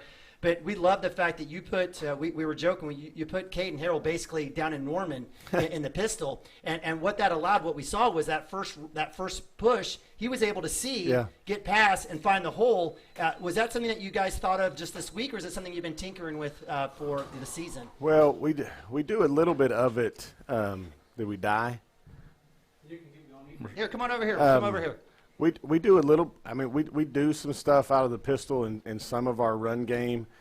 They were doing some things based off of where we set our running back tonight. So if we set him on the right, they would overload the left side and then bring people off of that, because that's where where he's going to be able to run the football. So we try to do some stuff with Ben away from that, but then it was just basically like, well, let's try to at least balance them up a little bit. So we just put him in the pistol, and it was working. And he's he's gotten so much better over the last couple of years of being able to see holes and kind of predict what might happen. And I thought tonight he ran it as well as he has, in the last 3 years. And I've said this a lot to Lane. I've said this to other people before. A lot of that's my fault, because we don't give it to him 20 times a game, right. Where he can get into a rhythm and he can get, kind of a feel for how it's going to be blocked. And I thought tonight he did that. And to me, you could tell a difference between him and our other backs, because Brexton's really good with the ball in his hands too, but we probably didn't give it to him enough often to get him into a flow where where he could run it as effective as Caden did, and Caden's just so strong and can break. It was some amazing. tackles. I don't know if you keep stats yards after contact. No. But I mean, it was. I mean, the guys he was dragging. We were talking about the carnage that was left on the field. His wake going to the end zone. It was amazing. He was running a little bit harder today. I don't know. Did he felt like he wanted to show everyone up in Payne County, or what? Well, I think he's a competitor, and I think we told him before the game that, and we've told him all week that we're not going to play somebody's JV. We're going to play a really good football team who's really well coached, who's going to have a scheme that we don't ever see. We're never going to see 11 guys sitting in a chair waiting on their turn to go so they can play as fast as they possibly play. Right. And another 11 guys come off and sit, and they go sit in the chair and they talk to their defensive coaches. While we'll never see that. And so you couple that with they played some older guys. They played some juniors. They played some seniors. It's what I told our kids. Yeah, they're not good enough to play for Stillwater.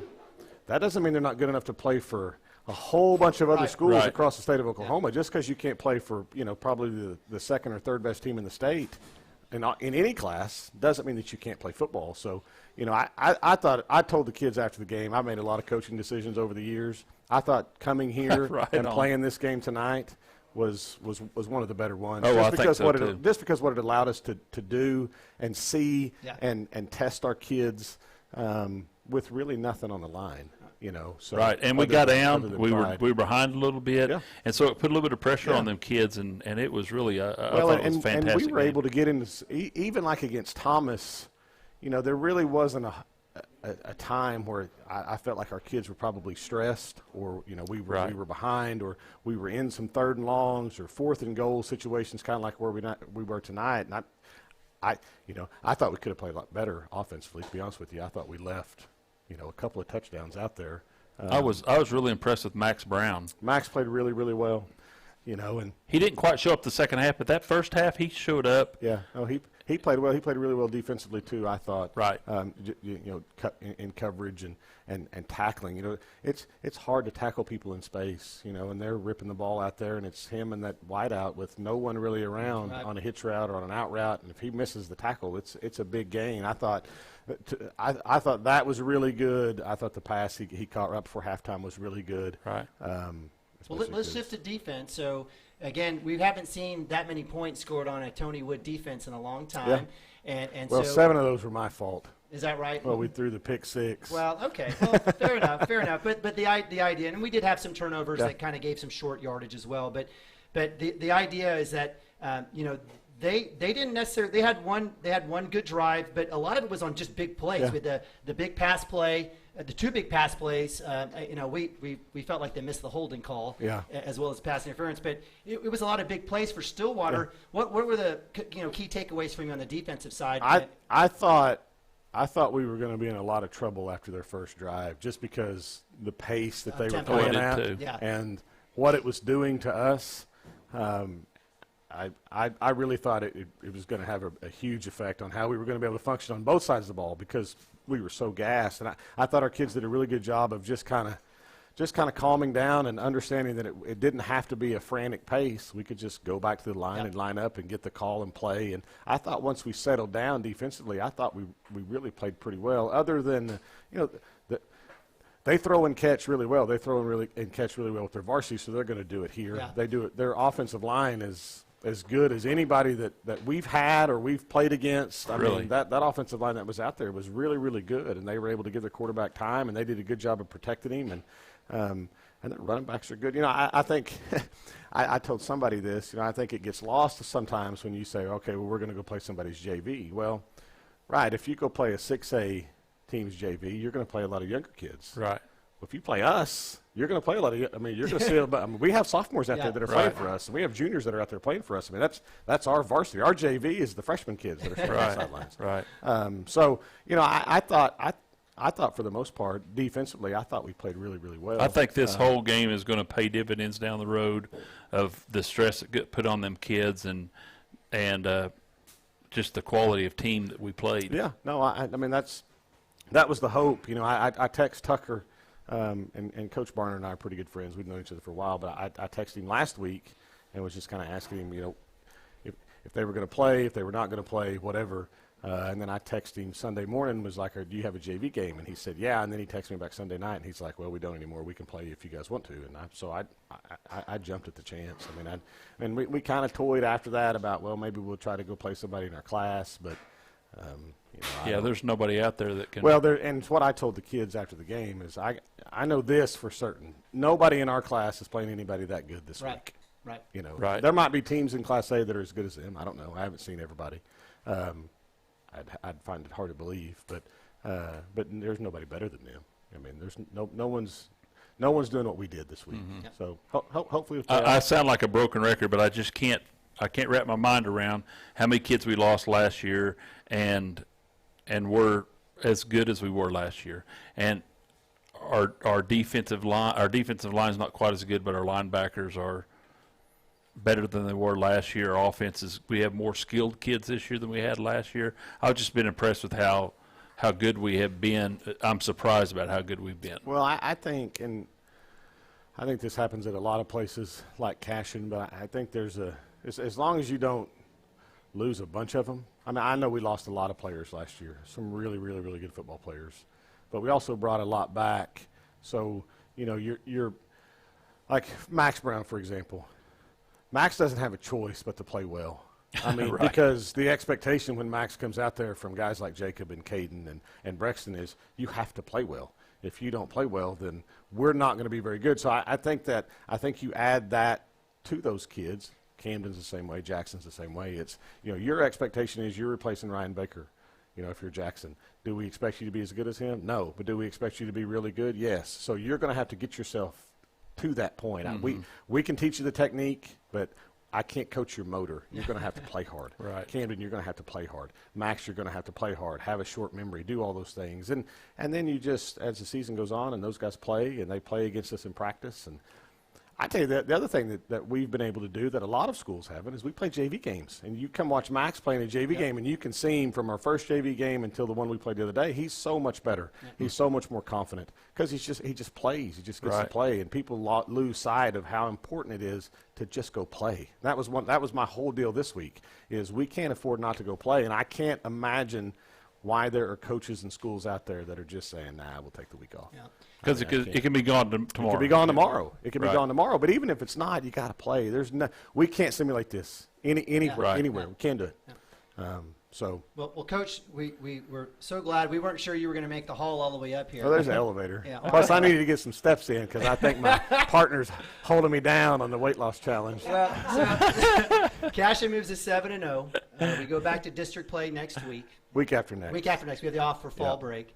So, from the standpoint, what are maybe the top two things that you got away from tonight's game that you're going to take moving in for the rest of the year? Well, I thought we ran the ball really well, which I don't know that we could or couldn't do it. I thought we ran it pretty well in the second half against Thomas. We just haven't tried it all that much. But and I thought some guys like Jacob Farrow, who, could barely play one way for the biggest part of the season so far, wanted to play tonight and wanted to get in. And so, it was nice to see that and see those guys. Our takeaway is the same takeaway it always is. We got to watch the film. We got to get better. We got to respect the week, respect the opponent, respect the process, and But this opponent is good enough that you can go back and look at that tape and say, "This is where we messed up. This is where we can get better." If you're playing, 11-man bad team, you get no use out of it. Right? No, we'll have a reason to sit down tomorrow and watch the film. Right. Well, we appreciate you, Coach Shack. Again, congratulations on the big win. This was a lot of fun for us. Yeah, I'm sure it's a lot of fun for everybody. I know the fans. We're all hyped up. We didn't know what we were going to see, what was going to happen. We had no idea, and it was a lot of fun. The lights are going out, so we want to make sure and get out of here so we're not locked in. But Coach Shack, congratulations on going 7-0. I think this is a great win for us tonight. I mean, you kind of offered up a marquee win for the season, and we look forward to breaking down playoff runs here as we've now kind of crossed the halfway point of the year. Thanks so much for joining us. Bet. Appreciate you. And thank you again. So that's our man, Coach Shackelford. We'll go to a quick timeout. Lane, do you want to stick around? Doesn't matter. We can do whatever. Well, let's kind of figure it out. We'll kind of break some things down. Coach, thanks again, Coach Shack. We're going to go to a quick timeout, and the lights are going out, so we don't want to be the last ones in here. So we'll figure out what we're going to do. But hang tight with us here on Cashion Wildcat TV.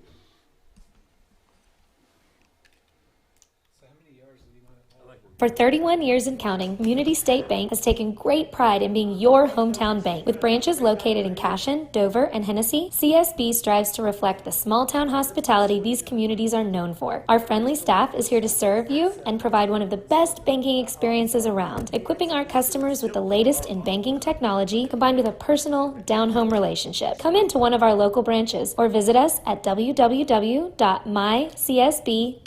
Community State Bank, small-town banking, the way it should be. Member FDIC. Christy Perry is a Cashion-based attorney providing clients in Oklahoma with trusted, experienced legal counsel regarding wills and trusts, bank. All right, sorry, Christy Perry. We appreciate your commercial, but the lights are turning off. We are literally the last people here in here. We got to get out of here. Hey, listen, a big shout out to all of our awesome advertisers, our sponsors, Shape Up Fitness, Gateway Realty, Grain and Grange, Rural Pest Solution, Diesel Horse Sports and Orthopedics, Coffee Creek Church, Maple Nixon Diesel Horse, Cashion All Sports, Pioneer, Gibson Legacy Insurance. All right, my man Wiggins, Sewell, and Ogletree, Community State Bank, they got our scoreboard as well, Intrust Insurance Agency, Blue Ribbon Construction, Absolute Pools and Landscaping, Christy Perry, Attorney at Law, Water Heater Man, and our new sponsor, my man, your man, everyone's man, Pastor Greg over at First Baptist Church. Thank you so much for being our sponsors. We can't do it without you guys. We really appreciate it. We got a brand new camera. You guys are helping us put together a great production with wireless, etc. So thank you so much. And again, providing this free of charge to all of our great Cashion folks. So Chris, let's get out of here. What are your last thoughts on the game tonight? Just a challenge, and we answered the call a few times and really went out there and fought and had to fight, and I loved it. And that's what I as a fan, you want to see your team get out there and really have to fight and win a game, and that's what we got to see tonight. It was awesome. I enjoyed it a lot. It was a lot. I did. I enjoyed it. It was fun. We were hooping and hollering. We were next to some of the other coaches. We could see them through the glass. It's just fun. It was a great atmosphere, and certainly your Cashion Wildcats come out victorious 40-27 tonight. I believe that was the number. You heard from Coach Shack. We're going to have final tally and numbers for you guys tomorrow, if not tonight. We'll try to get that out to you guys on Twitter and Facebook. But we can't do this without you. We can't do it with our awesome administration, and we don't ever take for granted any opportunity to say thanks to Sammy, Coach Shack, Coach Hardaway, all of you guys out there watching. We can't do this without you all, and we're so blessed, aren't we? We are so blessed, and praise God for the opportunity to come out here and be a part of it's an awesome run to be a part of this awesome team and all this excitement. It was a night of nights for Caden Harrell. The Moose was loose. He killed it for almost 300 yards, I think. 290 on 28 carries. Amazing. That's not even including maybe his catches. That was just rushes. Unbelievable. I can't wait to break down the numbers on that one for you guys. But, again, Cashion moves to 7-0 with a huge win tonight. We'll have an off week for fall break next week. We'll rest. We'll be back. Who do we have? Are we at home at OBA or on the road at OBA? On the road. On the road to OBA. We'll be there with you. Thank you for being here. And again, we're so happy. So with that, my man Chris Gibson, Maddox he's hanging tight. He's He'll fall asleep in the car. Sleep on the way home. Hey, I'm Neiman Abavi. Thank you so much for joining us as your Cashion Wildcats with a huge win tonight. Thank you so much for joining us. Go Cats and God bless.